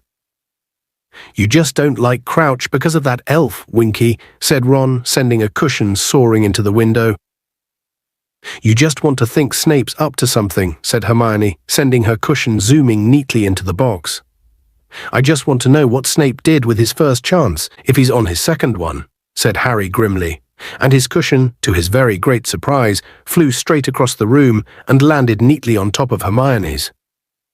Obedient to Sirius's wish of hearing about anything odd at Hogwarts, Harry sent him a letter by Brown Owl that night, explaining all about Mr. Crouch breaking into Snape's office and Moody and Snape's conversation. Then Harry turned his attention in earnest to the most urgent problem facing him: how to survive underwater for an hour on the 24th of February. Ron quite liked the idea of using the summoning charm again Harry had explained about aqua lungs, and Ron couldn't see why Harry shouldn't summon one from the nearest Muggle town. Hermione squashed this plan by pointing out that, in the unlikely event that Harry managed to learn how to operate an aqua lung within the set limit of an hour, he was sure to be disqualified for breaking the International Code of Wizarding Secrecy. It was too much to hope that no Muggles would spot an aqua lung zooming across the countryside to Hogwarts. Of course, the ideal solution would be for you to transfigure yourself into a submarine or something, Hermione said. If only we'd done human transfiguration already. But I don't think we start that until 6th year, and it can go badly wrong if you don't know what you're doing. Yeah, I don't fancy walking around with a periscope sticking out of my head, said Harry. I suppose I could always attack someone in front of Moody. He might do it for me. I don't think he'd let you choose what you wanted to be turned into, though, said Hermione seriously. No, I think your best chance is some sort of charm. So Harry, thinking that he would soon have had enough of the library to last him a lifetime, buried himself once more among the dusty volumes, looking for any spell that might enable a human to survive without oxygen. However, though he, Ron, and Hermione searched through their lunchtimes, evenings, and whole weekends, though Harry asked Professor McGonagall for a note of permission to use the restricted section, and even asked the irritable, vulture-like librarian, Madame Pince, for help, they found nothing whatsoever that would enable Harry to spend an hour underwater and live to tell the tale. Familiar flutterings of panic were starting to disturb Harry now, and he was finding it difficult to concentrate in class again. The lake, which Harry had always taken for granted, as just another feature of the grounds drew his eyes whenever he was near a classroom window, a great iron-grey mass of chilly water, whose dark and icy depths were starting to seem as distant as the moon. Just as it had before he faced the horntail, time was slipping away, as though somebody had bewitched the clocks to go extra fast. There was a week to go before February the 24th. There was still time. There were 5 days to go. He was bound to find something soon. 3 days to go. Please let me find something, please. With 2 days left, Harry started to go off food again. The only good thing about breakfast on Monday was the return of the brown owl he had sent to Sirius. He pulled off the parchment, unrolled it, and saw the shortest letter Sirius had ever written to him. Send date of next Hogsmeade weekend by return owl. Harry turned the parchment over and looked at the back, hoping to see something else, but it was blank. Weekend after next, whispered Hermione, who had read the note over Harry's shoulder. Here, take my quill and send this owl back straight away. Harry scribbled the dates down on the back of Sirius's letter, tied it onto the brown owl's leg, and watched it take flight again. What had he expected? Advice on how to survive underwater? He had been so intent on telling Sirius all about Snape and Moody, he had completely forgotten to mention the eggs clue. What's he want to know about the next Hogsmeade weekend for? Said Ron. Dunno, said Harry dully. The momentary happiness that had flared inside him at the sight of the owl had died. Come on, care of magical creatures. Whether Hagrid was trying to make up for the blast-ended Scroots, or because there were now only 2 Scroots left, or because he was trying to prove he could do anything that Professor Grubbly Plank could, Harry didn't know, but Hagrid had been continuing her lessons on unicorns ever since he'd returned to work. It turned out that Hagrid knew quite as much about unicorns as he did about monsters, though it was clear that he found their lack of poisonous fangs disappointing. Today he had managed to capture 2 unicorn foals. Unlike full-grown unicorns, they were pure gold. Parvati and Lavender went into transports of delight at the sight of them, and even Pansy Parkinson had to work hard to conceal how much she liked them. Easier to spot than the adults, Hagrid told the class. They turn silver when they're about 2 years old, and they grow horns at around 4. Don't go pure white till they're full grown, round about 7. They're a bit more trusting. When they're babies don't mind boys so much. Come on, move in a bit. You can pat 'em if you want, give 'em a few of these sugar lumps. You okay, Harry? Hagrid muttered, moving aside slightly while most of the others swarmed around the baby unicorns. Yeah, said Harry. Just nervous, eh? Said Hagrid. Bit, said Harry. Harry, said Hagrid, clapping a massive hand on his shoulder so that Harry's knees buckled under its weight. I'd have been worried before I saw you take on that horntail, but I know now you can do anything you set your mind to. I'm not worried at all. You're going to be fine. Got your clue worked out, haven't you? Harry nodded, but even as he did so, an insane urge to confess that he didn't have any idea how to survive at the bottom of the lake for an hour came over him. He looked up at Hagrid. Perhaps he had to go into the lake sometimes to deal with the creatures in it. He looked after everything else on the grounds after all. You're going to win, Hagrid growled, patting Harry's shoulder again so that Harry actually felt himself sink a couple of inches into the soft ground. I know it, I can feel it. You're going to win, Harry. Harry just couldn't bring himself to wipe the happy, confident smile off Hagrid's face. Pretending he was interested in the young unicorns, he forced a smile in return and moved forward to pat them with the others. By the evening before the second task, Harry felt as though he were trapped in a nightmare. He was fully aware that even if, by some miracle, he managed to find a suitable spell, he'd have a real job mastering it overnight. How could he have let this happen? Why hadn't he got to work on the eggs clue sooner? Why had he ever let his mind wander in class? What if a teacher had once mentioned how to breathe underwater? He sat with Hermione and Ron in the library as the sun set outside, tearing feverishly through page after page of spells, hidden from one another by the massive piles of books on the desk in front of each of them. Harry's heart gave a huge leap every time he saw the word water on a page, but more often than not it was merely, take 2 pints of water, half a pound of shredded mandrake leaves, and a newt. I don't reckon it can be done, said Ron's voice flatly from the other side of the table. There's nothing. Nothing. Closest was that thing to dry up puddles and ponds, that drought charm, but that was nowhere near powerful enough to drain the lake. There must be something, Hermione muttered, moving a candle closer to her. Her eyes were so tired she was poring over the tiny print of old and forgotten bewitchments and charms with her nose about an inch from the page. They'd never have set a task that was undoable. They have, said Ron. Harry, just go down to the lake tomorrow, right? Stick your head in, yell at the merpeople to give back whatever they've nicked, and see if they chuck it out. Best you can do, mate. There's a way of doing it, Hermione said crossly. There just has to be. She seemed to be taking the library's lack of useful information on the subject as a personal insult. It had never failed her before. I know what I should have done, said Harry, resting face down, on saucy tricks for tricky sorts. I should have learned to be an animagus like Sirius. An animagus was a wizard who could transform into an animal. Yeah, you could have turned into a goldfish any time you wanted, said Ron. Or a frog, yawned Harry. He was exhausted. It takes years to become an animagus, and then you have to register yourself and everything, said Hermione vaguely, now squinting down the index of weird wizarding dilemmas and their solutions. Professor McGonagall told us, remember you've got to register yourself with the improper use of magic office, what animal you become, and your markings, so you can't abuse it. Hermione, I was joking, said Harry wearily. I know I haven't got a chance of turning into a frog by tomorrow morning.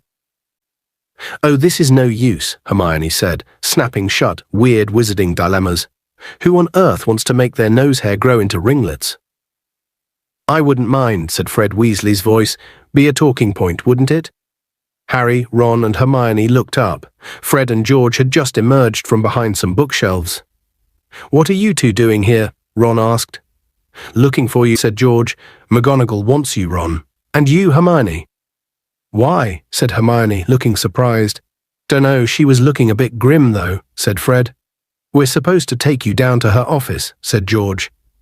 Ron and Hermione stared at Harry, who felt his stomach drop. Was Professor McGonagall about to tell Ron and Hermione off? Perhaps she'd noticed how much they were helping him when he ought to be working out how to do the task alone. We'll meet you back in the common room, Hermione told Harry as she got up to go with Ron. Both of them looked very anxious. Bring as many of these books as you can, okay? Right, said Harry uneasily. By 8 o'clock, Madame Pince had extinguished all the lamps and came to chivvy Harry out of the library.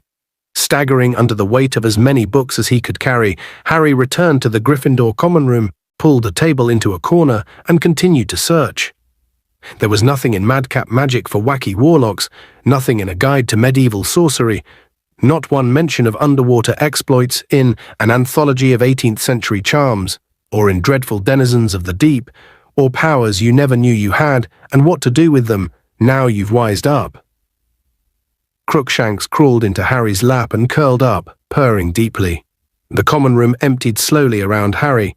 People kept wishing him luck for the next morning in cheery, confident voices like Hagrid's, all of them apparently convinced that he was about to pull off another stunning performance like the one he had managed in the first task. Harry couldn't answer them, he just nodded, feeling as though there were a golf ball stuck in his throat. By 10 to midnight, he was alone in the room with Crookshanks. He had searched all the remaining books, and Ron and Hermione had not come back. It's over, he told himself. You can't do it. You'll just have to go down to the lake in the morning and tell the judges. He imagined himself explaining that he couldn't do the task. He pictured Bagman's look of round-eyed surprise, Karkaroff's satisfied, yellow-toothed smile. He could almost hear Fleur Delacour saying, I knew it. He is too young. He is only a little boy. He saw Malfoy flashing his Potter Stinks badge at the front of the crowd, saw Hagrid's crestfallen, disbelieving face.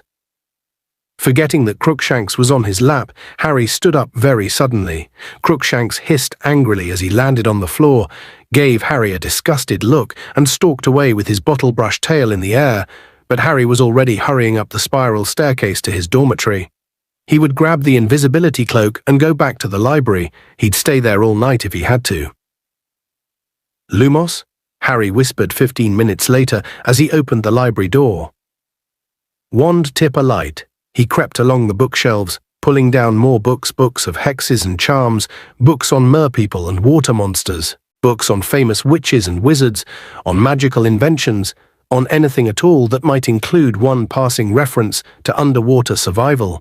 He carried them over to a table, then set to work, searching them by the narrow beam of his wand, occasionally checking his watch.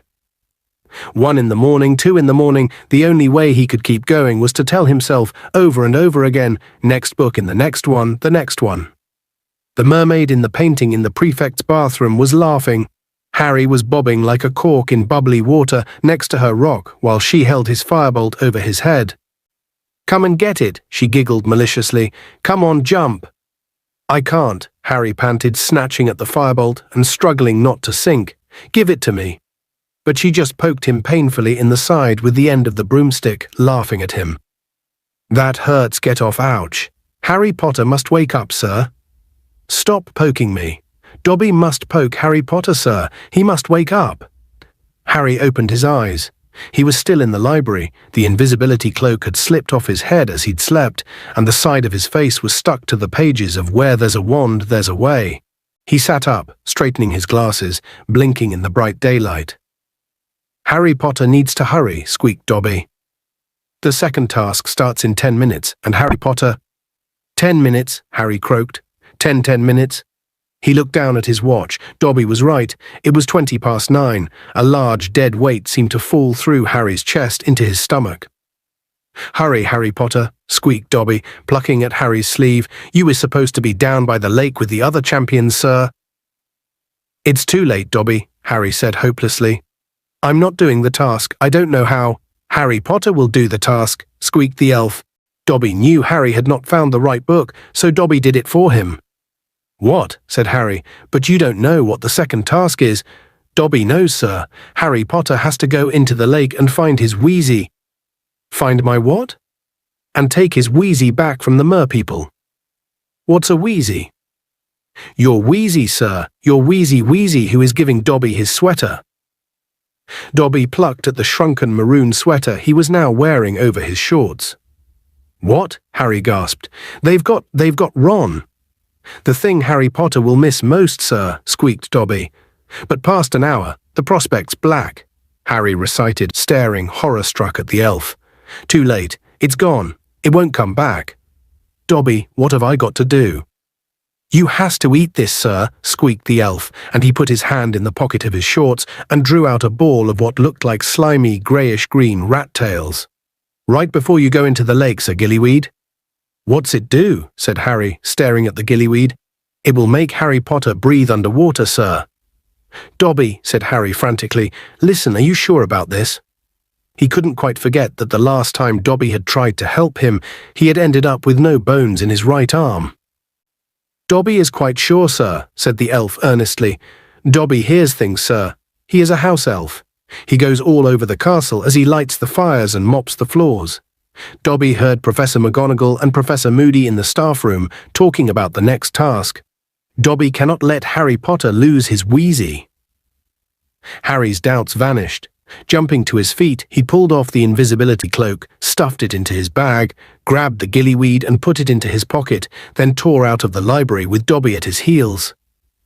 "Dobby is supposed to be in the kitchen, sir," Dobby squealed as they burst into the corridor. "Dobby will be missed. Good luck, Harry Potter, sir. Good luck."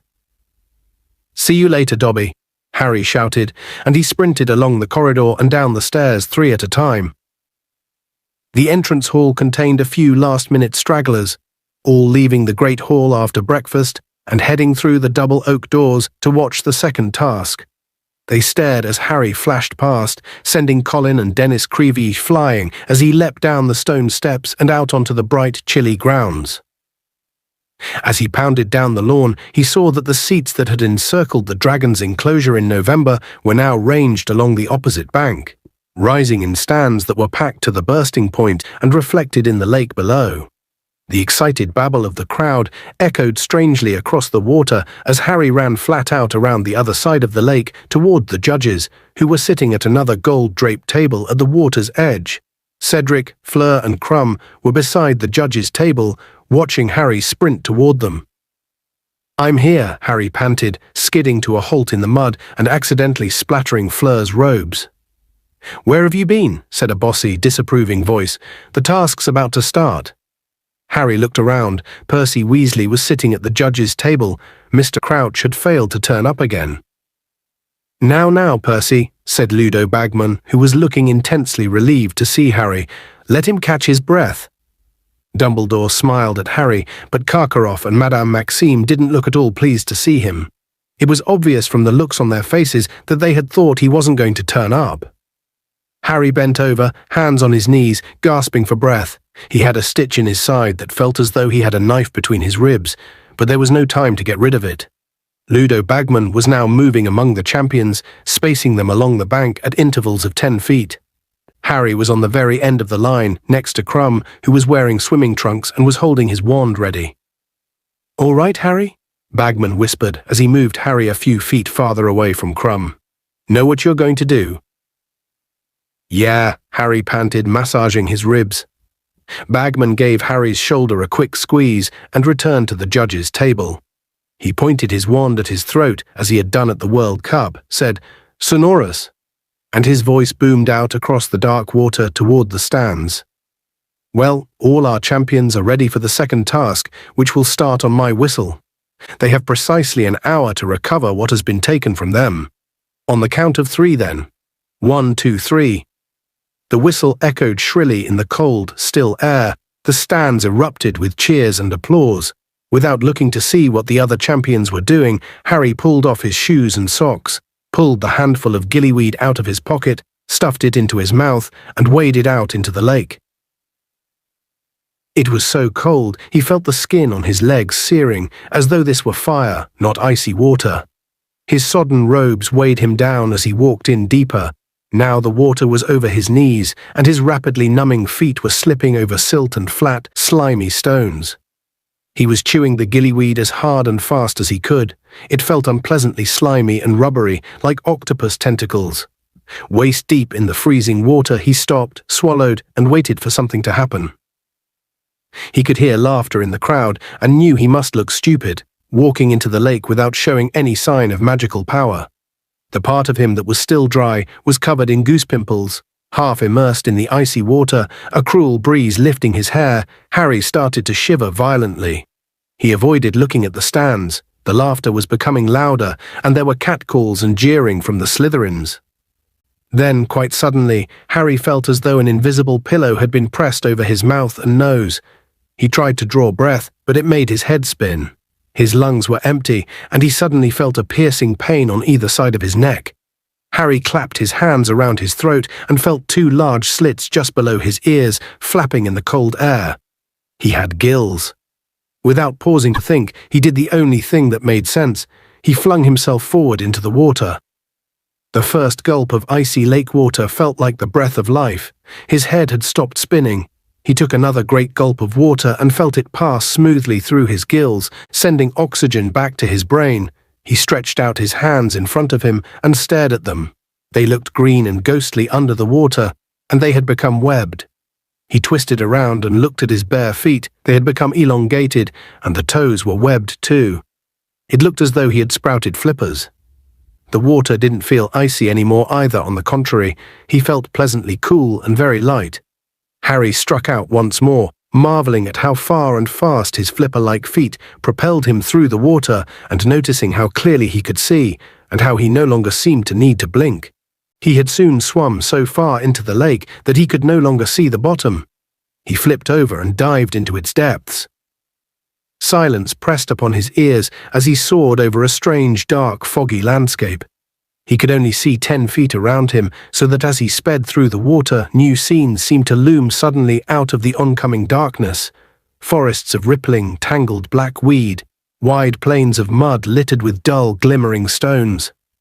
He swam deeper and deeper, out toward the middle of the lake, his eyes wide, staring through the eerily grey-lit water around him to the shadows beyond, where the water became opaque.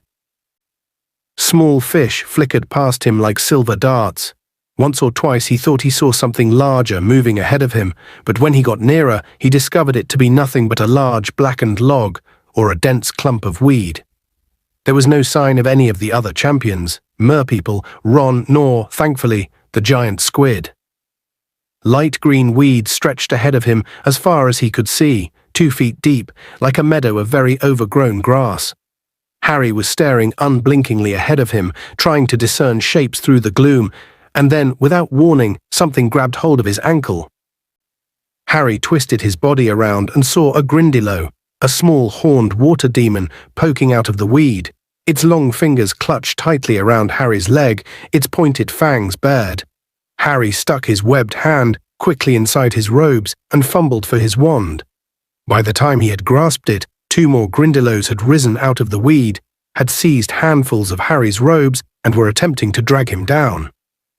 "Relatio!" Harry shouted, except that no sound came out. A large bubble issued from his mouth, and his wand, instead of sending sparks at the Grindylows, pelted them with what seemed to be a jet of boiling water. For where it struck them, angry red patches appeared on their green skin. Harry pulled his ankle out of the Grindylow's grip and swam as fast as he could, occasionally sending more jets of hot water over his shoulder at random. Every now and then he felt one of the Grindylows snatch at his foot again, and he kicked out hard. Finally he felt his foot connect with a horned skull, and looking back, saw the dazed Grindylow floating away cross-eyed, while its fellows shook their fists at Harry and sank back into the weed. Harry slowed down a little, slipped his wand back inside his robes, and looked around, listening again. He turned full circle in the water, the silence pressing harder than ever against his eardrums.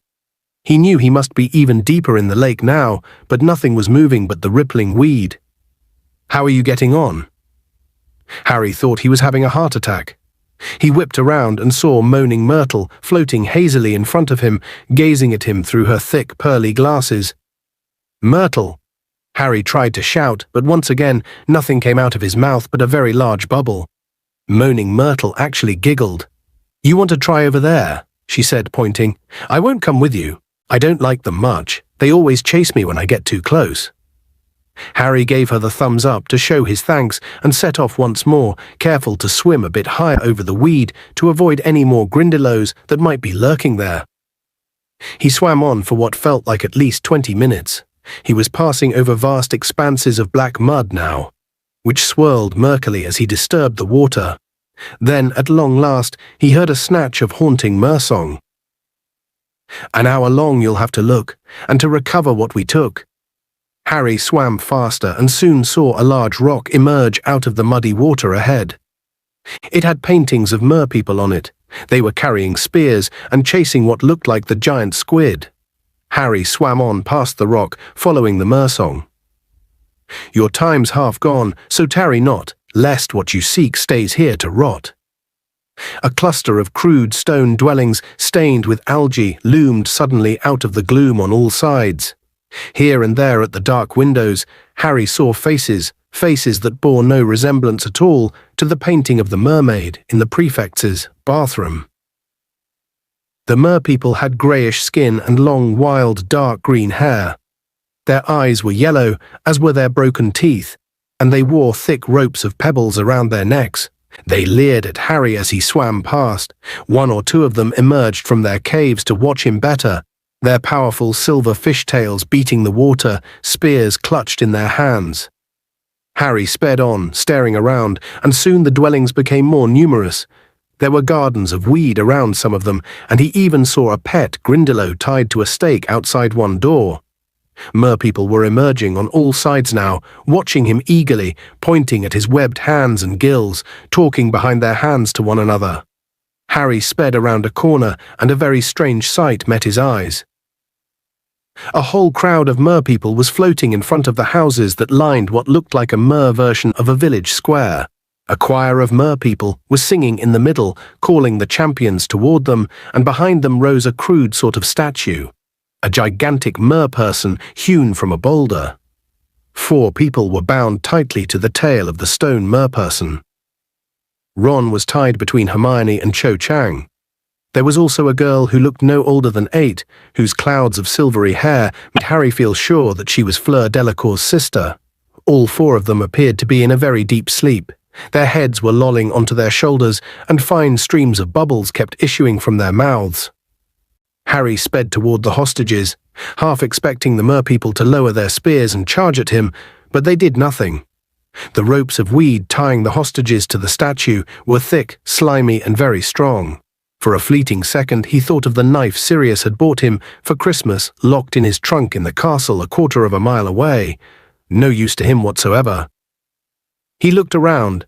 Many of the merpeople surrounding them were carrying spears. He swam swiftly toward a 7-foot-tall merman with a long green beard and a choker of shark fangs, and tried to mime a request to borrow the spear. The merman laughed and shook his head. "We do not help," he said in a harsh, croaky voice. "Come on," Harry said fiercely, but only bubbles issued from his mouth.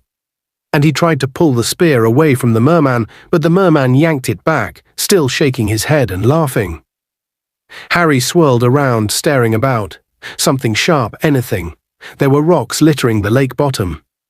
He dived and snatched up a particularly jagged one and returned to the statue. He began to hack at the ropes binding Ron, and after several minutes' hard work, they broke apart. Ron floated, unconscious, a few inches above the lake bottom, drifting a little in the ebb of the water. Harry looked around. There was no sign of any of the other champions. What were they playing at? Why didn't they hurry up?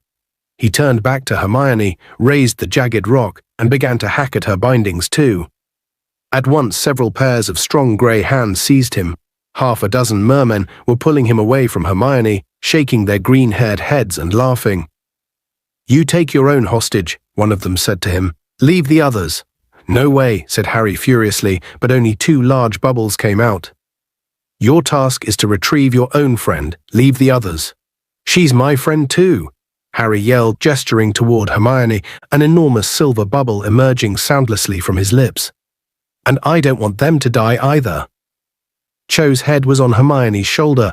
The small silver-haired girl was ghostly green and pale. Harry struggled to fight off the mermen, but they laughed harder than ever, holding him back. Harry looked wildly around. Where were the other champions? Would he have time to take Ron to the surface and come back down for Hermione and the others? Would he be able to find them again?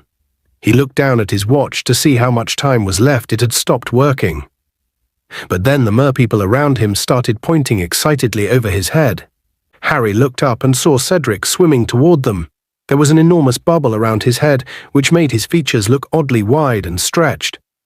"Got lost," he mouthed, looking panic-stricken. "Fleur and Crumb are coming now." Feeling enormously relieved, Harry watched Cedric pull a knife out of his pocket and cut Cho free. He pulled her upward and out of sight. Harry looked around, waiting. Where were Fleur and Crumb? Time was getting short, and according to the song, the hostages would be lost after an hour. The merpeople started screeching animatedly. Those holding Harry loosened their grip, staring behind them. Harry turned and saw something monstrous cutting through the water toward them. A human body in swimming trunks with the head of a shark. It was Crumb. He appeared to have transfigured himself, but badly.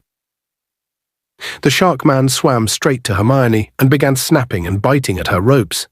The trouble was that Crumb's new teeth were positioned very awkwardly for biting anything smaller than a dolphin, and Harry was quite sure that if Crumb wasn't careful, he was going to rip Hermione in half.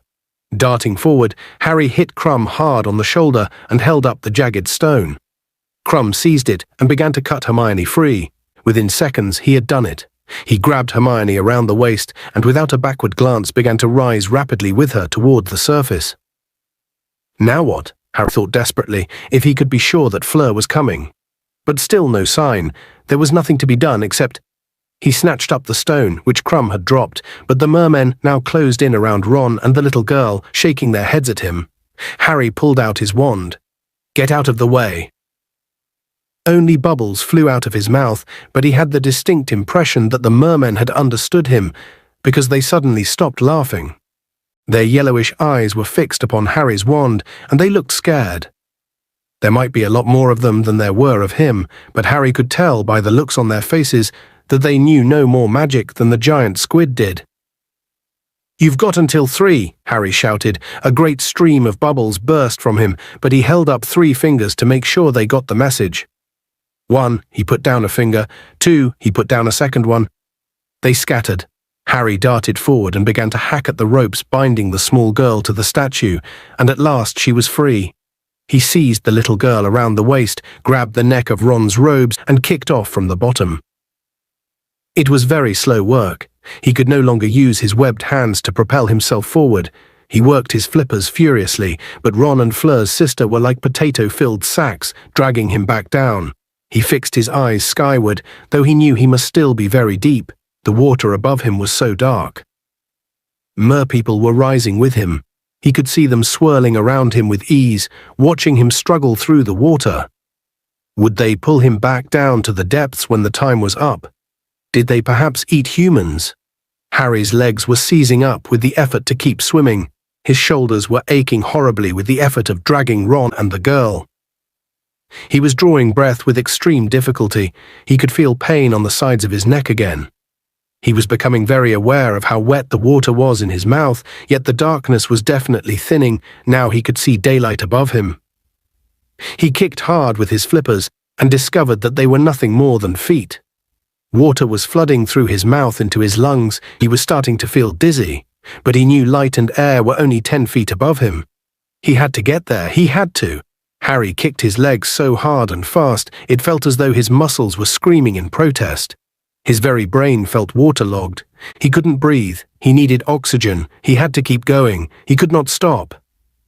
And then he felt his head break the surface of the lake. Wonderful, cold, clear air was making his wet face sting. He gulped it down, feeling as though he had never breathed properly before, and panting, pulled Ron and the little girl up with him. All around him, wild green-haired heads were emerging out of the water with him, but they were smiling at him. The crowd in the stands was making a great deal of noise, shouting and screaming. They all seemed to be on their feet. Harry had the impression they thought that Ron and the little girl might be dead, but they were wrong. Both of them had opened their eyes. The girl looked scared and confused, but Ron merely expelled a great spout of water, blinked in the bright light, turned to Harry and said, "Wet this, isn't it?" Then he spotted Fleur's sister. "What did you bring her for?" "Fleur didn't turn up. I couldn't leave her," Harry panted. "Harry, you prat," said Ron. "You didn't take that song thing seriously, did you? Dumbledore wouldn't have let any of us drown." The song said, "It was only to make sure you got back inside the time limit," said Ron. "I hope you didn't waste time down there acting the hero." Harry felt both stupid and annoyed. It was all very well for Ron. He'd been asleep. He hadn't felt how eerie it was down in the lake, surrounded by spear-carrying merpeople who'd looked more than capable of murder. "Come on," Harry said shortly. "Help me with her. I don't think she can swim very well." They pulled Fleur's sister through the water, back toward the bank where the judges stood watching. 20 merpeople accompanying them like a guard of honor, singing their horrible screechy songs. Harry could see Madame Pomfrey fussing over Hermione, Krum, Cedric, and Cho, all of whom were wrapped in thick blankets. Dumbledore and Ludo Bagman stood beaming at Harry and Ron from the bank as they swam nearer, but Percy, who looked very white and somehow much younger than usual, came splashing out to meet them. Meanwhile, Madame Maxime was trying to restrain Fleur Delacour, who was quite hysterical, fighting tooth and nail to return to the water. Gabrielle, is she alive? Is she hurt?" "She's fine." Harry tried to tell her, but he was so exhausted he could hardly talk, let alone shout. Percy seized Ron and was dragging him back to the bank. "Get off, Percy, I'm all right." Dumbledore and Bagman were pulling Harry upright. Fleur had broken free of Madame Maxime and was hugging her sister. "It was the Grindylows attacked me, oh Gabrielle. I thought. Come here, you," said Madame Pomfrey. She seized Harry and pulled him over to Hermione and the others, wrapped him so tightly in a blanket that he felt as though he were in a straitjacket, and forced a measure of very hot potion down his throat. Steam gushed out of his ears. "Harry, well done," Hermione cried. "You did it. You found out how all by yourself." "Well," said Harry, he would have told her about Dobby, but he had just noticed Karkaroff watching him. He was the only judge who had not left the table, the only judge not showing signs of pleasure and relief that Harry, Ron, and Fleur's sister had got back safely.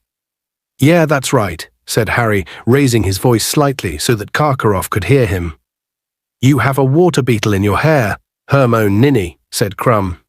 Harry had the impression that Crumb was drawing her attention back onto himself, perhaps to remind her that he had just rescued her from the lake. But Hermione brushed away the beetle impatiently and said, You're well outside the time limit though, Harry. Did it take you ages to find us? No, I found you okay.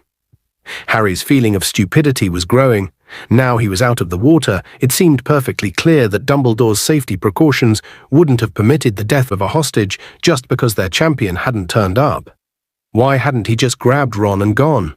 He would have been first back. Cedric and Crumb hadn't wasted time worrying about anyone else. They hadn't taken the Mersong seriously.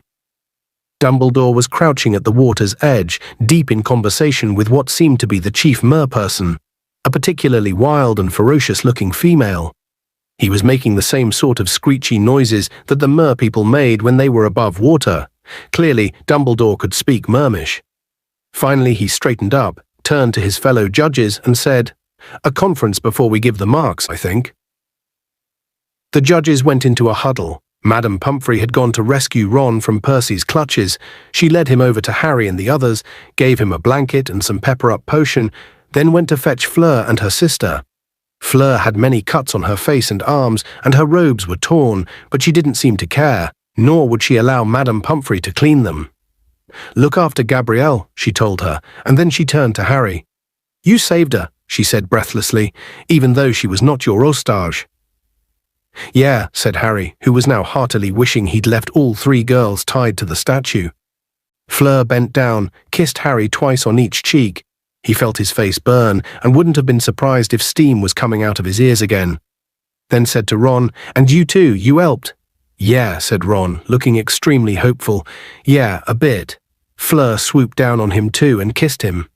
Hermione looked simply furious, but just then, Ludo Bagman's magically magnified voice boomed out beside them, making them all jump and causing the crowd in the stands to go very quiet. Ladies and gentlemen, we have reached our decision. Merchifteness Mercus has told us exactly what happened at the bottom of the lake, and we have therefore decided to award marks out of 50 for each of the champions as follows. Fleur Delacour, though she demonstrated excellent use of the bubble head charm, was attacked by Grindylows as she approached her goal and failed to retrieve her hostage. We award her 25 points. Applause from the stands. I deserved 0, said Fleur throatily, shaking her magnificent head. Cedric Diggory, who also used the bubble head charm, was first to return with his hostage, though he returned 1 minute outside the time limit of an hour. Enormous cheers from the Hufflepuffs in the crowd. Harry saw Cho give Cedric a glowing look. We therefore award him 47 points. Harry's heart sank. If Cedric had been outside the time limit, he most certainly had been. Victor Crumb used an incomplete form of transfiguration, which was nevertheless effective, and was second to return with his hostage. We award him 40 points. Karkaroff clapped particularly hard, looking very superior. Harry Potter used gillyweed to great effect, Bagman continued. He returned last and well outside the time limit of an hour. However, the Merchifteness informs us that Mr. Potter was first to reach the hostages, and that the delay in his return was due to his determination to return all hostages to safety, not merely his own. Ron and Hermione both gave Harry half-exasperated, half-commiserating looks. Most of the judges, and here Bagman gave Karkaroff a very nasty look, feel that this shows moral fibre and merits full marks. However, Mr. Potter's score is 45 points. Harry's stomach leapt. He was now tying for first place with Cedric. Ron and Hermione, caught by surprise, stared at Harry, then laughed and started applauding hard with the rest of the crowd. There you go, Harry, Ron shouted over the noise. You weren't being thick after all, you were showing moral fibre. Fleur was clapping very hard too, but Crumb didn't look happy at all. He attempted to engage Hermione in conversation again, but she was too busy cheering Harry to listen. The third and final task will take place at dusk on the 24th of June, continued Bagman. The champions will be notified of what is coming precisely 1 month beforehand. Thank you all for your support of the champions. It was over, Harry thought dazedly, as Madame Pomfrey began herding the champions and hostages back to the castle to get into dry clothes. It was over, he had got through. He didn't have to worry about anything now until June the 24th. Next time he was in Hogsmeade, Harry decided as he walked back up the stone steps into the castle, he was going to buy Dobby a pair of socks for every day of the year. Chapter 27. Padfoot Returns. One of the best things about the aftermath of the second task was that everybody was very keen to hear details of what had happened down in the lake, which meant that Ron was getting to share Harry's limelight for once. Harry noticed that Ron's version of events changed subtly with every retelling. At first, he gave what seemed to be the truth. It tallied with Hermione's story. Anyway, Dumbledore had put all the hostages into a bewitched sleep in Professor McGonagall's office, first assuring them that they would be quite safe and would awake when they were back above the water. 1 week later, however, Ron was telling a thrilling tale of kidnap in which he struggled single-handedly against 50 heavily armed merpeople who had to beat him into submission before tying him up. "But I had my wand hidden up my sleeve," he assured Padma Patil, who seemed to be a lot keener on Ron now that he was getting so much attention and was making a point of talking to him every time they passed in the corridors. "I could have taken those idiots any time I wanted." "What were you going to do, snore at them?" said Hermione waspishly. People had been teasing her so much about being the thing that Victor Crumb would most miss that she was in a rather tetchy mood. Ron's ears went red, and thereafter he reverted to the bewitched sleep version of events. As they entered March, the weather became drier, but cruel winds skinned their hands and faces every time they went out onto the grounds. There were delays in the post because the owls kept being blown off course. The brown owl that Harry had sent to Sirius with the dates of the Hogsmeade weekend turned up at breakfast on Friday morning with half its feathers sticking up the wrong way. Harry had no sooner torn off Sirius's reply than it took flight, clearly afraid it was going to be sent outside again. Sirius's letter was almost as short as the previous one. "Be at Stile at end of road out of Hogsmeade, past Dervish and Banges at 2 o'clock on Saturday afternoon. Bring as much food as you can." "He hasn't come back to Hogsmeade," said Ron incredulously. "It looks like it, doesn't it?" said Hermione. "I can't believe him," said Harry tensely, "if he's caught." "Made it so far, though, hasn't he?" said Ron, "and it's not like the place is swarming with Dementors anymore." Harry folded up the letter thinking, if he was honest with himself, he really wanted to see Sirius again. He therefore approached the final lesson of the afternoon's double potions, feeling considerably more cheerful than he usually did when descending the steps to the dungeons. Malfoy, Crabbe, and Goyle were standing in a huddle outside the classroom door with Pansy Parkinson's gang of Slytherin girls. All of them were looking at something Harry couldn't see and sniggering heartily. Pansy's pug-like face peered excitedly around Goyle's broad back as Harry, Ron, and Hermione approached. There they are," she giggled, and the knot of Slytherins broke apart. Harry saw that Pansy had a magazine in her hands, Witch Weekly. The moving picture on the front showed a curly-haired witch who was smiling toothily and pointing at a large sponge cake with her wand. "You might find something to interest you in there, Granger," Pansy said loudly, and she threw the magazine at Hermione, who caught it, looking startled. At that moment, the dungeon door opened and Snape beckoned them all inside. Hermione, Harry, and Ron headed for a table at the back of the dungeon as usual. Once Snape had turned his back on them to write up the ingredients of today's potion on the blackboard, Hermione hastily rifled through the magazine under the desk. At last, in the center pages, Hermione found what they were looking for. Harry and Ron leaned in closer. A color photograph of Harry headed a short piece entitled, "Harry Potter's Secret Heartache. A boy like no other, perhaps yet a boy suffering all the usual pangs of adolescence," writes Rita Skeeter. Deprived of love since the tragic demise of his parents, 14-year-old Harry Potter thought he had found solace in his steady girlfriend at Hogwarts, Muggle-born Hermione Granger. Little did he know that he would shortly be suffering yet another emotional blow in a life already littered with personal loss. Miss Granger, a plain but ambitious girl, seems to have a taste for famous wizards that Harry alone cannot satisfy. Since the arrival at Hogwarts of Victor Crumb, Bulgarian seeker and hero of the last World Quidditch Cup, Miss Granger has been toying with both boys' affections. Crumb, who is openly smitten with the devious Miss Granger, has already invited her to visit him in Bulgaria over the summer holidays, and insists that he has never felt this way about any other girl. However, it might not be Miss Granger's doubtful natural charms that have captured these unfortunate boys' interest. "She's really ugly," says Pansy Parkinson, a pretty and vivacious fourth-year student. "But she'd be well up to making a love potion. She's quite brainy. I think that's how she's doing it." Love potions are, of course, banned at Hogwarts, and no doubt Albus Dumbledore will want to investigate these claims. In the meantime, Harry Potter's well-wishers must hope that, next time, he bestows his heart on a worthier candidate. "I told you," Ron hissed at Hermione as she stared down at the article. "I told you not to annoy Rita Skeeter. She's made you out to be some sort of Scarlet Woman." Hermione stopped looking astonished and snorted with laughter. "Scarlet Woman," she repeated, shaking with suppressed giggles as she looked around at Ron. "It's what my mum calls them," Ron muttered, his ears going red. "If that's the best Rita can do, she's losing her touch," said Hermione, still giggling. As she threw Witch Weekly onto the empty chair beside her, what a pile of old rubbish. She looked over at the Slytherins, who were all watching her and Harry closely across the room to see if they had been upset by the article. Hermione gave them a sarcastic smile and a wave, and she, Harry and Ron started unpacking the ingredients they would need for their wit-sharpening potion. "There's something funny, though," said Hermione 10 minutes later, holding her pestle suspended over a bowl of scarab beetles. "How could Rita Skeeter have known?" "Known what?" said Ron quickly. "You haven't been mixing up love potions, have you?" "Don't be stupid," Hermione snapped, starting to pound up her beetles again. "No, it's just how did she know Victor asked me to visit him over the summer?"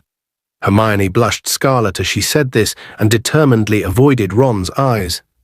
"What?" said Ron, dropping his pestle with a loud clunk. "He asked me right after he'd pulled me out of the lake," Hermione muttered, "after he'd got rid of his shark's head. Madame Pumphrey gave us both blankets, and then he sort of pulled me away from the judges so they wouldn't hear. And he said if I wasn't doing anything over the summer, would I like to—" "And what did you say?" said Ron, who had picked up his pestle and was grinding it on the desk, a good 6 inches from his bowl, because he was looking at Hermione. "And he did say he'd never felt the same way about anyone else," Hermione went on, going so red now that Harry could almost feel the heat coming from her. "But how could Rita Skeeter have heard him? She wasn't there, or was she? Maybe she has got an invisibility cloak. Maybe she sneaked onto the grounds to watch the second task." "And what did you say?" Ron repeated, pounding his pestle down so hard that it dented the desk. "Well, I was too busy seeing whether you and Harry were okay to—" "Fascinating though your social life undoubtedly is, Miss Granger," said an icy voice right behind them, and all three of them jumped. "I must ask you not to discuss it in my class. 10 points from Gryffindor." Snape had glided over to their desk while they were talking. The whole class was now looking around at them. Malfoy took the opportunity to flash Potter stinks across the dungeon at Harry. "Are reading magazines under the table as well?" Snape added, snatching up the copy of Witch Weekly. A further 10 points from Gryffindor. Oh, but of course, Snape's black eyes glittered as they fell on Rita Skeeter's article. Potter has to keep up with his press cuttings. The dungeon rang with the Slytherins' laughter, and an unpleasant smile curled Snape's thin mouth. To Harry's fury, he began to read the article aloud. "Harry Potter's secret heartache. Dear, dear Potter, what's ailing you now? A boy like no other, perhaps?" Harry could feel his face burning. Snape was pausing at the end of every sentence to allow the Slytherins a hearty laugh. The article sounded 10 times worse when read by Snape. Even Hermione was blushing scarlet now. Harry Potter's well-wishers must hope that next time he bestows his heart upon a worthier candidate. "How very touching," sneered Snape, rolling up the magazine to continued gales of laughter from the Slytherins.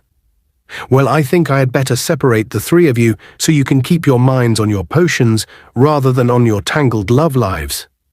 Weasley, you stay here. Miss Granger, over there, beside Miss Parkinson. Potter, that table in front of my desk. Move. Now." Furious, Harry threw his ingredients and his bag into his cauldron and dragged it up to the front of the dungeon to the empty table. Snape followed, sat down at his desk, and watched Harry unload his cauldron. Determined not to look at Snape, Harry resumed the mashing of his scarab beetles, imagining each one to have Snape's face. "All this press attention seems to have inflated your already overlarge head, Potter," said Snape quietly, once the rest of the class had settled down again. Harry didn't answer. He knew Snape was trying to provoke him. He had done this before. No doubt he was hoping for an excuse to take around 50 points from Gryffindor before the end of the class. "You might be laboring under the delusion that the entire wizarding world is impressed with you," Snape went on so quietly that no one else could hear him. Harry continued to pound his scarab beetles, even though he had already reduced them to a very fine powder. "But I don't care how many times your picture appears in the papers. To me, Potter, you are nothing but a nasty little boy who considers rules to be beneath him." Harry tipped the powdered beetles into his cauldron and started cutting up his ginger roots. His hands were shaking slightly out of anger, but he kept his eyes down, as though he couldn't hear what Snape was saying to him. "So I give you fair warning, Potter," Snape continued in a softer and more dangerous voice, "pint-sized celebrity or not, if I catch you breaking into my office one more time." "I haven't been anywhere near your office," said Harry angrily, forgetting his feigned deafness. "Don't lie to me," Snape hissed, his fathomless black eyes boring into Harry's. "Boomslang skin, gillyweed, both come from my private stores, and I know who stole them." Harry stared back at Snape, determined not to blink or to look guilty. In truth, he hadn't stolen either of these things from Snape. Hermione had taken the boomslang skin back in their second year. They had needed it for the polyjuice potion, and while Snape had suspected Harry at the time, he had never been able to prove it. Dobby, of course, had stolen the gillyweed. "I don't know what you're talking about," Harry lied coldly. "You were out of bed on the night my office was broken into," Snape hissed. "I know it, Potter. Now Mad-Eye Moody might have joined your fan club, but I will not tolerate your behavior. One more nighttime stroll into my office, Potter, and you will pay." "Right," said Harry coolly, turning back to his ginger roots. "I'll bear that in mind if I ever get the urge to go in there." Snape's eyes flashed. He plunged a hand into the inside of his black robes. For one wild moment, Harry thought Snape was about to pull out his wand and curse him. Then he saw that Snape had drawn out a small crystal bottle of a completely clear potion. Harry stared at it. "Do you know what this is, Potter?" Snape said, his eyes glittering dangerously again. "No," said Harry with complete honesty this time. "It is Veritaserum, a truth potion so powerful that 3 drops would have you spilling your innermost secrets for this entire class to hear," said Snape viciously. "Now, the use of this potion is controlled by very strict ministry guidelines, but unless you watch your step, you might just find that my hand slips." He shook the crystal bottle slightly. "Right over your evening pumpkin juice. And then, Potter, then we'll find out whether you've been in my office or not." Harry said nothing. He turned back to his ginger roots once more, picked up his knife and started slicing them again. He didn't like the sound of that truth potion at all, nor would he put it past Snape to slip him some. He repressed a shudder at the thought of what might come spilling out of his mouth if Snape did it, quite apart from landing a whole lot of people in trouble, Hermione and Dobby for a start. There were all the other things he was concealing, like the fact that he was in contact with Sirius, and his inside squirmed at the thought how he felt about Cho. He tipped his ginger roots into the cauldron too, and wondered whether he ought to take a leaf out of Moody's book and start drinking only from a private hip flask. There was a knock on the dungeon door. "Enter," said Snape in his usual voice. The class looked around as the door opened. Professor Karkaroff came in. Everyone watched him as he walked up towards Snape's desk. He was twisting his finger around his goatee and looking agitated. "We need to talk," said Karkaroff abruptly when he had reached Snape. He seemed so determined that nobody should hear what he was saying that he was barely opening his lips. It was as though he were a rather poor ventriloquist. Harry kept his eyes on his ginger roots, listening hard. "I'll talk to you after my lesson, Karkaroff," Snape muttered. But Karkaroff interrupted him. "I want to talk now, while you can't slip off, Severus. You've been avoiding me." After the lesson, Snape snapped. Under the pretext of holding up a measuring cup to see if he'd poured out enough armadillo bile, Harry sneaked a sidelong glance at the pair of them. Karkaroff looked extremely worried, and Snape looked angry. Karkaroff hovered behind Snape's desk for the rest of the double period.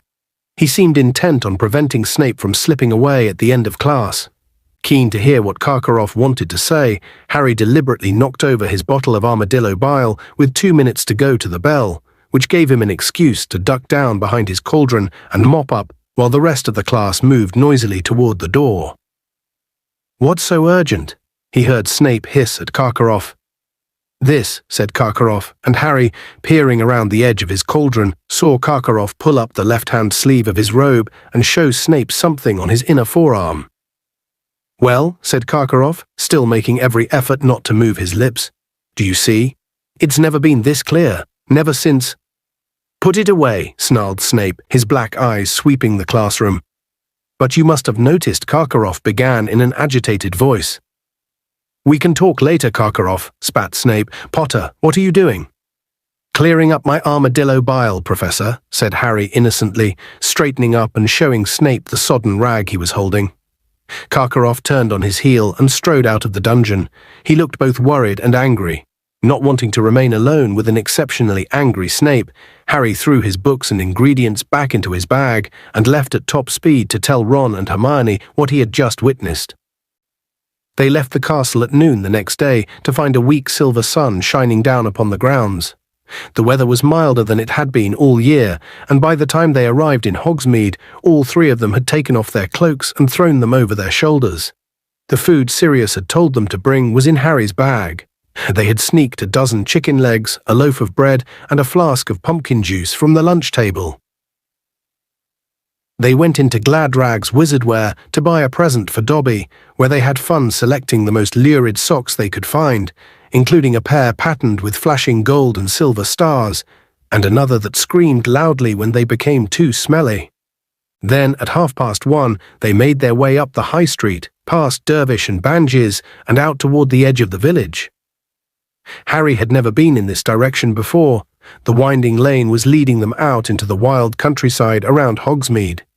The cottages were fewer here, and their gardens larger.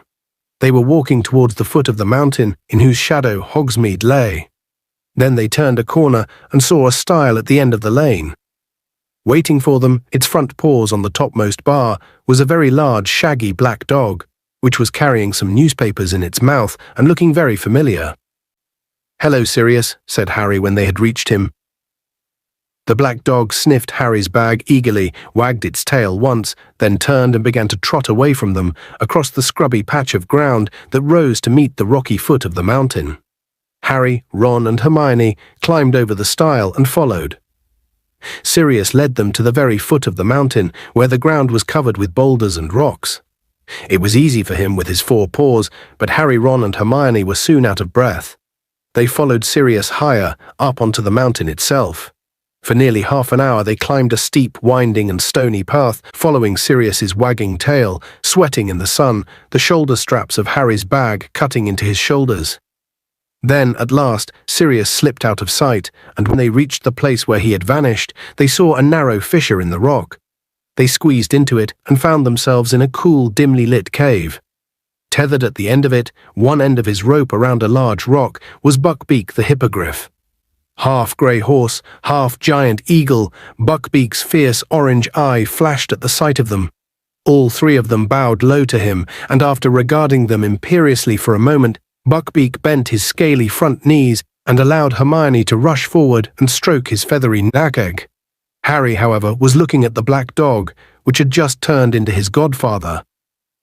Sirius was wearing ragged grey robes, the same ones he had been wearing when he had left Azkaban. His black hair was longer than it had been when he had appeared in the fire, and it was untidy and matted once more. He looked very thin. "Chicken," he said hoarsely, after removing the old Daily Prophets from his mouth and throwing them down onto the cave floor. Harry pulled open his bag and handed over the bundle of chicken legs and bread. "Thanks," said Sirius, opening it, grabbing a drumstick, sitting down on the cave floor, and tearing off a large chunk with his teeth. I've been living off rats mostly. Can't steal too much food from Hogsmeade. I'd draw attention to myself." He grinned up at Harry, but Harry returned the grin only reluctantly. "What are you doing here, Sirius?" he said. "Fulfilling my duty as godfather," said Sirius, gnawing on the chicken bone in a very dog-like way. "Don't worry about it. I'm pretending to be a lovable stray." He was still grinning, but seeing the anxiety in Harry's face, said more seriously, "I want to be on the spot. Your last letter, well, let's just say things are getting fishier. I've been stealing the paper every time someone throws one out, and by the looks of things, I'm not the only one who's getting worried." He nodded at the yellowing daily prophets on the cave floor, and Ron picked them up and unfolded them. Harry, however, continued to stare at Sirius. "What if they catch you? What if you're seen? You three and Dumbledore are the only ones around here who know I'm an animagus," said Sirius, shrugging and continuing to devour the chicken leg. Ron nudged Harry and passed him the daily prophets. There were two. The first bore the headline Mystery Illness of Bartemius Crouch. The second, Ministry Witch, still missing Minister of Magic, now personally involved. Harry scanned the story about Crouch. Phrases jumped out at him. Hasn't been seen in public since November. House appears deserted. St. Mungo's Hospital for Magical Maladies and Injuries decline. Comment Ministry refuses to confirm rumours of critical illness. "They're making it sound like he's dying," said Harry slowly, "but he can't be that ill if he managed to get up here." "My brother's Crouch's personal assistant," Ron informed Sirius. "He says Crouch is suffering from overwork." "Mind you, he did look ill last time I saw him up close," said Harry slowly, still reading the story. "The night my name came out of the goblet." "Getting his comeuppance for sacking Winky, isn't he?" said Hermione, an edge to her voice. She was stroking Buckbeak, who was crunching up Sirius's chicken bones. "I bet he wishes he hadn't done it now, but he feels the difference now she's not there to look after him." "Hermione's obsessed with house elves," Ron muttered to Sirius, casting Hermione a dark look. Sirius, however, looked interested. "Crouch sacked his house elf." "Yeah, at the Quidditch World Cup," said Harry, and he launched into the story of the Dark Mark's appearance and Winky being found with Harry's wand clutched in her hand and Mr. Crouch's fury. When Harry had finished, Sirius was on his feet again and had started pacing up and down the cave. "Let me get this straight," he said after a while, brandishing a fresh chicken leg. "You first saw the elf in the top box. She was saving Crouch a seat, right?" "Right," said Harry, Ron and Hermione together. "But Crouch didn't turn up for the match." "No," said Harry. "I think he said he'd been too busy." Sirius paced all around the cave in silence. Then he said, "Harry, did you check your pockets for your wand after you'd left the top box?" Harry thought hard. "No," he said finally. "I didn't need to use it before we got in the forest, and then I put my hand in my pocket, and all that was in there were my omnioculars." He stared at Sirius. "Are you saying whoever conjured the mark stole my wand in the top box?" "It's possible," said Sirius. "Winky didn't steal that wand," Hermione insisted. "The elf wasn't the only one in that box," said Sirius, his brow furrowed as he continued to pace. "Who else was sitting behind you?" "Loads of people," said Harry. "Some Bulgarian ministers, Cornelius Fudge, the Malfoys." "The Malfoys," said Ron suddenly, so loudly that his voice echoed all around the cave, and Buckbeak tossed his head nervously. "I bet it was Lucius Malfoy." "Anyone else?" said Sirius. "No one," said Harry. "Yes, there was. There was Ludo Bagman," Hermione reminded him. "Oh yeah, I don't know anything about Bagman, except that he used to be beater for the Wimborne Wasps," said Sirius, still pacing. "What's he like?" "He's okay," said Harry. "He keeps offering to help me with the Triwizard Tournament." "Does he now?" said Sirius, frowning more deeply. "I wonder why he'd do that." "Says he's taken a liking to me," said Harry. Said Sirius, looking thoughtful. "We saw him in the forest just before the Dark Mark appeared," Hermione told Sirius. "Remember?" she said to Harry and Ron. "Yeah, but he didn't stay in the forest, did he?" said Ron. "The moment we told him about the riot, he went off to the campsite." "How do you know?" Hermione shot back. "How do you know where he disapparated to?" "Come off it," said Ron incredulously. "Are you saying you reckon Ludo Bagman conjured the Dark Mark?" It's more likely he did it than Winky, said Hermione stubbornly. Told you, said Ron, looking meaningfully at Sirius. Told you she's obsessed with House. But Sirius held up a hand to silence Ron. When the dark mark had been conjured and the elf had been discovered holding Harry's wand, what did Crouch do? Went to look in the bushes, said Harry, but there wasn't anyone else there. Of course, Sirius muttered, pacing up and down. Of course, he'd want to pin it on anyone but his own elf, and then he sacked her. Yes, said Hermione in a heated voice. He sacked her just because she hadn't stayed in her tent and let herself get trampled. Hermione, will you give it a rest with the elf? Said Ron. Sirius shook his head and said, She's got the measure of Crouch better than you have, Ron. If you want to know what a man's like, take a good look at how he treats his inferiors, not his equals. He ran a hand over his unshaven face, evidently thinking hard. All these absences of Barty Crouch's, he goes to the trouble of making sure his house elf saves him a seat at the Quidditch World Cup, but doesn't bother to turn up and watch. He works very hard to reinstate the Triwizard Tournament and then stops coming to that too. It's not like Crouch. If he's ever taken a day off work because of illness before this, I'll eat Buckbeak. Do you know Crouch then? Said Harry. Sirius's face darkened. He suddenly looked as menacing as he had the night when Harry first met him, the night when Harry still believed Sirius to be a murderer. Oh, I know Crouch all right, he said quietly. He was the one who gave the order for me to be sent to Azkaban without a trial. What? Said Ron and Hermione together. You're kidding, said Harry. No, I'm not, said Sirius, taking another great bite of chicken. Crouch used to be head of the Department of Magical Law Enforcement, didn't you know? Harry, Ron, and Hermione shook their heads. He was tipped for the next Minister of Magic, said Sirius. He's a great wizard, Barty Crouch, powerfully magical and power-hungry. Oh, never a Voldemort supporter, he said, reading the look on Harry's face. No, Barty Crouch was always very outspoken against the dark side, but then a lot of people who were against the dark side, well, you wouldn't understand, you're too young. That's what my dad said at the World Cup, said Ron, with a trace of irritation in his voice. Try us, why don't you? A grin flashed across Sirius's thin face. All right, I'll try you. He walked once up the cave, back again, and then said, Imagine that Voldemort's powerful now.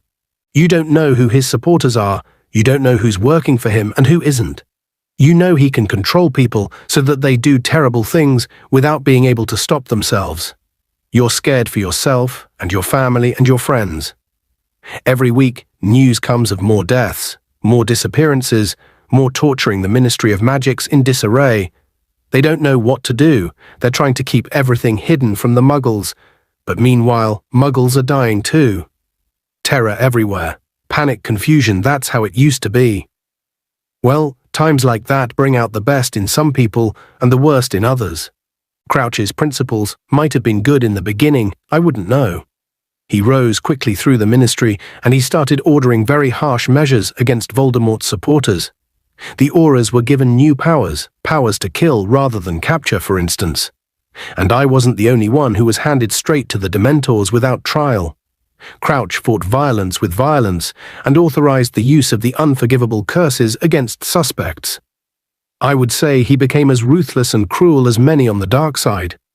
He had his supporters, mind you, plenty of people thought he was going about things the right way. And there were a lot of witches and wizards clamoring for him to take over as Minister of Magic. When Voldemort disappeared, it looked like only a matter of time until Crouch got the top job. But then something rather unfortunate happened. Sirius smiled grimly. Crouch's own son was caught with a group of Death Eaters, who'd managed to talk their way out of Azkaban. Apparently they were trying to find Voldemort and return him to power. Crouch's son was caught? Gasped Hermione. Yep, said Sirius, throwing his chicken bone to Buckbeak, flinging himself back down on the ground beside the loaf of bread and tearing it in half. Nasty little shock for old Barty, I'd imagine. Should have spent a bit more time at home with his family, shouldn't he? Ought to have left the office early once in a while, gotten to know his own son. He began to wolf down large pieces of bread. Was his son a Death Eater? Said Harry. No idea, said Sirius, still stuffing down bread. I was in Azkaban myself when he was brought in. This is mostly stuff I found out since I got out. The boy was definitely caught in the company of people I'd bet my life were Death Eaters, but he might have been in the wrong place at the wrong time, just like the house elf. Did Crouch try and get his son off? Hermione whispered. Sirius let out a laugh that was much more like a bark. Crouch let his son off? I thought you had the measure of him, Hermione. Anything that threatened to tarnish his reputation had to go. He had dedicated his whole life to becoming Minister of Magic. You saw him dismiss a devoted house elf because she associated him with the dark mark again. Doesn't that tell you what he's like? Crouch's fatherly affection stretched just far enough to give his son a trial, and by all accounts it wasn't much more than an excuse for Crouch to show how much he hated the boy. Then he sent him straight to Azkaban. He gave his own son to the Dementors? Asked Harry quietly. That's right, said Sirius, and he didn't look remotely amused now. I saw the Dementors bringing him in, watched them through the bars in my cell door. He can't have been more than 19. They took him into a cell near mine. He was screaming for his mother by nightfall. He went quiet after a few days, though they all went quiet in the end, except when they shrieked in their sleep.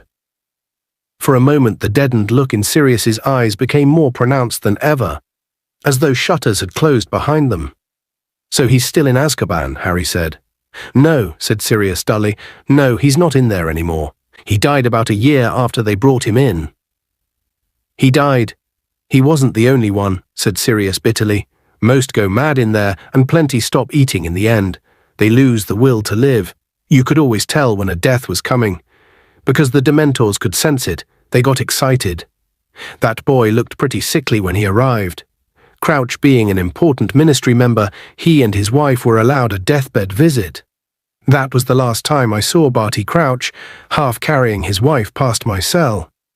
She died herself, apparently, shortly afterward. Grief. Wasted away just like the boy. Crouch never came for his son's body. The Dementors buried him outside the fortress. I watched them do it. Sirius threw aside the bread he had just lifted to his mouth and instead picked up the flask of pumpkin juice and drained it. So old Crouch lost it all just when he thought he had it made, he continued, wiping his mouth with the back of his hand. One moment, a hero, poised to become Minister of Magic next, his son dead, his wife dead, the family name dishonored, and, so I've heard since I escaped, a big drop in popularity. Once the boy had died, people started feeling a bit more sympathetic toward the son and started asking how a nice young lad from a good family had gone so badly astray. The conclusion was that his father never cared much for him. So Cornelius Fudge got the top job, and Crouch was shunted sideways into the Department of International Magical Cooperation. There was a long silence.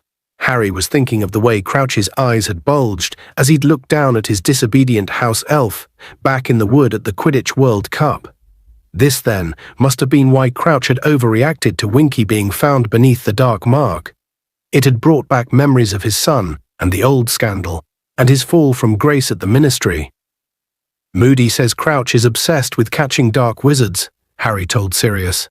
Yeah, I've heard it's become a bit of a mania with him, said Sirius, nodding. If you ask me, he still thinks he can bring back the old popularity by catching one more Death Eater. And he sneaked up here to search Snape's office, said Ron triumphantly, looking at Hermione. Yes, and that doesn't make sense at all, said Sirius. Yeah, it does, said Ron excitedly, but Sirius shook his head. Listen, if Crouch wants to investigate Snape, why hasn't he been coming to judge the tournament? It would be an ideal excuse to make regular visits to Hogwarts and keep an eye on him. So you think Snape could be up to something then? Asked Harry, but Hermione broke in. Look, I don't care what you say. Dumbledore trusts Snape. Oh, give it a rest, Hermione, said Ron impatiently. I know Dumbledore's brilliant and everything, but that doesn't mean a really clever dark wizard couldn't fool him. Why did Snape save Harry's life in the first year then? Why didn't he just let him die? I don't know, maybe he thought Dumbledore would kick him out. What do you think, Sirius? Harry said loudly, and Ron and Hermione stopped bickering to listen. I think they've both got a point, said Sirius, looking thoughtfully at Ron and Hermione. Ever since I found out Snape was teaching here, I've wondered why Dumbledore hired him. Snape's always been fascinated by the dark arts. He was famous for it at school. Slimy, oily, greasy-haired kid he was. Sirius added, and Harry and Ron grinned at each other. Snape knew more curses when he arrived at school than half the kids in 7th year, and he was part of a gang of Slytherins who nearly all turned out to be Death Eaters. Sirius held up his fingers and began ticking off names. Rosier and Wilkes, they were both killed by Aurors the year before Voldemort fell. The Lestranges, they're a married couple, they're in Azkaban. Avery, from what I've heard, he wormed his way out of trouble by saying he'd been acting under the Imperious curse. He's still at large. But as far as I know, Snape was never even accused of being a Death Eater. Not that that means much. Plenty of them were never caught. And Snape's certainly clever and cunning enough to keep himself out of trouble. Snape knows Karkaroff pretty well, but he wants to keep that quiet, said Ron. Yeah, you should have seen Snape's face when Karkaroff turned up in potions yesterday, said Harry quickly. Karkaroff wanted to talk to Snape. He says Snape's been avoiding him. Karkaroff looked really worried. He showed Snape something on his arm, but I couldn't see what it was. He showed Snape something on his arm, said Sirius, looking frankly bewildered. He ran his fingers distractedly through his filthy hair, then shrugged again. Well, I've no idea what that's about, but if Karkaroff's genuinely worried and he's going to Snape for answers... Sirius stared at the cave wall, then made a grimace of frustration. There's still the fact that Dumbledore trusts Snape, and I know Dumbledore trusts where a lot of other people wouldn't, but I just can't see him letting Snape teach at Hogwarts if he'd ever worked for Voldemort. Why are Moody and Crouch so keen to get into Snape's office then? Said Ron stubbornly. Well, said Sirius slowly, I wouldn't put it past Mad-Eye to have searched every single teacher's office when he got to Hogwarts. He takes his defense against the dark arts seriously, Moody. I'm not sure he trusts anyone at all, and after the things he's seen, it's not surprising. I'll say this for Moody, though, he never killed if he could help it. Always brought people in alive where possible. He was tough, but he never descended to the level of the Death Eaters. Crouch, though he's a different matter, is he really ill? If he is, why did he make the effort to drag himself up to Snape's office? And if he's not, what's he up to? What was he doing at the World Cup that was so important he didn't turn up in the top box? What's he been doing while he should have been judging the tournament? Sirius lapsed into silence, still staring at the cave wall. Buckbeak was ferreting around on the rocky floor, looking for bones he might have overlooked. Finally, Sirius looked up at Ron. You say your brother's Crouch's personal assistant. Any chance you could ask him if he's seen Crouch lately? I can try, said Ron doubtfully. Better not make it sound like I reckon Crouch is up to anything dodgy, though. Percy loves Crouch. And you might try and find out whether they've got any leads on Bertha Jorkins while you're at it, said Sirius, gesturing to the second copy of the Daily Prophet. Bagman told me they hadn't, said Harry. Yes, he's quoted in the article in there, said Sirius, nodding at the paper, blustering on about how bad Bertha's memory is. Well, maybe she's changed since I knew her, but the Bertha I knew wasn't forgetful at all, quite the reverse. She was a bit dim, but she had an excellent memory for gossip. It used to get her into a lot of trouble. She never knew when to keep her mouth shut. I can see her being a bit of a liability at the Ministry of Magic. Maybe that's why Bagman didn't bother to look for her for so long. Sirius heaved an enormous sigh and rubbed his shadowed eyes. What's the time? Harry checked his watch, then remembered it hadn't been working since it had spent over an hour in the lake. It's 3:30, said Hermione.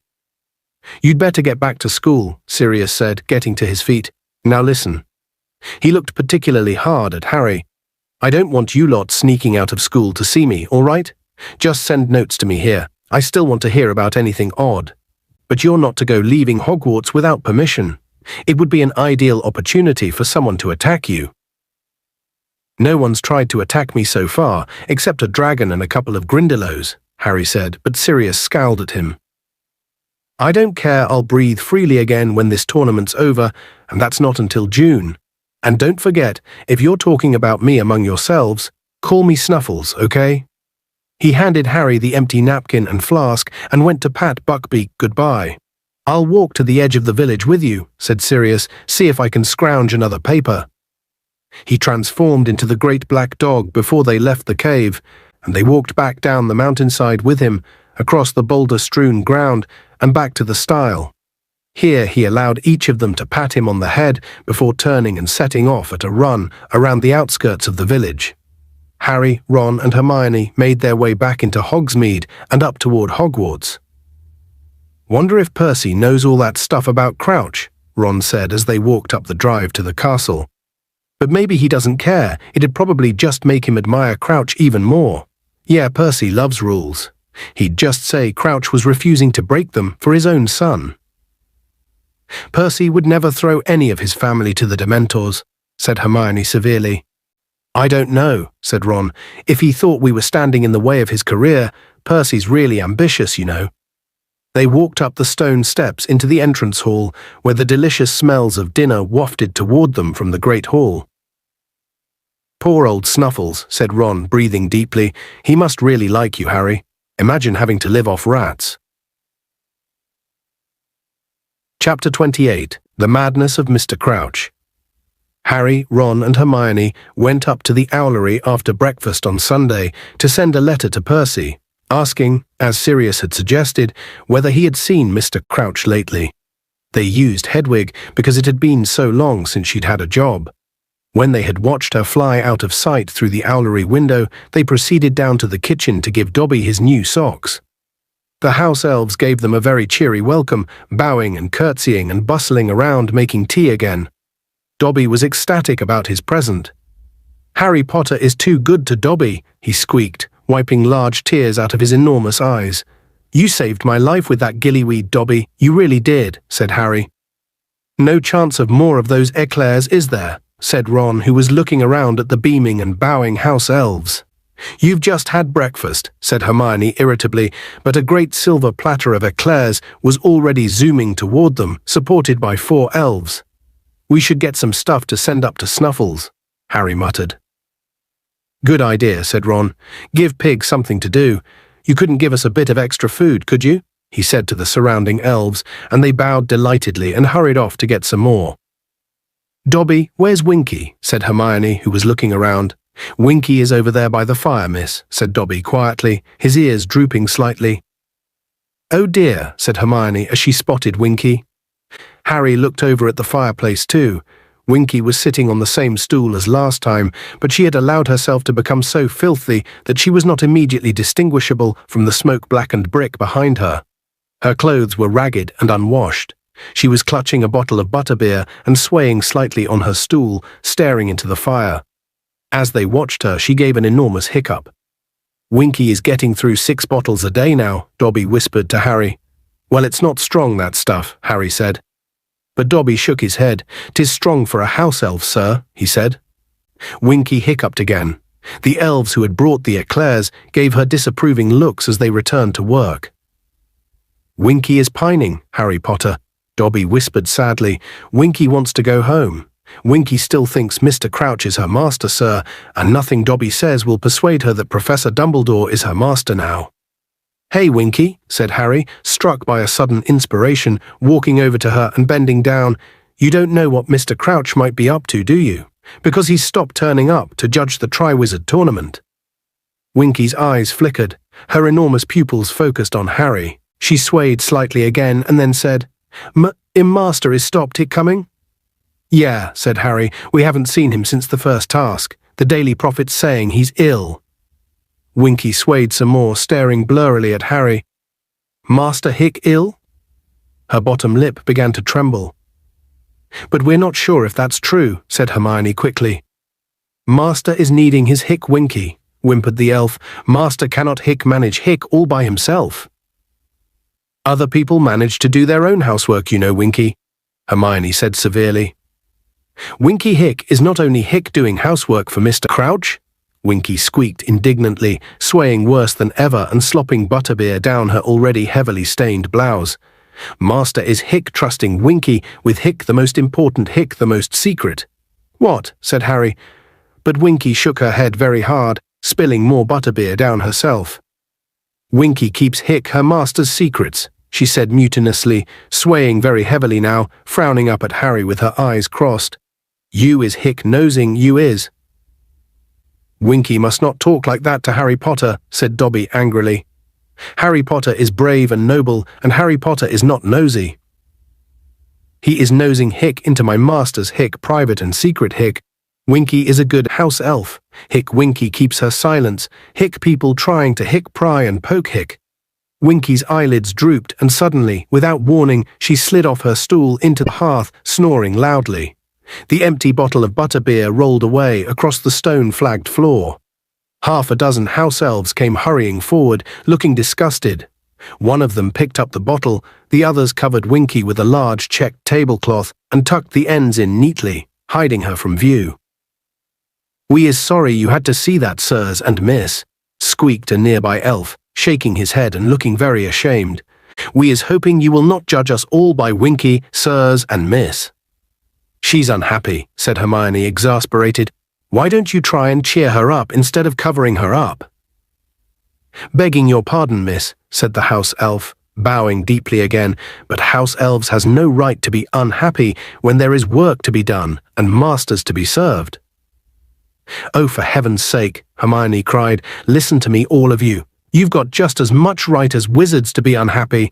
You've got the right to wages and holidays and proper clothes. You don't have to do everything you're told. Look at Dobby." "Miss will please keep Dobby out of this," Dobby mumbled, looking scared. The cheery smiles had vanished from the faces of the house elves around the kitchen. They were suddenly looking at Hermione as though she were mad and dangerous. "We has your extra food," squeaked an elf at Harry's elbow, and he shoved a large ham, a dozen cakes and some fruit into Harry's arms. "Goodbye." The house elves crowded around Harry, Ron and Hermione and began shunting them out of the kitchen, many little hands pushing in the smalls of their backs. "Thank you for the socks, Harry Potter," Dobby called miserably from the hearth, where he was standing next to the lumpy tablecloth that was Winky. "You couldn't keep your mouth shut, could you, Hermione?" said Ron angrily as the kitchen door slammed shut behind them. "They won't want us visiting them now. We could have tried to get more stuff out of Winky about Crouch." "Oh, as if you care about that," scoffed Hermione. "You only like coming down here for the food." It was an irritable sort of day after that.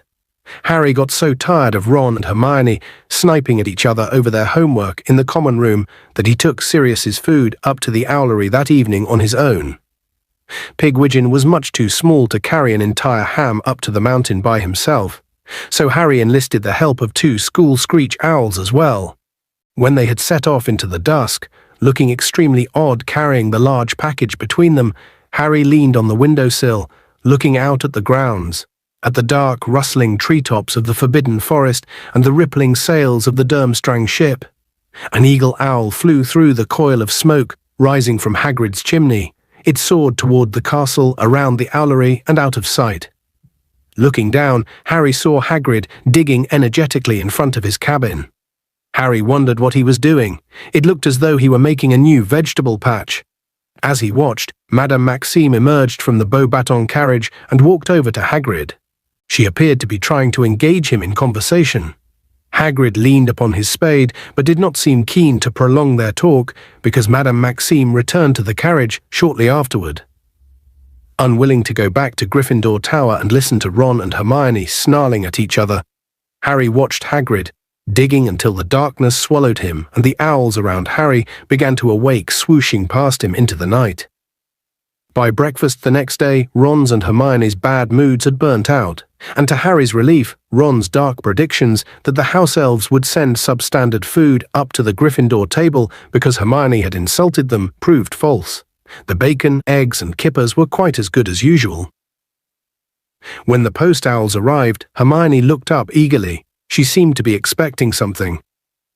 "Percy won't have had time to answer yet," said Ron. "We only sent Hedwig yesterday." "No, it's not that," said Hermione. "I've taken out a subscription to the Daily Prophet. I'm getting sick of finding everything out from the Slytherins." "Good thinking," said Harry, also looking up at the owls. "Hey, Hermione, I think you're in luck." A grey owl was soaring down toward Hermione. "It hasn't got a newspaper, though," she said, looking disappointed. But to her bewilderment, the grey owl landed in front of her plate, closely followed by 4 barn owls, a brown owl, and a tawny. "How many subscriptions did you take out?" said Harry, seizing Hermione's goblet before it was knocked over by the cluster of owls, all of whom were jostling close to her, trying to deliver their own letter first. "What on earth?" Hermione said, taking the letter from the grey owl, opening it and starting to read. "Oh, really?" she sputtered, going rather red. "What's up?" said Ron. "It's oh, how ridiculous." She thrust the letter at Harry, who saw that it was not handwritten, but composed from pasted letters that seemed to have been cut out of the Daily Prophet. "You are a wicked girl. Harry Potter deserves better. Go back where you came from, Muggle." "They're all like it," said Hermione desperately, opening one letter after another. "Harry Potter can do much better than the likes of you. You deserve to be boiled in frog spawn. Ouch." She had opened the last envelope, and yellowish-green liquid smelling strongly of petrol gushed over her hands, which began to erupt in large yellow boils. "Undiluted booba-tuba pus," said Ron, picking up the envelope gingerly and sniffing it. "Ow," said Hermione, tears starting in her eyes as she tried to rub the pus off her hands with a napkin, but her fingers were now so thickly covered in painful sores that it looked as though she were wearing a pair of thick, knobbly gloves. "You'd better get up to the hospital wing," said Harry as the owls around Hermione took flight. "We'll tell Professor Sprout where you've gone." "I warned her," said Ron as Hermione hurried out of the Great Hall, cradling her hands. "I warned her not to annoy Rita Skeeter. Look at this one." He read out one of the letters Hermione had left behind. "I read in Witch Weekly about how you are playing Harry Potter false, and that boy has had enough hardship, and I will be sending you a curse by next post as soon as I can find a big enough envelope." Blimey, she'd better watch out for herself. Hermione didn't turn up for herbology. As Harry and Ron left the greenhouse for their Care of Magical Creatures class, they saw Malfoy, Crabbe, and Goyle descending the stone steps of the castle. Pansy Parkinson was whispering and giggling behind them with her gang of Slytherin girls. Catching sight of Harry, Pansy called, "Potter, have you split up with your girlfriend? Why was she so upset at breakfast?" Harry ignored her. He didn't want to give her the satisfaction of knowing how much trouble the Witch Weekly article had caused. Hagrid, who had told them last lesson that they had finished with unicorns, was waiting for them outside his cabin with a fresh supply of open crates at his feet. Harry's heart sank at the sight of the crates, surely not another Scroot hatching. But when he got near enough to see inside, he found himself looking at a number of fluffy black creatures with long snouts. Their front paws were curiously flat, like spades, and they were blinking up at the class, looking politely puzzled at all the attention. "These are nifflers," said Hagrid when the class had gathered around. "You find 'em down mines mostly. They like sparkly stuff. There you go, look." One of the nifflers had suddenly leapt up and attempted to bite Pansy Parkinson's watch off her wrist. She shrieked and jumped backward. "Useful little treasure detectors," said Hagrid happily. "Thought we'd have some fun with them today. See over there?" He pointed at the large patch of freshly turned earth Harry had watched him digging from the owlery window. "I've buried some gold coins. I've got a prize for whoever picks the niffler that digs up most. Just take off all your valuables and choose a niffler and get ready to set 'em loose." Harry took off his watch, which he was only wearing out of habit, as it didn't work anymore, and stuffed it into his pocket. Then he picked up a niffler. It put its long snout in Harry's ear and sniffed enthusiastically. It was really quite cuddly. "Hang on," said Hagrid, looking down into the crate. "There's a spare niffler here who's missing." "Where's Hermione?" "She had to go to the hospital wing," said Ron. "We'll explain later," Harry muttered. Pansy Parkinson was listening. It was easily the most fun they had ever had in Care of Magical Creatures. The nifflers dived in and out of the patch of earth as though it were water, each scurrying back to the student who had released it and spitting gold into their hands. Ron's was particularly efficient. It had soon filled his lap with coins. "Can you buy these as pets, Hagrid?" he asked excitedly as his niffler dived back into the soil, splattering his robes. "Your mum wouldn't be happy, Ron," said Hagrid, grinning. "They wreck houses. Nifflers. I reckon they've nearly got the lot now," he added, pacing around the patch of earth while the nifflers continued to dive. "I only buried 100 coins. Oh, there you are, Hermione." Hermione was walking toward them across the lawn. Her hands were very heavily bandaged, and she looked miserable. Pansy Parkinson was watching her beadily. "Well, let's check how you've done," said Hagrid. "Count your coins. And there's no point trying to steal any, Goyle," he added, his beetle black eyes narrowed. "It's leprechaun gold, vanishes after a few hours." Goyle emptied his pockets, looking extremely sulky. It turned out that Ron's niffler had been most successful, so Hagrid gave him an enormous slab of Honeydukes chocolate for a prize. The bell rang across the grounds for lunch. The rest of the class set off back to the castle, but Harry, Ron and Hermione stayed behind to help Hagrid put the nifflers back in their boxes. Harry noticed Madame Maxime watching them out of her carriage window. "What you done to your hands, Hermione?" said Hagrid, looking concerned. Hermione told him about the hate mail she had received that morning and the envelope full of Bubatuba pus. "Ah, don't worry," said Hagrid gently, looking down at her. "I got some of those letters and all after Rita Skeeter wrote about me mum. You're a monster and you should be put down. Your mother killed innocent people, and if you had any decency, you'd jump in a lake." "No," said Hermione, looking shocked. "Yeah," said Hagrid, heaving the niffler crates over by his cabin wall. "They're just nutters, Hermione. Don't open 'em if you get any more. Chuck 'em straight in the fire." "You missed a really good lesson," Harry told Hermione as they headed back toward the castle. "They're good nifflers, aren't they, Ron?" Ron, however, was frowning at the chocolate Hagrid had given him. He looked thoroughly put out about something. "What's the matter?" said Harry. "Wrong flavour?" "No," said Ron shortly. "Why didn't you tell me about the gold?" "What gold?" said Harry. "The gold I gave you at the Quidditch World Cup," said Ron. "The leprechaun gold I gave you for my omnioculars. In the top box. Why didn't you tell me it disappeared?" Harry had to think for a moment before he realized what Ron was talking about. "Oh," he said, the memory coming back to him at last. "I dunno, I never noticed it had gone. I was more worried about my wand, wasn't I?" They climbed the steps into the entrance hall and went into the Great Hall for lunch.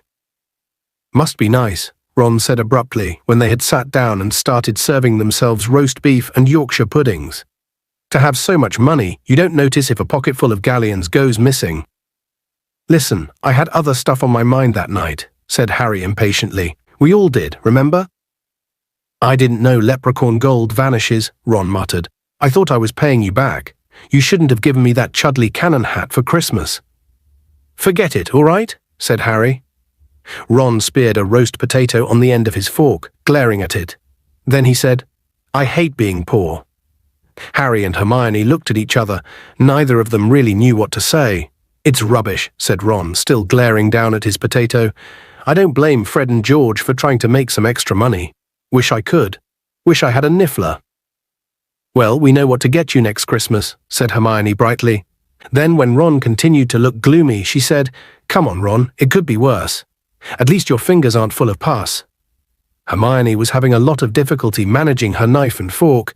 Her fingers were so stiff and swollen. "I hate that Skeeter woman," she burst out savagely. "I'll get her back for this if it's the last thing I do." Hate mail continued to arrive for Hermione over the following week, and although she followed Hagrid's advice and stopped opening it, several of her ill wishers sent howlers, which exploded at the Gryffindor table and shrieked insults at her for the whole hall to hear. Even those people who didn't read Witch Weekly knew all about the supposed Harry Crumb Hermione triangle now. Harry was getting sick of telling people that Hermione wasn't his girlfriend. "It'll die down, though," he told Hermione, "if we just ignore it. People got bored with that stuff she wrote about me last time. I want to know how she's listening into private conversations when she's supposed to be banned from the grounds," said Hermione angrily. Hermione hung back in their next defense against the dark arts lesson to ask Professor Moody something. The rest of the class was very eager to leave. Moody had given them such a rigorous test of hex deflection that many of them were nursing small injuries. Harry had such a bad case of twitchy ears, he had to hold his hands clamped over them as he walked away from the class. "Well, Rita's definitely not using an invisibility cloak," Hermione panted 5 minutes later, catching up with Harry and Ron in the entrance hall and pulling Harry's hand away from one of his wiggling ears so that he could hear her. "Moody says he didn't see her anywhere near the judge's table at the second task or anywhere near the lake." "Hermione, is there any point in telling you to drop this?" said Ron. "No," said Hermione stubbornly. "I want to know how she heard me talking to Victor, and how she found out about Hagrid's mum." "Maybe she had you bugged," said Harry. Bugged, said Ron blankly. What put fleas on her or something? Harry started explaining about hidden microphones and recording equipment. Ron was fascinated, but Hermione interrupted them. Aren't you two ever going to read Hogwarts? A history. What's the point? Said Ron. You know it by heart. We can just ask you. All those substitutes for magic muggles use electricity, computers and radar, and all those things, they all go haywire around Hogwarts. There's too much magic in the air. No, Rita's using magic eavesdrop. She must be. If I could just find out what it is. Ooh, if it's illegal, I'll have her. Haven't we got enough to worry about? Ron asked her. Do we have to start a vendetta against Rita Skeeter as well? I'm not asking you to help, Hermione snapped. I'll do it on my own. She marched back up the marble staircase without a backward glance. Harry was quite sure she was going to the library. What's the betting? She comes back with a box of I Hate Rita Skeeter badges, said Ron. Hermione, however, did not ask Harry and Ron to help her pursue vengeance against Rita Skeeter, for which they were both grateful because their workload was mounting ever higher in the days before the Easter holidays. Harry frankly marveled at the fact that Hermione could research magical methods of eavesdropping as well as everything else they had to do. He was working flat out just to get through all their homework, though he made a point of sending regular food packages up to the cave in the mountain for Sirius. After last summer, Harry had not forgotten what it felt like to be continually hungry. He enclosed notes to Sirius, telling him that nothing out of the ordinary had happened and that they were still waiting for an answer from Percy. Hedwig didn't return until the end of the Easter holidays.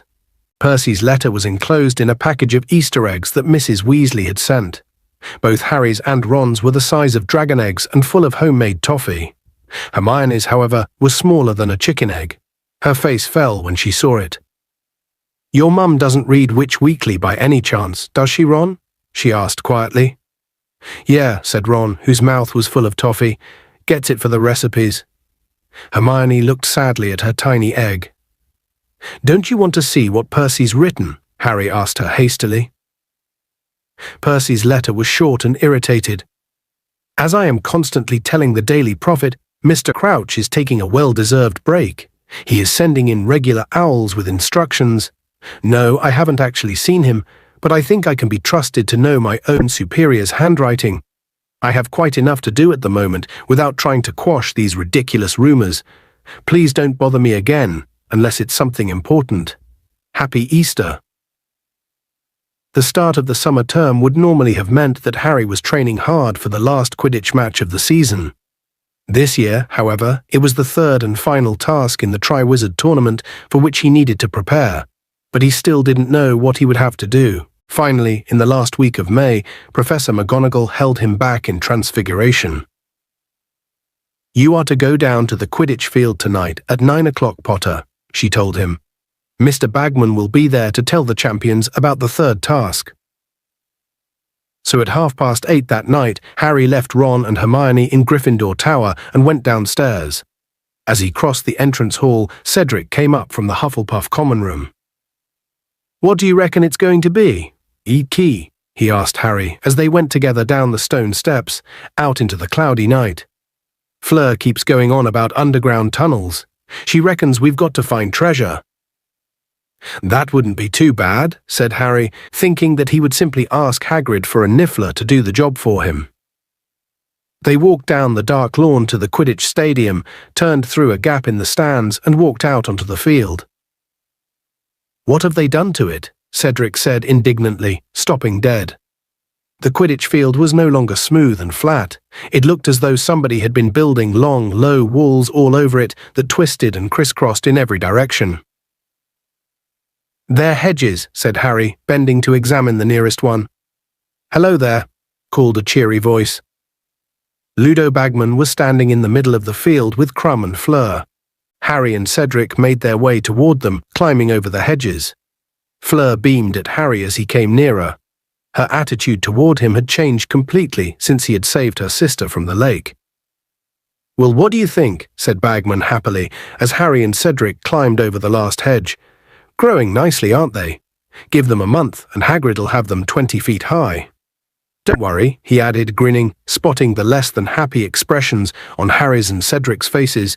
You'll have your Quidditch field back to normal once the task is over. Now, I imagine you can guess what we're making here. No one spoke for a moment. Then, maze, grunted Crumb. That's right, said Bagman. A maze. The third task's really very straightforward. The Triwizard Cup will be placed in the center of the maze. The first champion to touch it will receive full marks. We simply have to get through the maze, said Fleur. There will be obstacles, said Bagman happily, bouncing on the balls of his feet. Hagrid is providing a number of creatures, then there will be spells that must be broken, all that sort of thing, you know. Now, the champions who are leading on points will get a head start into the maze. Bagman grinned at Harry and Cedric. Then Mr. Crumb will enter, then Miss Delacour. But you'll all be in with a fighting chance, depending how well you get past the obstacles. Should be fun, eh? Harry, who knew only too well the kind of creatures that Hagrid was likely to provide for an event like this, thought it was unlikely to be any fun at all. However, he nodded politely like the other champions. Very well, if you haven't got any questions, we'll go back up to the castle, shall we? It's a bit chilly. Bagman hurried alongside Harry as they began to wend their way out of the growing maze. Harry had the feeling that Bagman was going to start offering to help him again. But just then Crumb tapped Harry on the shoulder. Could I have a word? Yeah, all right, said Harry, slightly surprised. Will you walk with me? Okay, said Harry curiously. Bagman looked slightly perturbed. I'll wait for you, Harry, shall I? No, it's okay, Mr. Bagman, said Harry, suppressing a smile. I think I can find the castle on my own, thanks. Harry and Crumb left the stadium together, but Crumb did not set a course for the Durmstrang ship. Instead, he walked toward the forest. What are we going this way for? Said Harry, as they passed Hagrid's cabin and the illuminated Beauxbatons carriage. Don't want to be overheard, said Crumb shortly. When at last they had reached a quiet stretch of ground a short way from the Beauxbatons' horses' paddock, Crumb stopped in the shade of the trees and turned to face Harry.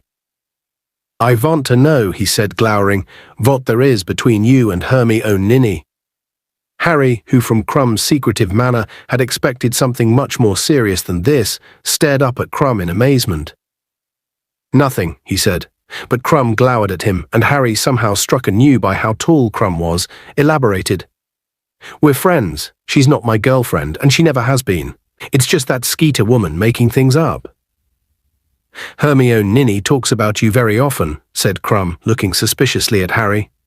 Yeah, said Harry, because we're friends.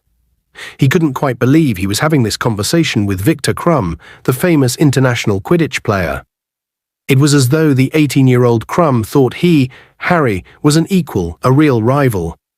You have not? No, said Harry very firmly. Crumb looked slightly happier. He stared at Harry for a few seconds, then said, You fly very well. I was watching at the first task.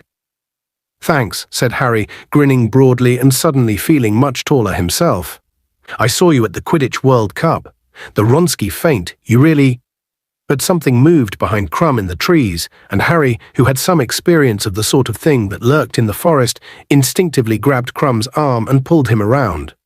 What is it? Harry shook his head, staring at the place where he'd seen movement. He slipped his hand inside his robes, reaching for his wand. Suddenly, a man staggered out from behind a tall oak. For a moment, Harry didn't recognize him. Then he realized it was Mr. Crouch. He looked as though he had been traveling for days. The knees of his robes were ripped and bloody, his face scratched. He was unshaven and grey with exhaustion. His neat hair and moustache were both in need of a wash and a trim. His strange appearance, however, was nothing to the way he was behaving. Muttering and gesticulating, Mr. Crouch appeared to be talking to someone that he alone could see. He reminded Harry vividly of an old tramp he had seen once when out shopping with the Dursleys. That man, too, had been conversing wildly with thin air. Aunt Petunia had seized Dudley's hand and pulled him across the road to avoid him. Uncle Vernon had then treated the family to a long rant about what he would like to do with beggars and vagrants. Wasn't he a judge? Said Crumb, staring at Mr. Crouch. Isn't he with your ministry? Harry nodded, hesitated for a moment, then walked slowly toward Mr. Crouch, who did not look at him but continued to talk to a nearby tree. "And when you've done that, Weatherby, send an owl to Dumbledore confirming the number of Durmstrang students who will be attending the tournament. Karkaroff has just sent word there will be 12. "Mr. Crouch," said Harry cautiously. "And then send another owl to Madame Maxime, because she might want to up the number of students she's bringing. Now Karkaroff's made it a round dozen do that, Weatherby, will you? Will you? Will—" Mr. Crouch's eyes were bulging. He stood staring at the tree, muttering soundlessly at it. Then he staggered sideways and fell to his knees. "Mr. Crouch," Harry said loudly, "are you all right?" Crouch's eyes were rolling in his head. Harry looked around at Crumb, who had followed him into the trees, and was looking down at Crouch in alarm. "What is wrong with him?" "No idea," Harry muttered. "Listen, you'd better go and get someone." "Dumbledore," gasped Mr. Crouch. He reached out and seized a handful of Harry's robes, dragging him closer, though his eyes were staring over Harry's head. "I need see Dumbledore." "Okay," said Harry. "If you get up, Mr. Crouch, we can go up to the—" "I've done stupid thing," Mr. Crouch breathed. He looked utterly mad. His eyes were rolling and bulging, and a trickle of spittle was sliding down his chin. Every word he spoke seemed to cost him a terrible effort. "Must tell Dumbledore." "Get up, Mr. Crouch," said Harry, loudly and clearly. "Get up. I'll take you to Dumbledore." Mr. Crouch's eyes rolled forward onto Harry. "Who you?" he whispered. "I'm a student at the school," said Harry, looking around at Crumb for some help, but Crumb was hanging back, looking extremely nervous. "You're not his," whispered Crouch, his mouth sagging. "No," said Harry, without the faintest idea what Crouch was talking about. "Dumbledore's?" "That's right," said Harry. Crouch was pulling him closer. Harry tried to loosen Crouch's grip on his robes, but it was too powerful. "Warn Dumbledore." "I'll get Dumbledore if you let go of me," said Harry. "Just let go, Mr. Crouch, and I'll get him." "Thank you, Weatherby, and when you have done that, I would like a cup of tea. My wife and son will be arriving shortly. We are attending a concert tonight with Mr. and Mrs. Fudge." Crouch was now talking fluently to a tree again and seemed completely unaware that Harry was there, which surprised Harry so much he didn't notice that Crouch had released him. "Yes, my son has recently gained 12 OWLs. Most satisfactory. Yes, thank you, yes. Very proud indeed. Now, if you could bring me that memo from the Andorran Minister of Magic, I think I will have time to draft a response." "You stay here with him," Harry said to Crumb. "I'll get Dumbledore. I'll be quicker. I know where his office is."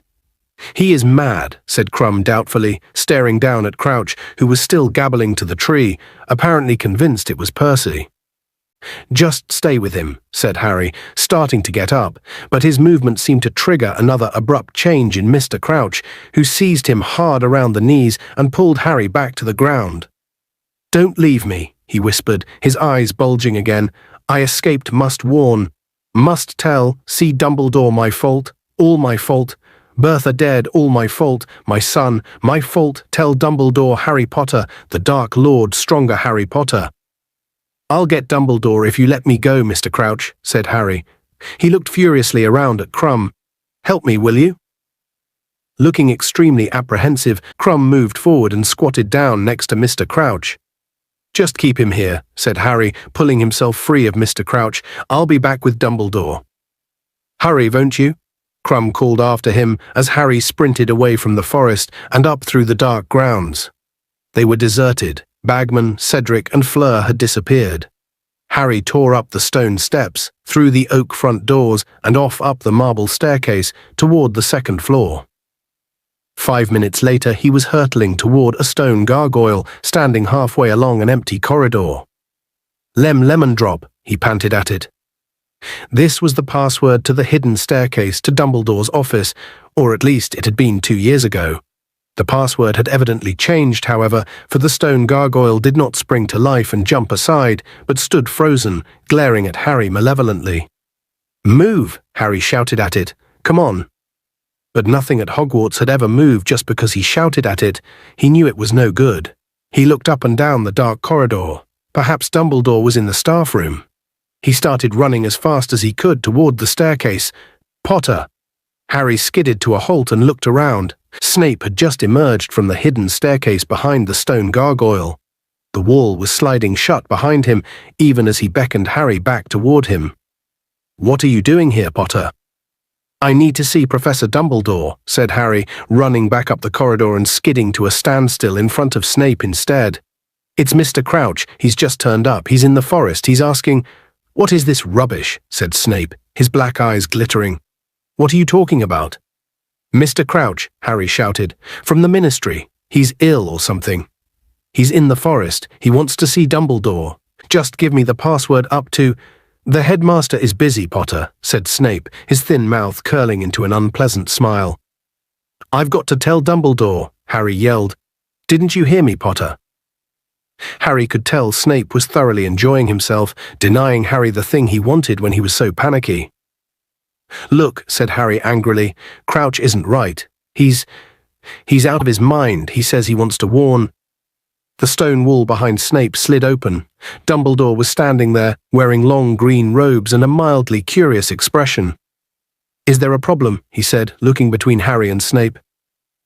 "Professor," Harry said, sidestepping Snape before Snape could speak, "Mr. Crouch is here. He's down in the forest. He wants to speak to you." Harry expected Dumbledore to ask questions, but to his relief, Dumbledore did nothing of the sort. "Lead the way," he said promptly, and he swept off along the corridor behind Harry, leaving Snape standing next to the gargoyle and looking twice as ugly. "What did Mr. Crouch say, Harry?" said Dumbledore as they walked swiftly down the marble staircase. "Said he wants to warn you, said he's done something terrible. He mentioned his son and Bertha Jorkins, and Voldemort, something about Voldemort getting stronger."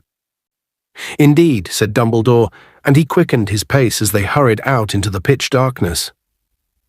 "He's not acting normally," Harry said, hurrying along beside Dumbledore. "He doesn't seem to know where he is. He keeps talking like he thinks Percy Weasley's there, and then he changes and says he needs to see you.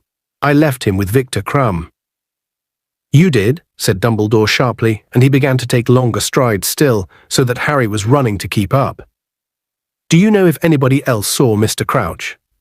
"No," said Harry. "Crumb and I were talking. Mr. Bagman had just finished telling us about the third task. We stayed behind, and then we saw Mr. Crouch coming out of the forest." "Where are they?" said Dumbledore as the Beauxbatons carriage emerged from the darkness.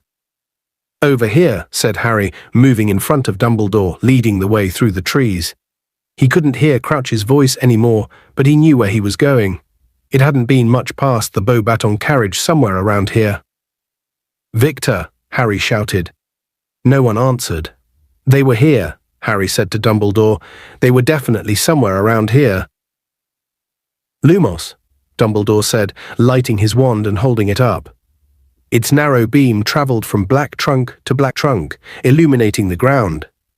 And then it fell upon a pair of feet.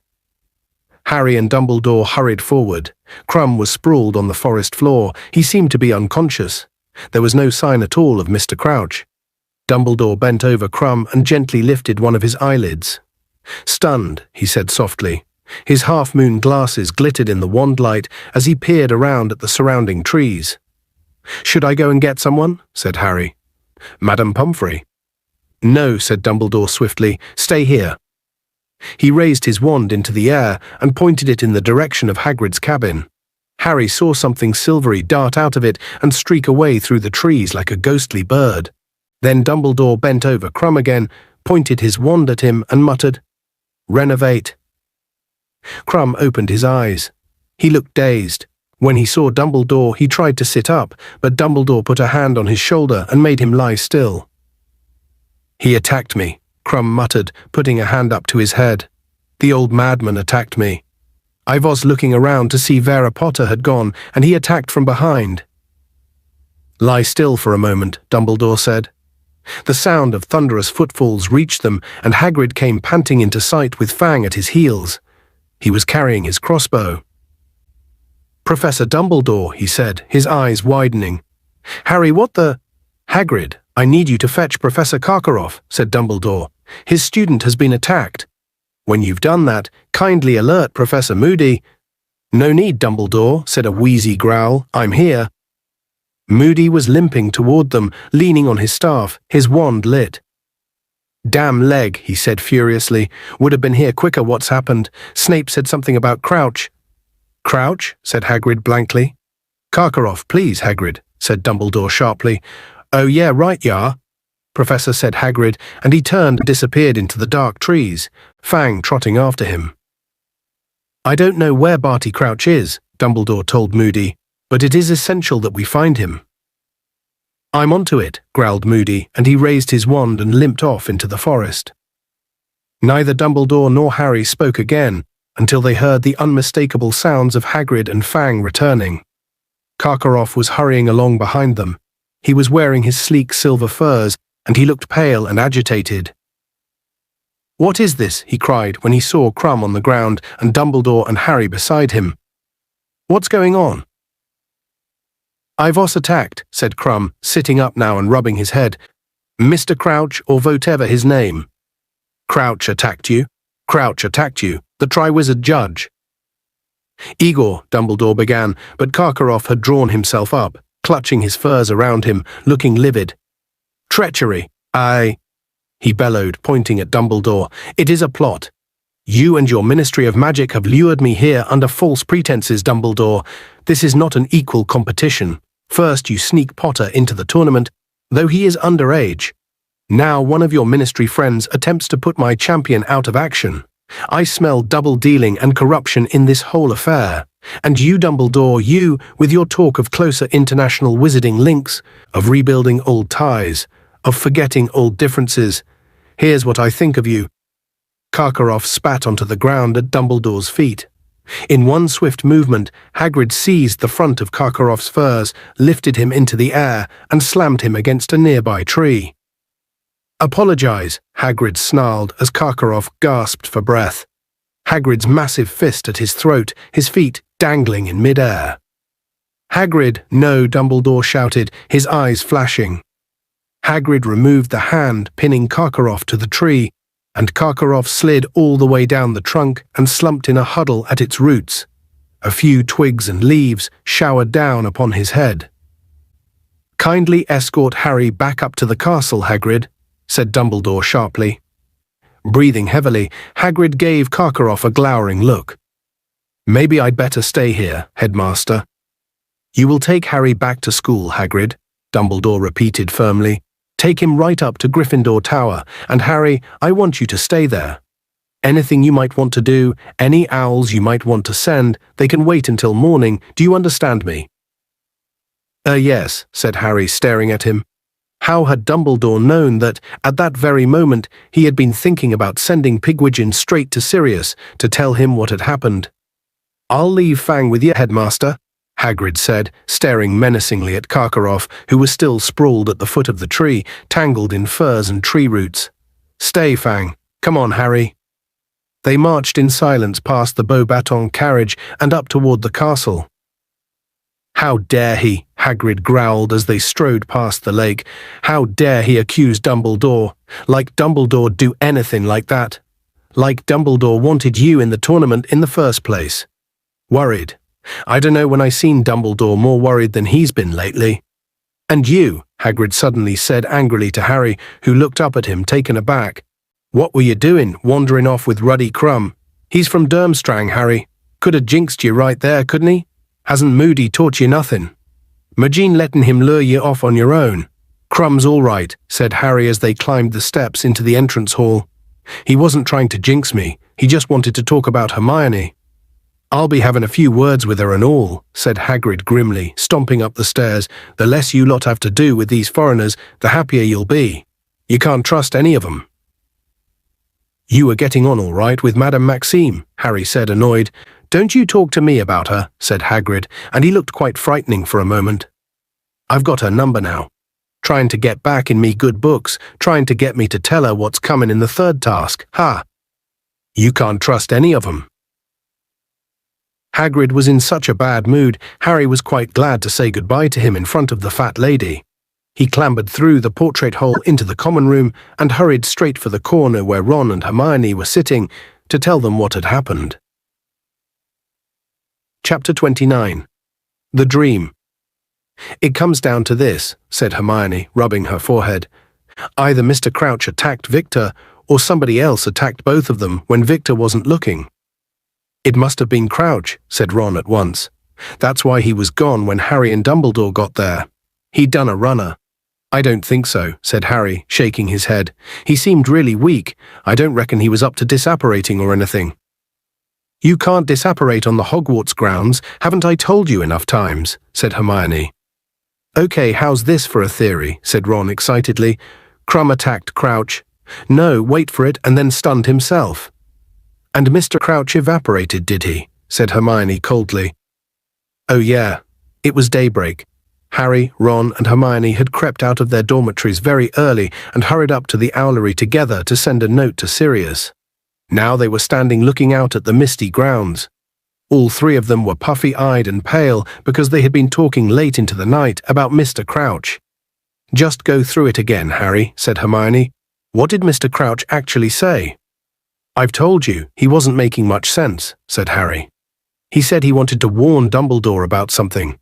He definitely mentioned Bertha Jorkins, and he seemed to think she was dead. He kept saying stuff was his fault. He mentioned his son.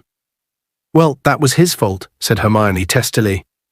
He was out of his mind, said Harry. Half the time he seemed to think his wife and son were still alive, and he kept talking to Percy about work and giving him instructions. And remind me what he said about you-know-who, said Ron tentatively. I've told you, Harry repeated dully. He said he's getting stronger.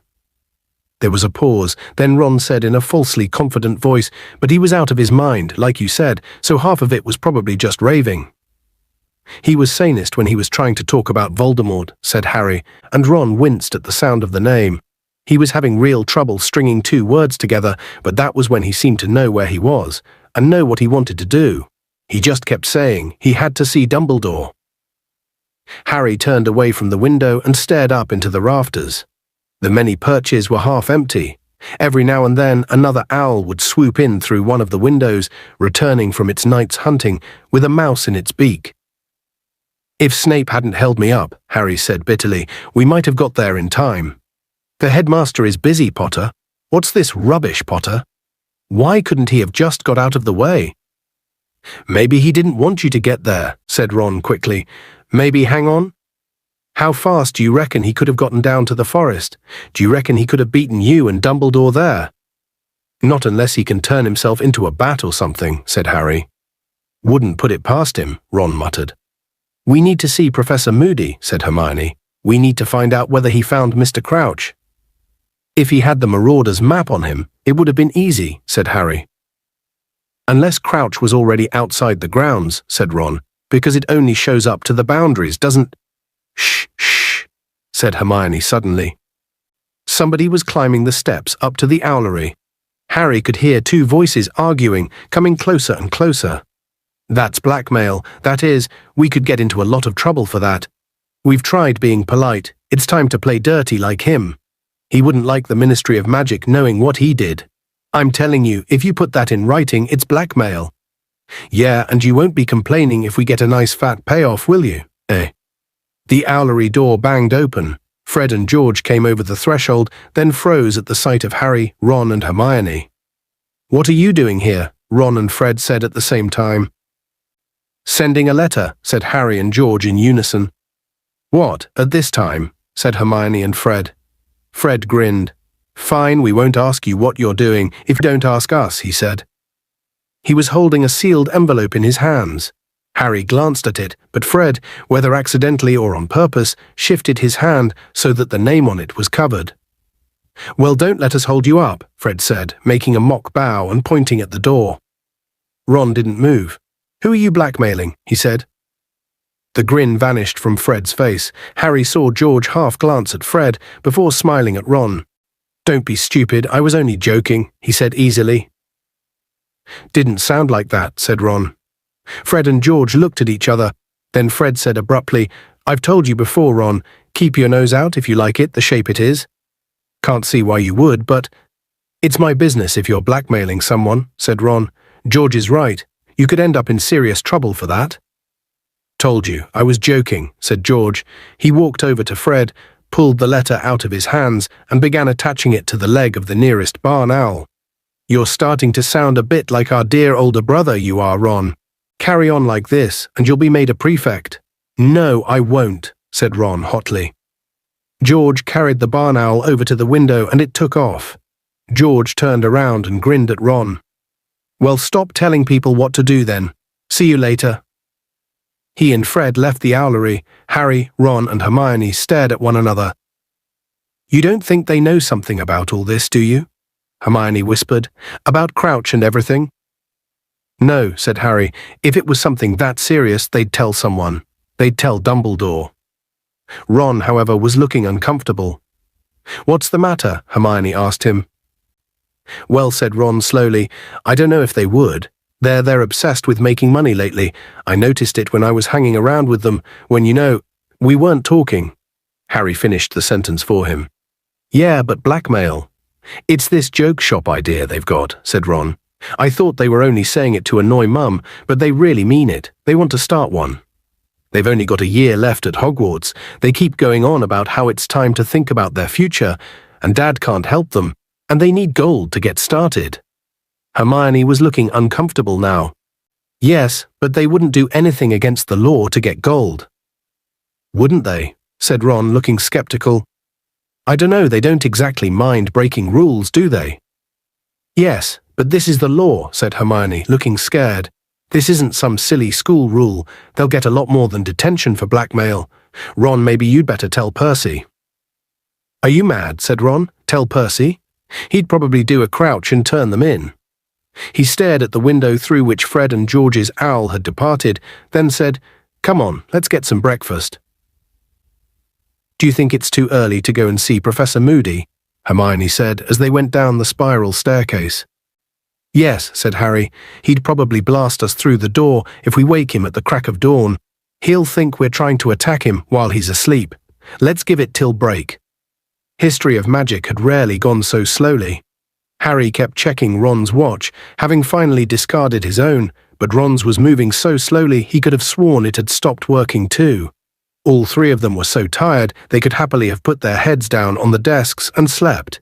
Even Hermione wasn't taking her usual notes, but was sitting with her head on her hand, gazing at Professor Binns with her eyes out of focus. When the bell finally rang, they hurried out into the corridors, towards the dark arts classroom, and found Professor Moody leaving it. He looked as tired as they felt. The eyelid of his normal eye was drooping, giving his face an even more lopsided appearance than usual.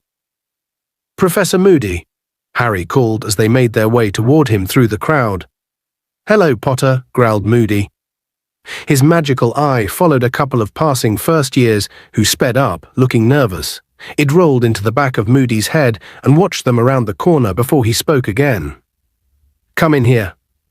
He stood back to let them into his empty classroom, limped in after them, and closed the door. "Did you find him?" Harry asked without preamble. "Mr. Crouch?" "No," said Moody.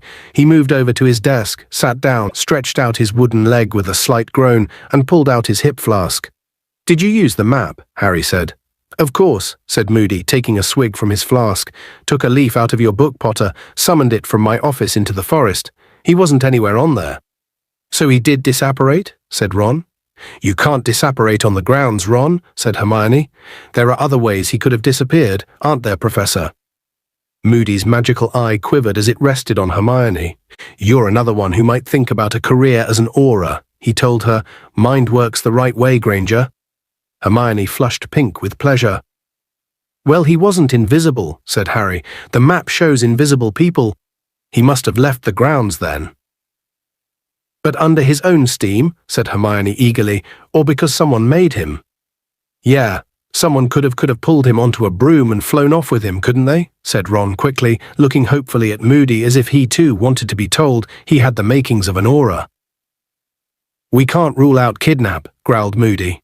"So," said Ron, "do you reckon he's somewhere in Hogsmeade?" "Could be anywhere," said Moody, shaking his head. "Only thing we know for sure is that he's not here." He yawned widely so that his scars stretched and his lopsided mouth revealed a number of missing teeth. Then he said, Now, Dumbledore's told me you three fancy yourselves as investigators, but there's nothing you can do for Crouch. The Ministry'll be looking for him now. Dumbledore's notified them. Potter, you just keep your mind on the third task." "What?" said Harry. "Oh yeah." He hadn't given the maze a single thought since he'd left it with Crumb the previous night. "Should be right up your street, this one," said Moody, looking up at Harry and scratching his scarred and stubbly chin. "From what Dumbledore's said, you've managed to get through stuff like this plenty of times. Broke your way through a series of obstacles guarding the Sorcerer's Stone in your first year, didn't you?" "We helped," Ron said quickly. "Me and Hermione helped." Moody grinned. "Well, help him practice for this one, and I'll be very surprised if he doesn't win," said Moody. "In the meantime, constant vigilance, Potter. Constant vigilance." He took another long draw from his hip flask, and his magical eye swiveled onto the window. The topmost sail of the Durmstrang ship was visible through it. "You two," counseled Moody, his normal eye on Ron and Hermione. "You stick close to Potter, all right? I'm keeping an eye on things, but all the same you can never have too many eyes out." Sirius sent their owl back the very next morning. It fluttered down beside Harry at the same moment that a tawny owl landed in front of Hermione, clutching a copy of the Daily Prophet in its beak. She took the newspaper, scanned the first few pages, said, "Ha, she hasn't got wind of Crouch," then joined Ron and Harry in reading what Sirius had to say on the mysterious events of the night before last. "Harry, what do you think you are playing at, walking off into the forest with Victor Krumm? I want you to swear by Return Owl that you are not going to go walking with anyone else at night. There is somebody highly dangerous at Hogwarts. It is clear to me that they wanted to stop Crouch from seeing Dumbledore, and you were probably feet away from them in the dark. You could have been killed. Your name didn't get into the Goblet of Fire by accident. If someone's trying to attack you, they're on their last chance. Stay close to Ron and Hermione. Do not leave Gryffindor Tower after hours, and arm yourself for the third task. Practice stunning and disarming. A few hexes wouldn't go amiss either. There's nothing you can do about Crouch. Keep your head down and look after yourself. I'm waiting for your letter giving me your word you won't stray out of bounds again." "Who's he to lecture me about being out of bounds?" said Harry in mild indignation as he folded up Sirius's letter and put it inside his robes. "After all the stuff he did at school." "He's worried about you," said Hermione sharply, "just like Moody and Hagrid, so listen to them." "No one's tried to attack me all year," said Harry. "No one's done anything to me at all." "Except put your name in the Goblet of Fire," said Hermione, "and they must have done that for a reason, Harry. Snuffles is right. Maybe they've been biding their time. Maybe this is the task they're going to get you." "Look," said Harry impatiently, "let's say Sirius is right and someone stunned Krumm to kidnap Crouch. Well, they would have been in the trees near us, wouldn't they? But they waited till I was out of the way until they acted, didn't they? So it doesn't look like I'm their target, does it?" "They couldn't have made it look like an accident if they'd murdered you in the forest," said Hermione. "But if you die during a task, they didn't care about attacking Krumm, did they?" said Harry. "Why didn't they just polish me off at the same time? They could have made it look like Krumm and I had a duel or something." "Harry, I don't understand it either," said Hermione desperately. "I just know there are a lot of odd things going on and I don't like it. Moody's right, Sirius is right. You've got to get in training for the third task straight away.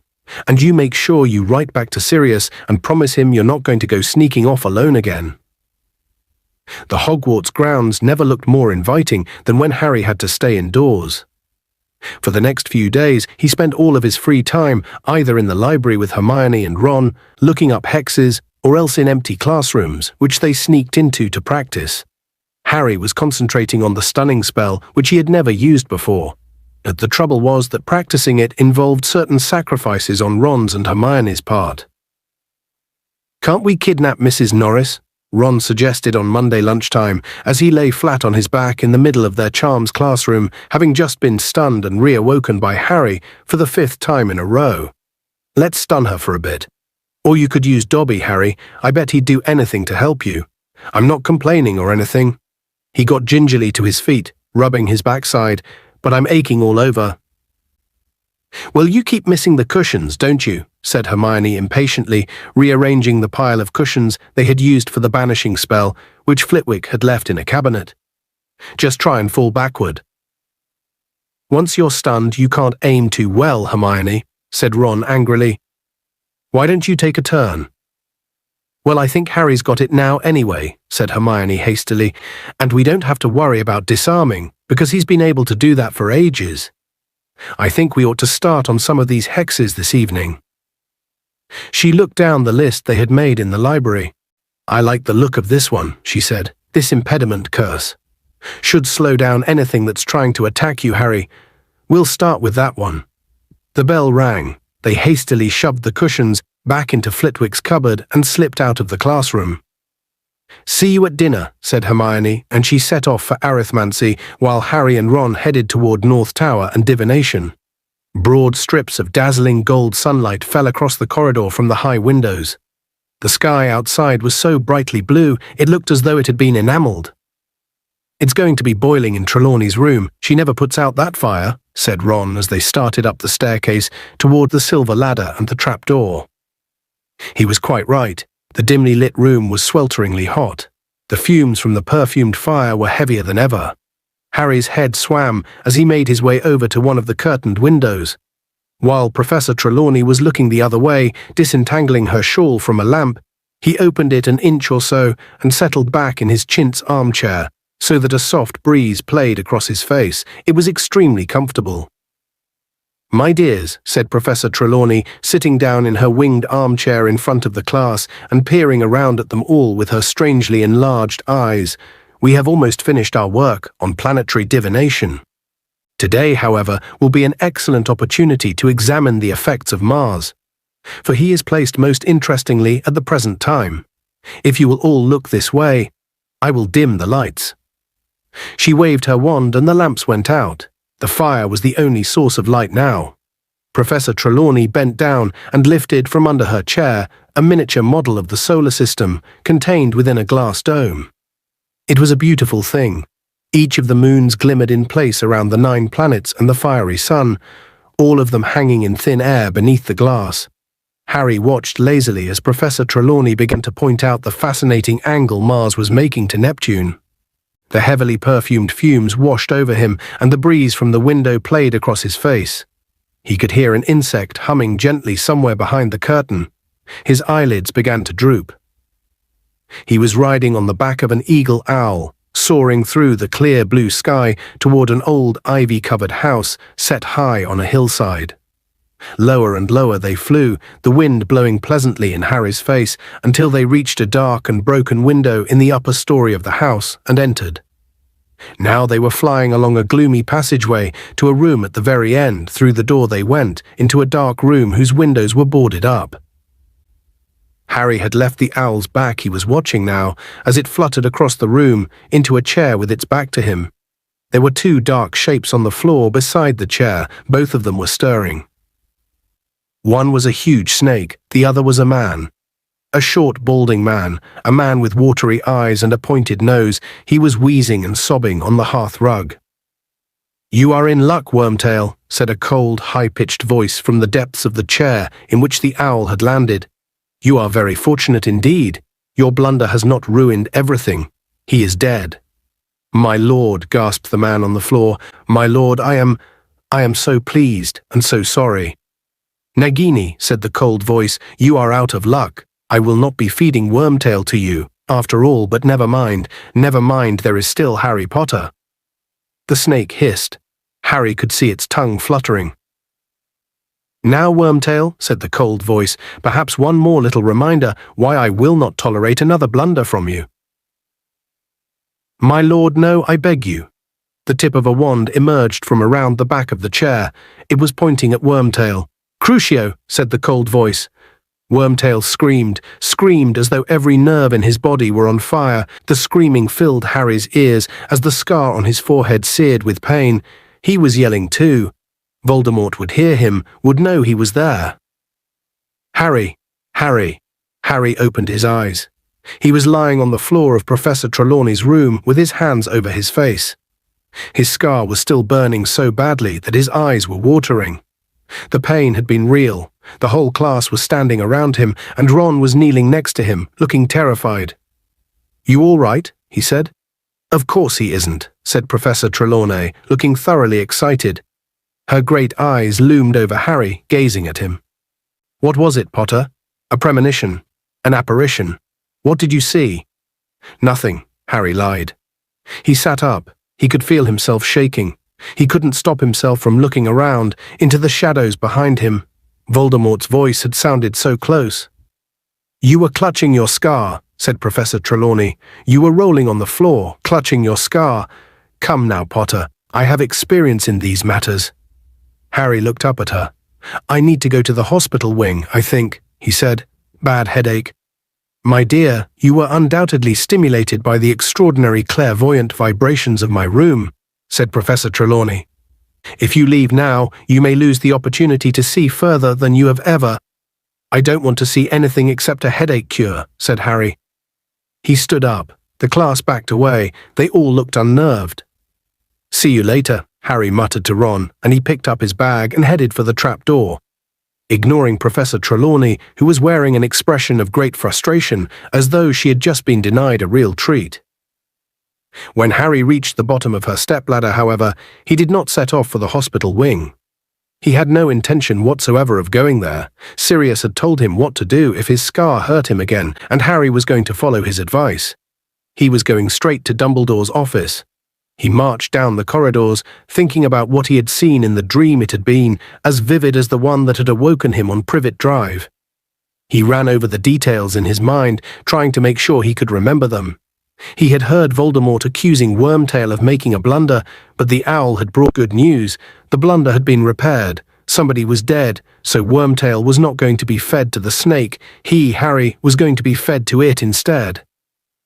Harry had walked right past the stone gargoyle, guarding the entrance to Dumbledore's office, without noticing. He blinked, looked around, realized what he had done, and retraced his steps, stopping in front of it. Then he remembered that he didn't know the password. "Lemon drop?" he tried tentatively. The gargoyle did not move. "Okay," said Harry, staring at it.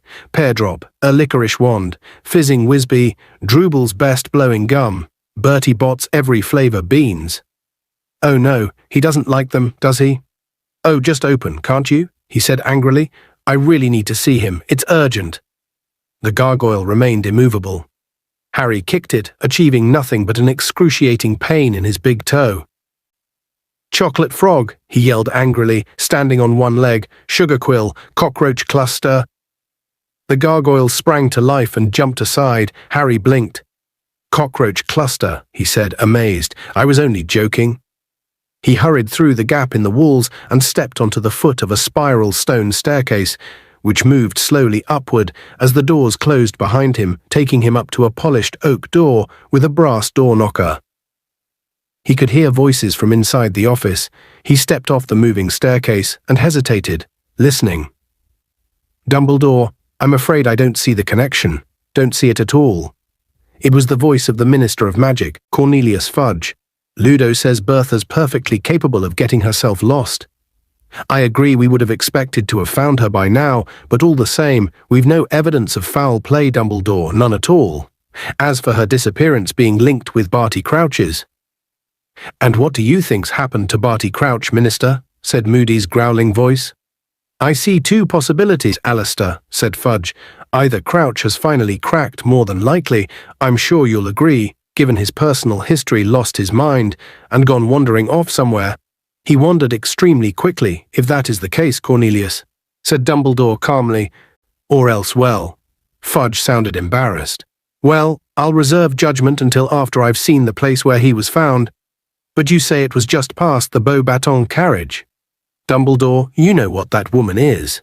I consider her to be a very able headmistress and an excellent dancer," said Dumbledore quietly. "Dumbledore, come," said Fudge angrily. "Don't you think you might be prejudiced in her favour because of Hagrid? They don't all turn out harmless, if indeed you can call Hagrid harmless, with that monster fixation he's got." "I no more suspect Madame Maxime than Hagrid," said Dumbledore just as calmly. "I think it possible that it is you who are prejudiced, Cornelius." "Can we wrap up this discussion?" growled Moody. Yes, let's go down to the grounds then," said Fudge impatiently. "No, it's not that," said Moody. "It's just that Potter wants a word with you, Dumbledore. He's just outside the door." Chapter 30. The Pensieve. The door of the office opened. "Hello, Potter," said Moody. "Come in then." Harry walked inside. He had been inside Dumbledore's office once before. It was a very beautiful circular room, lined with pictures of previous headmasters and headmistresses of Hogwarts, all of whom were fast asleep, their chests rising and falling gently. Cornelius Fudge was standing beside Dumbledore's desk, wearing his usual pinstriped cloak and holding his lime green bowler hat. "Harry," said Fudge jovially, moving forward, "how are you?" "Fine," Harry lied. "We were just talking about the night when Mr. Crouch turned up on the grounds," said Fudge. "It was you who found him, was it not?" "Yes," said Harry. Then, feeling it was pointless to pretend that he hadn't overheard what they had been saying, he added, "I didn't see Madame Maxime anywhere, though, and she'd have a job hiding, wouldn't she?" Dumbledore smiled at Harry behind Fudge's back, his eyes twinkling. "Yes, well," said Fudge, looking embarrassed. "We're about to go for a short walk on the grounds, Harry. If you'll excuse us, perhaps, if you just go back to your class." "I wanted to talk to you, Professor," Harry said quickly, looking at Dumbledore, who gave him a swift, searching look. "Wait here for me, Harry," he said. "Our examination of the grounds will not take long." They trooped out in silence past him and closed the door. After a minute or so, Harry heard the clunks of Moody's wooden leg, growing fainter in the corridor below. He looked around. "Hello, Fawkes," he said. Fawkes, Professor Dumbledore's phoenix, was standing on his golden perch beside the door. The size of a swan, with magnificent scarlet and gold plumage, he swished his long tail and blinked benignly at Harry. Harry sat down in a chair in front of Dumbledore's desk. For several minutes he sat and watched the old headmasters and headmistresses snoozing in their frames, thinking about what he had just heard and running his fingers over his scar. It had stopped hurting now. He felt much calmer somehow, now that he was in Dumbledore's office, knowing he would shortly be telling him about the dream. Harry looked up at the walls behind the desk. The patched and ragged sorting hat was standing on a shelf. A glass case next to it held a magnificent silver sword with large rubies set into the hilt, which Harry recognized as the one he himself had pulled out of the sorting hat in his second year. The sword had once belonged to Godric Gryffindor, founder of Harry's house. He was gazing at it, remembering how it had come to his aid when he had thought all hope was lost, when he noticed a patch of silvery light dancing and shimmering on the glass case.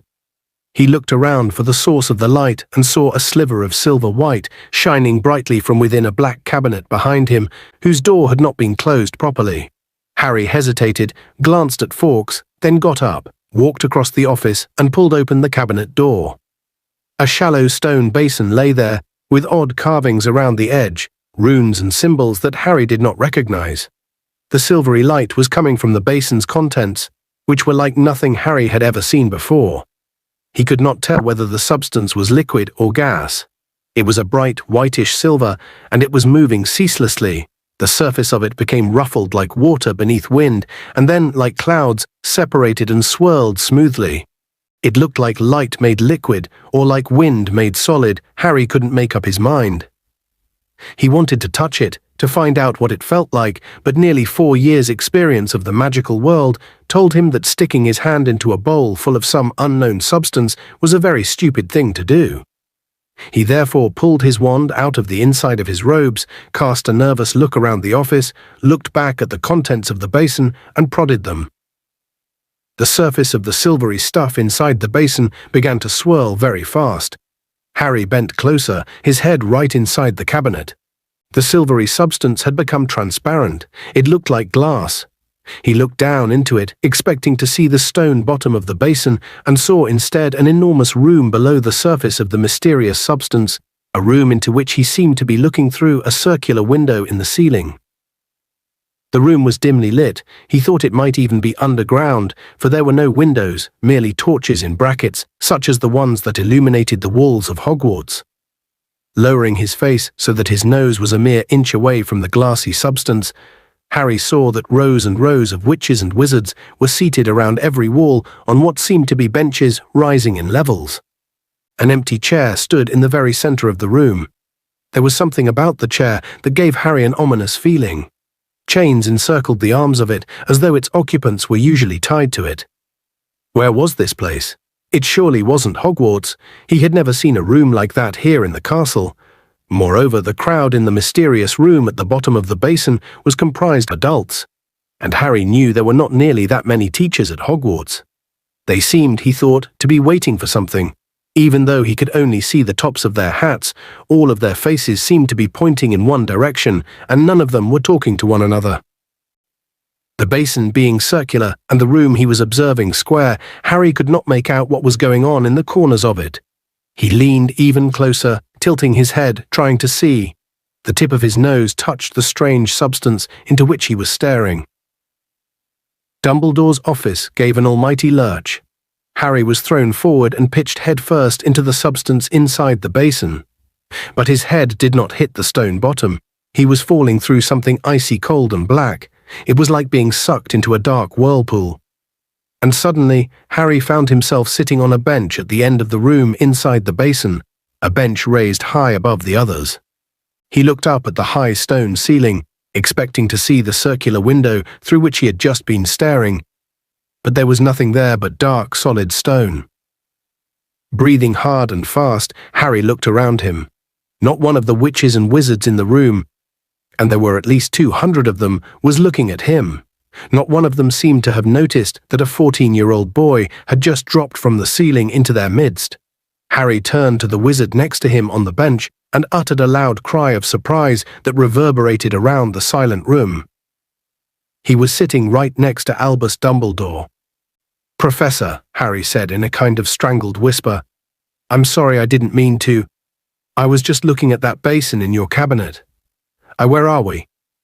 But Dumbledore didn't move or speak. He ignored Harry completely. Like every other wizard on the benches, he was staring into the far corner of the room where there was a door. Harry gazed, nonplussed, at Dumbledore, then around at the silently watchful crowd, then back at Dumbledore. And then it dawned on him. Once before, Harry had found himself somewhere that nobody could see or hear him. That time he had fallen through a page in an enchanted diary, right into somebody else's memory, and unless he was very much mistaken, something of the sort had happened again. Harry raised his right hand, hesitated, and then waved it energetically in front of Dumbledore's face. Dumbledore did not blink, look around at Harry, or indeed move at all. And that, in Harry's opinion, settled the matter. Dumbledore wouldn't ignore him like that. He was inside a memory, and this was not the present-day Dumbledore. Yet it couldn't be that long ago the Dumbledore sitting next to him now was silver-haired, just like the present-day Dumbledore. But what was this place? What were all these wizards waiting for? Harry looked around more carefully. The room, as he had suspected when observing it from above, was almost certainly underground, more of a dungeon than a room, he thought. There was a bleak and forbidding air about the place. There were no pictures on the walls, no decorations at all, just these serried rows of benches rising in levels all around the room, all positioned so that they had a clear view of that chair with the chains on its arms. Before Harry could reach any conclusions about the place in which they were, he heard footsteps. The door in the corner of the dungeon opened, and 3 people entered, or at least 1 man, flanked by 2 Dementors. Harry's insides went cold. The Dementors, tall, hooded creatures whose faces were concealed, were gliding slowly toward the chair in the center of the room, each grasping one of the man's arms with their dead and rotten-looking hands. The man between them looked as though he was about to faint, and Harry couldn't blame him. He knew the Dementors could not touch him inside a memory, but he remembered their power only too well. The watching crowd recoiled slightly as the Dementors placed the man in the chained chair and glided back out of the room. The door swung shut behind them. Harry looked down at the man now sitting in the chair and saw that it was Karkaroff. Unlike Dumbledore, Karkaroff looked much younger. His hair and goatee were black. He was not dressed in sleek furs, but in thin and ragged robes. He was shaking. Even as Harry watched, The chains on the arms of the chair glowed suddenly gold and snaked their way up Karkaroff's arms, binding him there. "Igor Karkaroff," said a curt voice to Harry's left. Harry looked around and saw Mr. Crouch standing up in the middle of the bench beside him. Crouch's hair was dark, his face was much less lined, he looked fit and alert. "You have been brought from Azkaban to present evidence to the Ministry of Magic. You have given us to understand that you have important information for us." Karkaroff straightened himself as best he could, tightly bound to the chair. "I have, sir," he said, and although his voice was very scared, Harry could still hear the familiar unctuous note in it. "I wish to be of use to the Ministry. I wish to help. I know that the Ministry is trying to round up the last of the Dark Lord's supporters. I am eager to assist in any way I can." There was a murmur around the benches. Some of the wizards and witches were surveying Karkaroff with interest, others with pronounced mistrust. Then Harry heard, quite distinctly, from Dumbledore's other side, a familiar growling voice saying, "Filth." Harry leaned forward so that he could see past Dumbledore. Mad-Eye Moody was sitting there, except that there was a very noticeable difference in his appearance. He did not have his magical eye, but two normal ones. Both were looking down upon Karkaroff, and both were narrowed in intense dislike. "Crouch is going to let him out," Moody breathed quietly to Dumbledore. "He's done a deal with him. Took me 6 months to track him down, and Crouch is going to let him go if he's got enough new names. Let's hear his information, I say, and throw him straight back to the Dementors." Dumbledore made a small noise of dissent through his long, crooked nose. "Ah, I was forgetting you don't like the Dementors, do you, Albus?" said Moody with a sardonic smile. "No," said Dumbledore calmly, "I'm afraid I don't. I have long felt the Ministry is wrong to ally itself with such creatures." "For filth like this," Moody said softly. "You say you have names for us, Karkaroff," said Mr. Crouch. "Let us hear them, please." "You must understand," said Karkaroff hurriedly, "that he who must not be named operated always in the greatest secrecy. He preferred that I mean to say, his supporters and I regret now, very deeply, that I ever counted myself among them." "Get on with it," sneered Moody. "We never knew the names of every one of our fellows. He alone knew exactly who we all were. Which was a wise move, wasn't it, as it prevented someone like you, Karkaroff, from turning all of them in," muttered Moody. "Yet you say you have some names for us," said Mr. Crouch. I do," said Karkaroff breathlessly. "And these were important supporters, mark you. People I saw with my own eyes doing his bidding. I give this information as a sign that I fully and totally renounce him, and am filled with a remorse so deep I can barely—" "These names are?" said Mr. Crouch sharply. Karkaroff drew a deep breath. "There was Antonin Dolohov," he said. I saw him torture countless muggles and non-supporters of the Dark Lord." "And helped him do it," murmured Moody. "We have already apprehended Dolohov," said Crouch. "He was caught shortly after yourself." "Indeed," said Karkaroff, his eyes widening. I am delighted to hear it." But he didn't look it. Harry could tell that this news had come as a real blow to him. One of his names was worthless. "Any others?" said Crouch coldly. "Why, yes, there was Rosier," said Karkaroff hurriedly. "Evan Rosier?" "Rosier is dead," said Crouch. "He was caught shortly after you were too. He preferred to fight rather than come quietly and was killed in the struggle." "Took a bit of me with him, though," whispered Moody to Harry's right. Harry looked around at him once more and saw him indicating the large chunk out of his nose to Dumbledore. "No more than Rosier deserved," said Karkaroff, a real note of panic in his voice now. Harry could see that he was starting to worry that none of his information would be of any use to the Ministry. Karkaroff's eyes darted toward the door in the corner, behind which the Dementors undoubtedly still stood, waiting. "Any more?" said Crouch. "Yes," said Karkaroff. "There was Travers. He helped murder the McKinnons. Mulciber, he specialized in the Imperious Curse, forced countless people to do horrific things.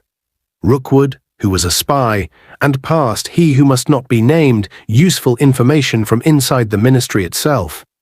Harry could tell that this time Karkaroff had struck gold. The watching crowd was all murmuring together. "Rookwood," said Mr. Crouch, nodding to a witch sitting in front of him who began scribbling upon her piece of parchment. "Augustus Rookwood of the Department of Mysteries." "The very same," said Karkaroff eagerly. "I believe he used a network of well-placed wizards, both inside the ministry and out, to collect information." "But Travers and Mulciber we have," said Mr. Crouch.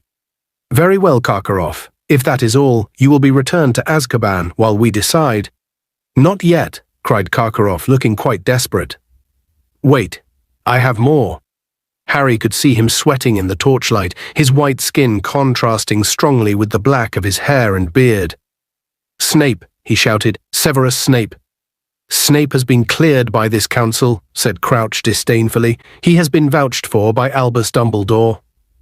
"No," shouted Karkaroff, straining at the chains that bound him to the chair. "I assure you, Severus Snape is a Death Eater." Dumbledore had gotten to his feet. "I have given evidence already on this matter," he said calmly. Severus Snape was indeed a Death Eater. However, he rejoined our side before Lord Voldemort's downfall and turned spy for us at great personal risk.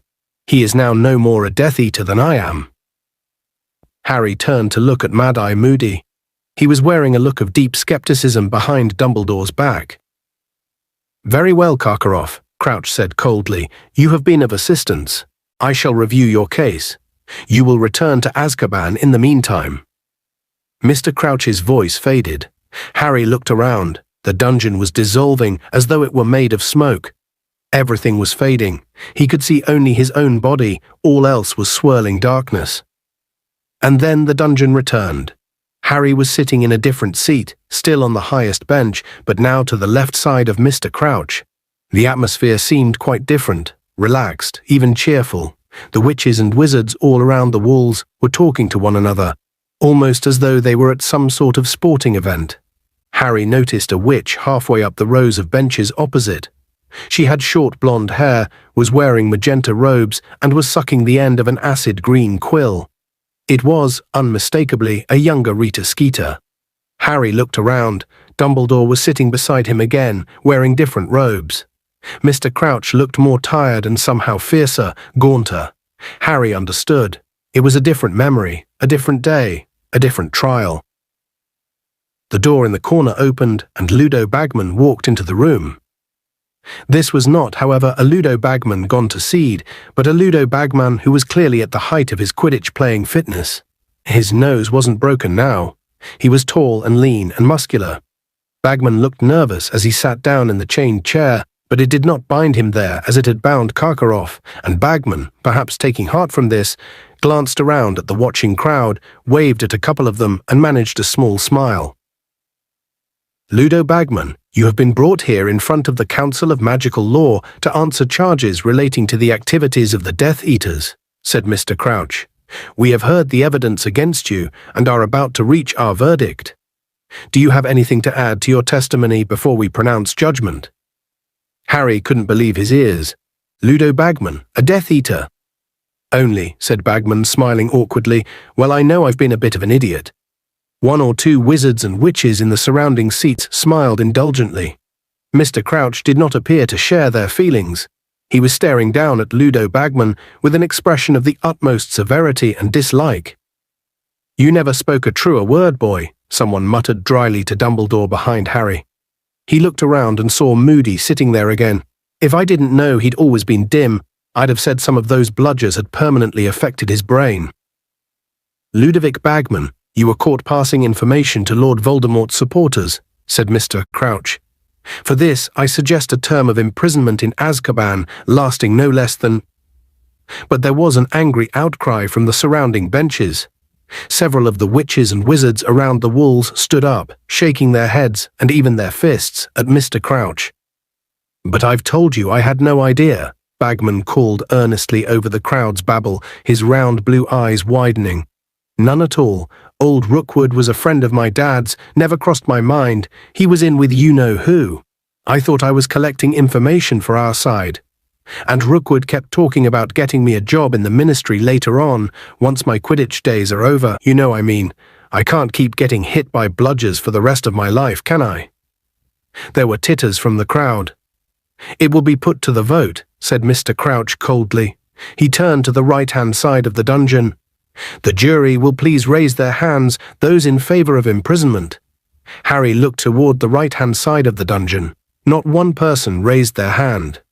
Many of the witches and wizards around the walls began to clap. One of the witches on the jury stood up. "Yes," barked Crouch.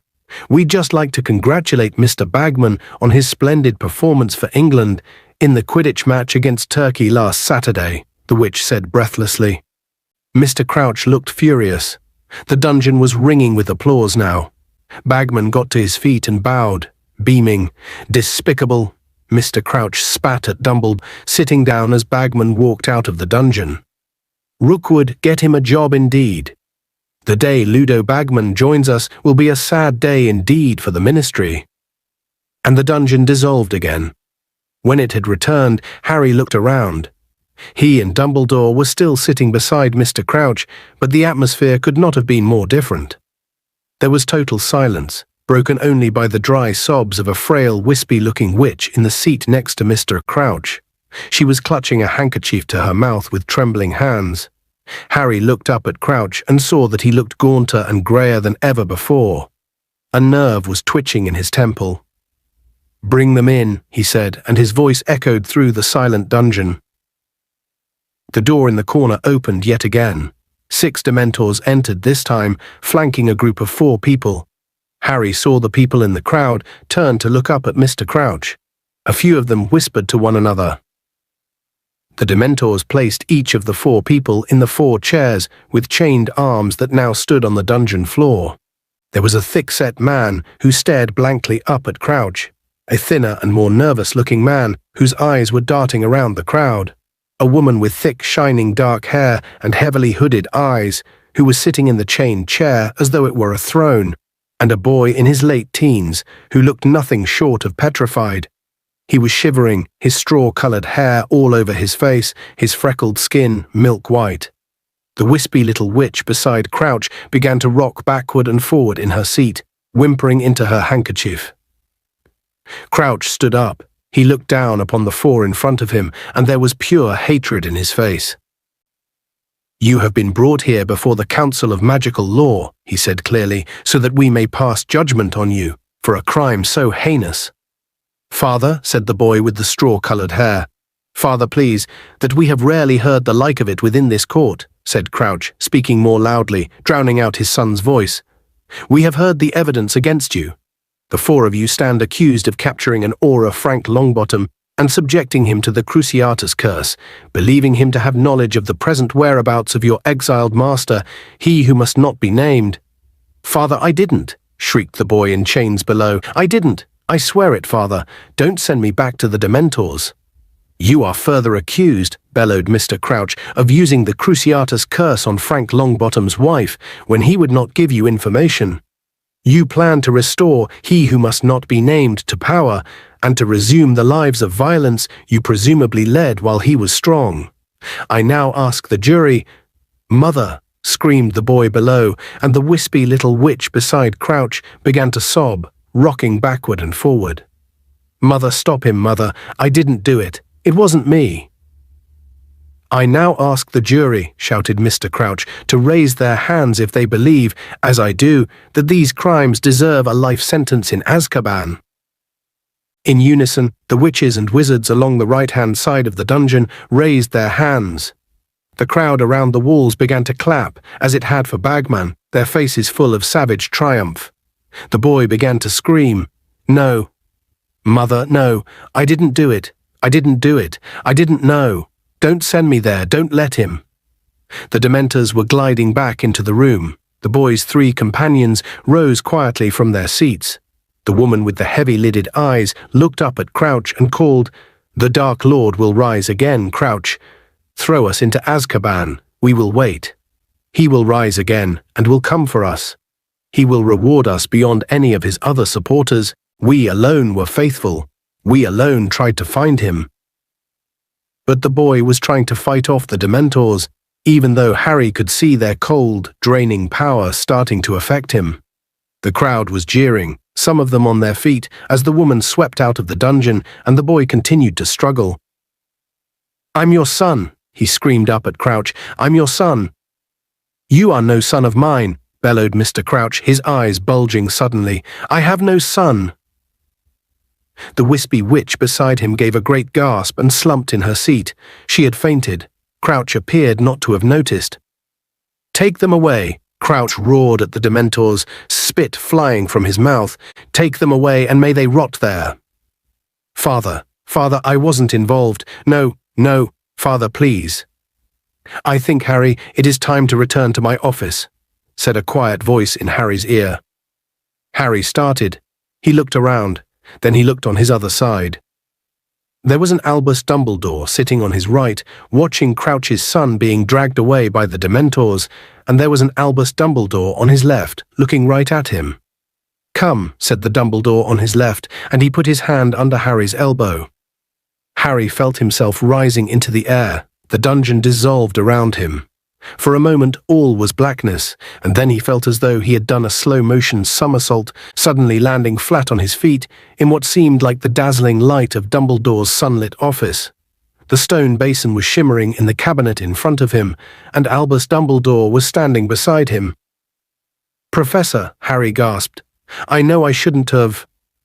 I didn't mean the cabinet door was sort of open and—" "I quite understand," said Dumbledore. He lifted the basin, carried it over to his desk, placed it upon the polished top, and sat down in the chair behind it. He motioned for Harry to sit down opposite him. Harry did so, staring at the stone basin. The contents had returned to their original silvery white state, swirling and rippling beneath his gaze. "What is it?" Harry asked shakily. "This. It is called a pensieve," said Dumbledore. "I sometimes find, and I am sure you know the feeling, that I simply have too many thoughts and memories crammed into my mind." Said Harry, who couldn't truthfully say that he had ever felt anything of the sort. "At these times," said Dumbledore, indicating the stone basin, "I use the pensieve. One simply siphons the excess thoughts from one's mind, pours them into the basin, and examines them at one's leisure. It becomes easier to spot patterns and links, you understand, when they are in this form." "You mean that stuff's your thoughts?" Harry said, staring at the swirling white substance in the basin. "Certainly," said Dumbledore. "Let me show you." Dumbledore drew his wand out of the inside of his robes and placed the tip into his own silvery hair near his temple. When he took the wand away, hair seemed to be clinging to it, but then Harry saw that it was in fact a glistening strand of the same strange silvery white substance that filled the pensieve. Dumbledore added this fresh thought to the basin, and Harry, astonished, saw his own face swimming around the surface of the bowl. Dumbledore placed his long hands on either side of the pensieve and swirled it, rather as a gold prospector would pan for fragments of gold, and Harry saw his own face change smoothly into Snape's, who opened his mouth and spoke to the ceiling, his voice echoing slightly. "It's coming back. Karkaroff's too stronger and clearer than ever." "A connection I could have made without assistance," Dumbledore sighed. "But never mind." He peered over the top of his half-moon spectacles at Harry, who was gaping at Snape's face, which was continuing to swirl around the bowl. "I was using the pensieve when Mr. Fudge arrived for our meeting and put it away rather hastily. Undoubtedly, I did not fasten the cabinet door properly. Naturally, it would have attracted your attention." "I'm sorry," Harry mumbled. Dumbledore shook his head. "Curiosity is not a sin," he said, "but we should exercise caution with our curiosity. Yes, indeed." Frowning slightly, he prodded the thoughts within the basin with the tip of his wand. Instantly, a figure rose out of it, a plump, scowling girl of about 16, who began to revolve slowly, with her feet still in the basin. She took no notice whatsoever of Harry or Professor Dumbledore. When she spoke, her voice echoed as Snape's had done, as though it were coming from the depths of the stone basin. "He put a hex on me, Professor Dumbledore, and I was only teasing him, sir. I only said I'd seen him kissing Florence behind the greenhouses last Thursday." "But why, Bertha?" said Dumbledore sadly, looking up at the now silently revolving girl. "Why did you have to follow him in the first place?" Bertha, Harry whispered, looking up at her. Was that Bertha Jorkins? Yes, said Dumbledore, prodding the thoughts in the basin again. Bertha sank back into them, and they became silvery and opaque once more. That was Bertha, as I remember her at school. The silvery light from the pensieve illuminated Dumbledore's face, and it struck Harry suddenly how very old he was looking. He knew, of course, that Dumbledore was getting on in years, but somehow he never really thought of Dumbledore as an old man. So, Harry, said Dumbledore quietly, before you got lost in my thoughts, you wanted to tell me something. Yes, said Harry. Professor, I was in divination just now, and, I fell asleep. He hesitated here, wondering if a reprimand was coming, but Dumbledore merely said, Quite understandable. Continue. Well, I had a dream, said Harry. A dream about Lord Voldemort. He was torturing Wormtail. You know who, Wormtail? I do know, said Dumbledore promptly. Please continue. Voldemort got a letter from an owl. He said something like, Wormtail's blunder had been repaired. He said someone was dead. Then he said, Wormtail wouldn't be fed to the snake. There was a snake beside his chair. He said he'd be feeding me to it instead. Then he did the Cruciatus curse on Wormtail and my scar hurt, Harry said. It woke me up. It hurt so badly. Dumbledore merely looked at him. That's all, said Harry. I see, said Dumbledore quietly. I see. Now, has your scar hurt at any other time this year, excepting the time it woke you up over the summer? No, How did you know it woke me up over the summer? Said Harry, astonished. You are not Sirius's only correspondent, said Dumbledore. I have also been in contact with him ever since he left Hogwarts last year. It was I who suggested the mountainside cave as the safest place for him to stay. Dumbledore got up and began walking up and down behind his desk. Every now and then he placed his wand tip to his temple, removed another shining silver thought, and added it to the pensieve. The thoughts inside began to swirl so fast that Harry couldn't make out anything clearly. It was merely a blur of colour. Professor, he said quietly after a couple of minutes. Dumbledore stopped pacing and looked at Harry. My apologies, he said quietly. He sat back down at his desk. Do you know why my scar's hurting me? Dumbledore looked very intently at Harry for a moment and then said, I have a theory, no more than that. It is my belief that your scar hurts both when Lord Voldemort is near you and when he is feeling a particularly strong surge of hatred. But why? Because you and he are connected by the curse that failed, said Dumbledore. That is no ordinary scar. So you think that dream, did it really happen? It is possible, said Dumbledore. I would say probable. Harry, did you see Voldemort? No, said Harry, just the back of his chair. But there wouldn't have been anything to see, would there? I mean, he hasn't got a body, has he? But then, how could he have held the wand? Harry said slowly. How indeed, muttered Dumbledore. How indeed. Neither Dumbledore nor Harry spoke for a while. Dumbledore was gazing across the room, and every now and then placing his wand tip to his temple and adding another shining silver thought to the seething mass within the pensieve. Professor, Harry said at last, do you think he's getting stronger? Voldemort, said Dumbledore, looking at Harry over the pensieve. It was the characteristic piercing look Dumbledore had given him on other occasions and always made Harry feel as though Dumbledore was seeing right through him in a way that even Moody's magical eye could not. Once again, Harry, I can only give you my suspicions. Dumbledore sighed again, and he looked older and wearier than ever. The years of Voldemort's ascent to power, he said, were marked with disappearances. Bertha Jorkins has vanished without a trace in the place where Voldemort was certainly known to be last. Mr. Crouch, too, has disappeared within these very grounds. And there was a third disappearance, one which the Ministry, I regret to say, do not consider of any importance, for it concerns a Muggle. His name was Frank Bryce. He lived in the village where Voldemort's father grew up, and he has not been seen since last August. You see, I read the Muggle newspapers, unlike most of my Ministry friends. Dumbledore looked very seriously at Harry. These disappearances seem to me to be linked. The Ministry disagrees, as you may have heard, while waiting outside my office. Harry nodded. Silence fell between them again, Dumbledore extracting thoughts every now and then. Harry felt as though he ought to go, but his curiosity held him in his chair. "Professor," he said again. "Yes, Harry?" said Dumbledore. Could I ask you about that court thing I was in the Pensieve?"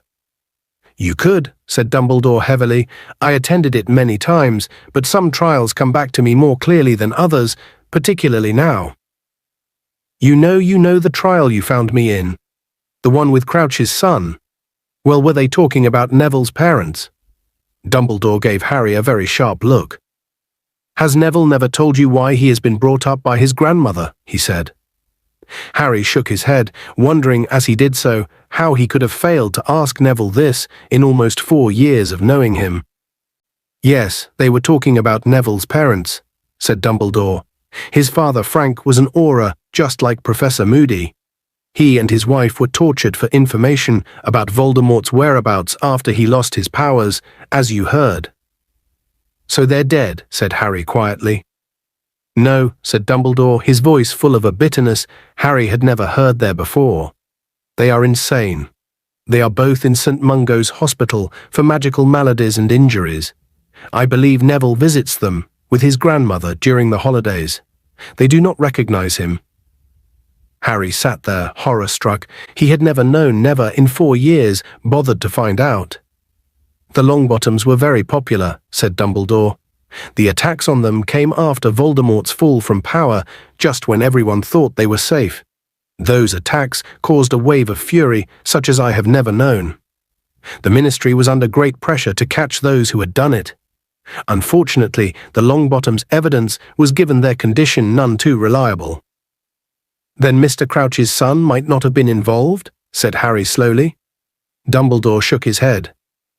"As to that, I have no idea." Harry sat in silence once more, watching the contents of the Pensieve swirl. There were 2 more questions he was burning to ask, but they concerned the guilt of living people. He said, "Mr. Bagman has never been accused of any dark activity since," said Dumbledore calmly. "Right," said Harry hastily, staring at the contents of the Pensieve again, which were swirling more slowly now that Dumbledore had stopped adding thoughts. But the Pensieve seemed to be asking his question for him. Snape's face was swimming on the surface again. Dumbledore glanced down into it and then up at Harry.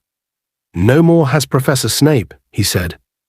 Harry looked into Dumbledore's light blue eyes, and the thing he really wanted to know spilled out of his mouth before he could stop it. "What made you think he'd really stopped supporting Voldemort, Professor?" Dumbledore held Harry's gaze for a few seconds and then said, "That, Harry, is a matter between Professor Snape and myself." Harry knew that the interview was over. Dumbledore did not look angry, yet there was a finality in his tone that told Harry it was time to go. He stood up, and so did Dumbledore. "Harry," he said as Harry reached the door, "please do not speak about Neville's parents to anybody else. He has the right to let people know when he is ready." "Yes, Professor," said Harry, turning to go. And Harry looked back. Dumbledore was standing over the Pensieve, his face lit from beneath by its silvery spots of light, looking older than ever. He stared at Harry for a moment and then said, "Good luck with the 3rd task." Chapter 31. The 3rd task. "Dumbledore reckons you know who's getting stronger again as well," Ron whispered. Everything Harry had seen in the Pensieve, nearly everything Dumbledore had told and shown him afterward, he had now shared with Ron and Hermione, and of course with Sirius, to whom Harry had sent an owl the moment he had left Dumbledore's office. Harry, Ron, and Hermione sat up late in the common room once again that night, talking it all over until Harry's mind was reeling, until he understood what Dumbledore had meant about a head becoming so full of thoughts that it would have been a relief to siphon them off. Ron stared into the common room fire. Harry thought he saw Ron shiver slightly, even though the evening was warm. "And he trusts Snape," Ron said.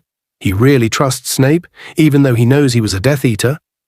"Yes," said Harry. Hermione had not spoken for 10 minutes. She was sitting with her forehead in her hands, staring at her knees. Harry thought she too looked as though she could have done with a Pensieve. "Rita Skeeter," she muttered finally. "How can you be worrying about her now?" said Ron in utter disbelief. "I'm not worrying about her," Hermione said to her knees. I'm just thinking, remember what she said to me in the Three Broomsticks? I know things about Ludo Bagman that would make your hair curl.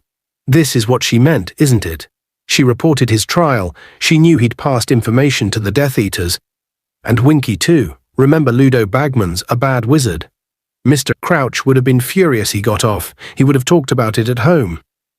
Yeah, but Bagman didn't pass information on purpose, did he? Hermione shrugged. And Fudge reckons Madame Maxime attacked Crouch, Ron said, turning back to Harry. Yeah, said Harry, but he's only saying that because Crouch disappeared near the Beauxbatons carriage. We never thought of her, did we? Said Ron slowly. Mind you, she's definitely got giant blood, and she doesn't want to admit it. Of course she doesn't, said Hermione sharply, looking up. Look what happened to Hagrid when Rita found out about his mother. Look at Fudge, jumping to conclusions about her just because she's part giant. Who needs that sort of prejudice? I'd probably say I had big bones if I knew that's what I'd get for telling the truth. Hermione looked at her watch. We haven't done any practicing, she said, looking shocked. We were going to do the impediment curse. We'll have to really get down to it tomorrow. Come on, Harry, you need to get some sleep. Harry and Ron went slowly upstairs to their dormitory. As Harry pulled on his pajamas, he looked over at Neville's bed. True to his word to Dumbledore, he had not told Ron and Hermione about Neville's parents. As Harry took off his glasses and climbed into his four-poster, he imagined how it must feel to have parents still living, but unable to recognize you. He often got sympathy from strangers for being an orphan, but as he listened to Neville's snores, he thought that Neville deserved it more than he did. Lying in the darkness, Harry felt a rush of anger and hate toward the people who had tortured Mr. and Mrs. Longbottom. He remembered the jeers of the crowd as Crouch's son and his companions had been dragged from the court by the Dementors. He understood how they had felt. Then he remembered the milk-white face of the screaming boy and realized with a jolt that he had died a year later. It was Voldemort, Harry thought, staring up at the canopy of his bed in the darkness. It all came back to Voldemort. He was the one who had torn these families apart, who had ruined all these lives. Ron and Hermione were supposed to be studying for their exams, which would finish on the day of the third task, but they were putting most of their efforts into helping Harry prepare. Don't worry about it, Hermione said shortly when Harry pointed this out to them and said he didn't mind practicing on his own for a while. At least we'll get top marks in defense against the dark arts. We'd never have found out about all these hexes in class. Good training for when we're all auras, said Ron excitedly, attempting the impediment curse on a wasp that had buzzed into the room and making it stop dead in mid-air. The mood in the castle as they entered June became excited and tense again. Everyone was looking forward to the third task, which would take place a week before the end of term. Harry was practicing hexes at every available moment. He felt more confident about this task than either of the others. Difficult and dangerous though it would undoubtedly be, Moody was right. Harry had managed to find his way past monstrous creatures and enchanted barriers before now, and this time he had some notice, some chance to prepare himself for what lay ahead. Tired of walking in on Harry, Hermione, and Ron all over the school, Professor McGonagall had given them permission to use the empty Transfiguration classroom at lunchtimes. Harry had soon mastered the impediment curse, a spell to slow down and obstruct attackers. The reductor curse, which would enable him to blast solid objects out of his way. And the 4-point spell, a useful discovery of Hermione's that would make his wand point due north, therefore enabling him to check whether he was going in the right direction within the maze. He was still having trouble with the shield charm, though. This was supposed to cast a temporary invisible wall around himself that deflected minor curses. Hermione managed to shatter it with a well-placed Jellylegs jinx, and Harry wobbled around the room for 10 minutes afterward before she had looked up the counter-jinx. You're still doing really well, though, Hermione said encouragingly, looking down her list and crossing off those spells they had already learned. Some of these are bound to come in handy. Come and look at this, said Ron, who was standing by the window. He was staring down onto the grounds. What's Malfoy doing? Harry and Hermione went to see. Malfoy, Crabbe, and Goyle were standing in the shadow of a tree below. Crabbe and Goyle seemed to be keeping a lookout. Both were smirking. Malfoy was holding his hand up to his mouth and speaking into it. He looks like he's using a walkie-talkie, said Harry curiously. "He can't be," said Hermione. "I've told you those sorts of things don't work around Hogwarts." "Come on, Harry," she added briskly, turning away from the window and moving back into the middle of the room. "Let's try that shield charm again." Sirius was sending daily owls now. Like Hermione, he seemed to want to concentrate on getting Harry through the last task before they concerned themselves with anything else. He reminded Harry in every letter that whatever might be going on outside the walls of Hogwarts was not Harry's responsibility, nor was it within his power to influence it. "If Voldemort is really getting stronger again," he wrote, "my priority is to ensure your safety. He cannot hope to lay hands on you while you are under Dumbledore's protection, but all the same, take no risks. Concentrate on getting through that maze safely, and then we can turn our attention to other matters." Harry's nerves mounted as June the 24th drew closer, but they were not as bad as those he had felt before the first and second tasks. For one thing, he was confident that, this time, he had done everything in his power to prepare for the task. For another, this was the final hurdle, and however well or badly he did, the tournament would at last be over, which would be an enormous relief. Breakfast was a very noisy affair at the Gryffindor table on the morning of the third task. The post owls appeared, bringing Harry a good luck card from Sirius. It was only a piece of parchment, folded over and bearing a muddy paw print on its front, but Harry appreciated it all the same. A screech owl arrived for Hermione, carrying her morning copy of the Daily Prophet as usual. She unfolded the paper, glanced at the front page, and spat out a mouthful of pumpkin juice all over it. "What?" said Harry and Ron together, staring at her. "Nothing," said Hermione quickly, trying to shove the paper out of sight, but Ron grabbed it. He stared at the headline and said, "No way, not today, that old cow." "What?" said Harry. "Rita Skeeter again?" "No," said Ron, and just like Hermione, he attempted to push the paper out of sight. "It's about me, isn't it?" said Harry. "No," said Ron in an entirely unconvincing tone. But before Harry could demand to see the paper, Draco Malfoy shouted across the Great Hall from the Slytherin table. "Hey, Potter! Potter! How's your head? You feeling all right? Sure you're not going to go berserk on us?" Malfoy was holding a copy of the Daily Prophet too. Slytherins up and down the table were sniggering, twisting in their seats to see Harry's reaction. "Let me see it," Harry said to Ron. "Give it here." Very reluctantly, Ron handed over the newspaper. Harry turned it over and found himself staring at his own picture beneath the banner headline. "Harry Potter, Disturbed and Dangerous. The boy who defeated he who must not be named is unstable and possibly dangerous," writes Rita Skeeter, special correspondent. "Alarming evidence has recently come to light about Harry Potter's strange behavior, which casts doubts upon his suitability to compete in a demanding competition like the Triwizard Tournament, or even to attend Hogwarts School. Potter the Daily Prophet can exclusively reveal, regularly collapses at school, and is often heard to complain of pain in the scar on his forehead, relic of the curse with which you-know-who attempted to kill him. On Monday last, midway through a divination lesson, your Daily Prophet reporter witnessed Potter storming from the class, claiming that his scar was hurting too badly to continue studying.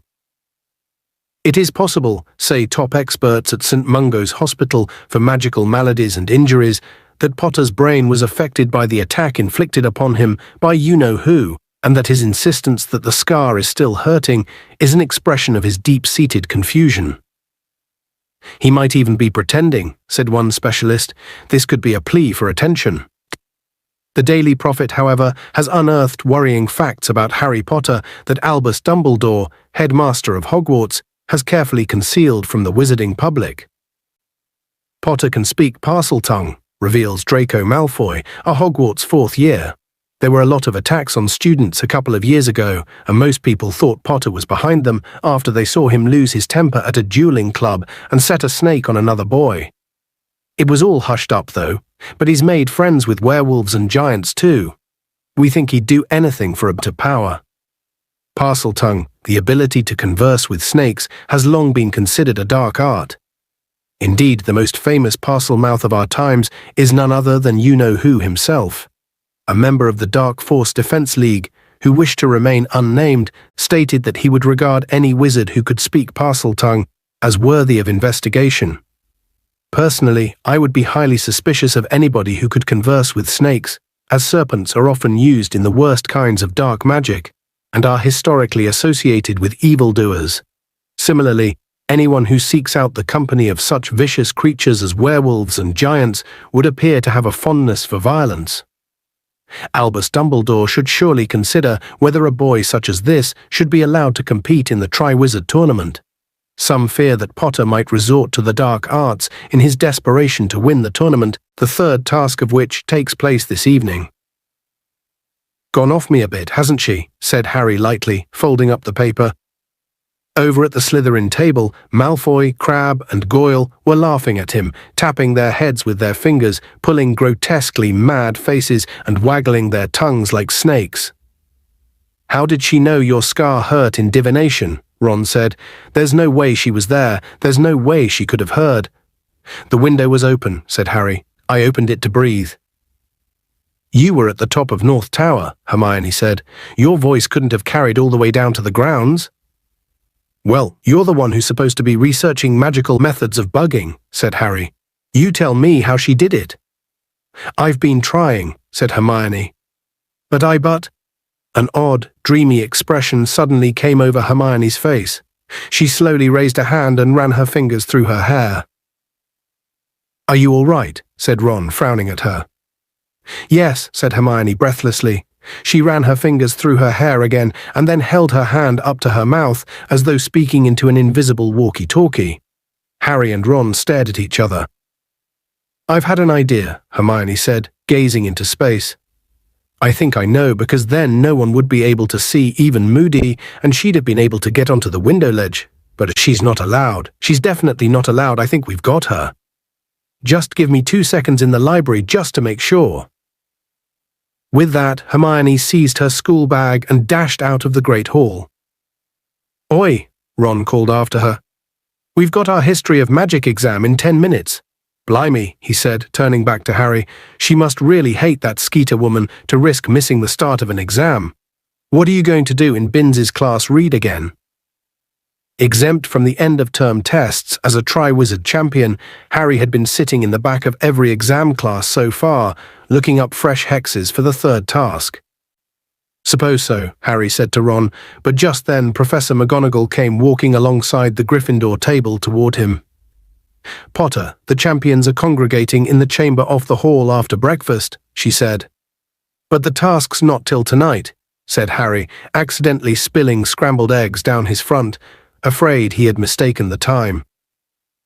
"I'm aware of that, Potter," she said. "The champions' families are invited to watch the final task, you know. This is simply a chance for you to greet them." She moved away. Harry gaped